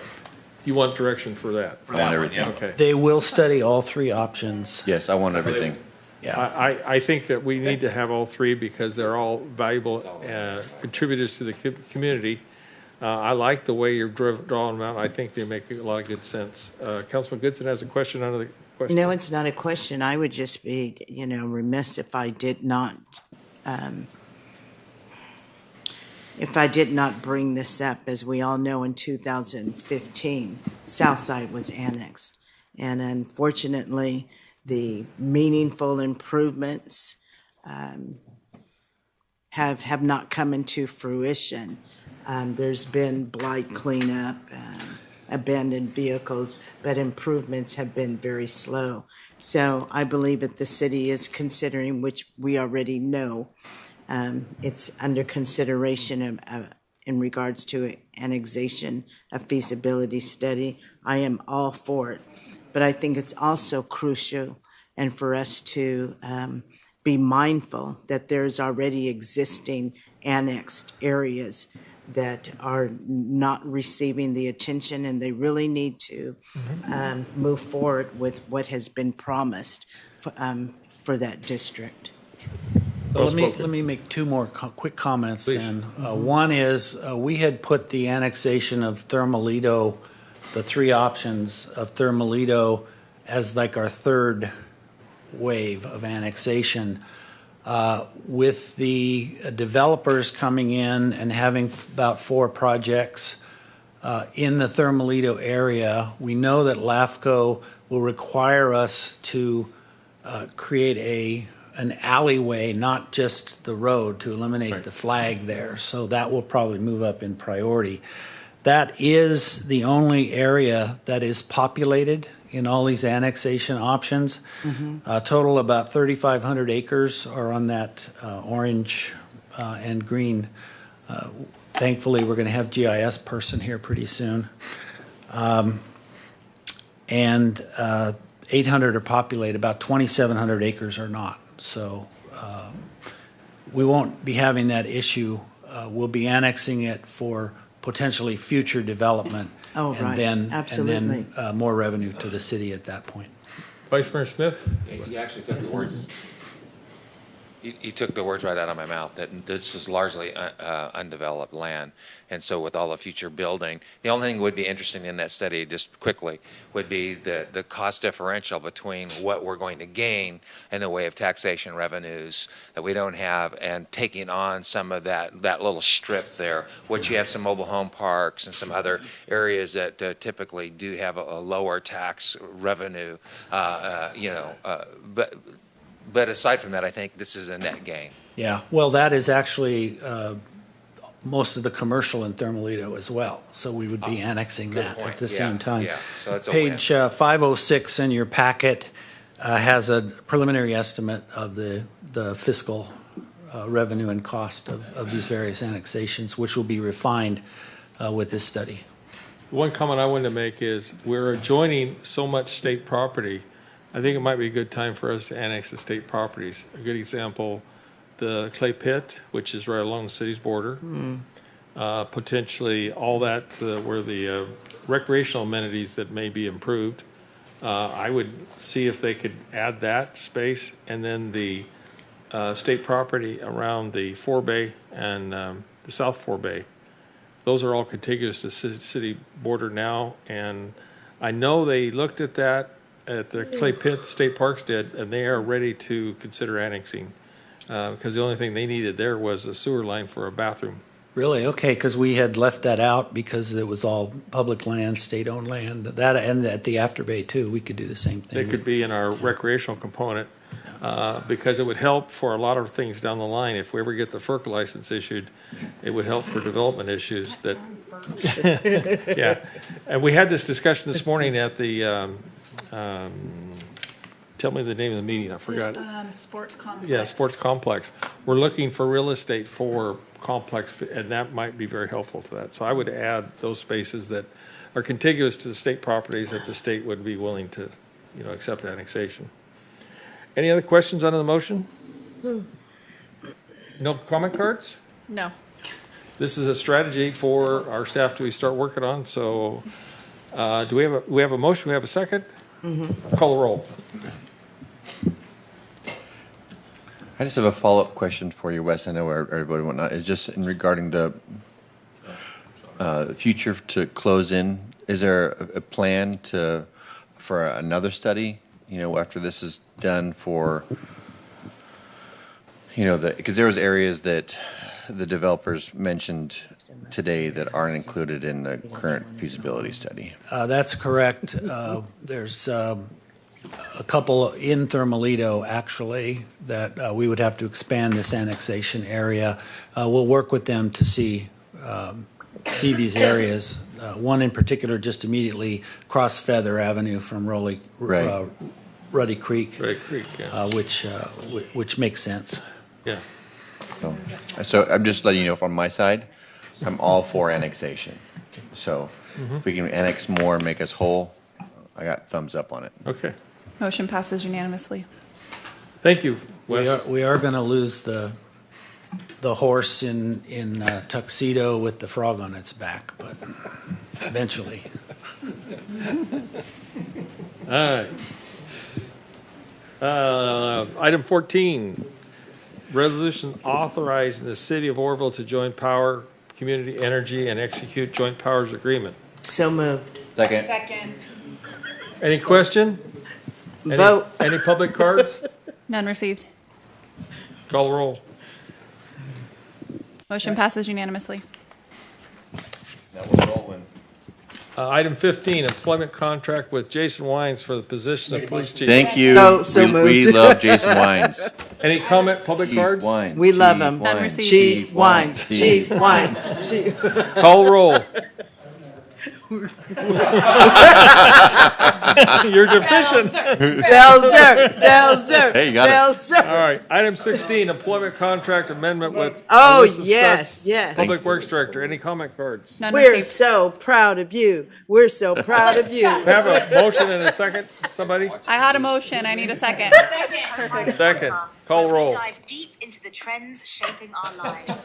Today we're talking about something. Oh, no. The next item is number 17, Bolt Antique Museum Resolution. Amen. Actually, I have a question on that Oh, one. no, you do. Okay. Actually do. Question under the motion. See, it says there was if I read the agenda right, there's an idea to change the name. Did I read that right? And May I that's ask his why- desire. That's his desire? That's the family's desire. Okay, because. Yes. Yes. If Yes. I was part of the family, I'd be like, oh. Now, I know. I processed it for him. It was devastating for me, too.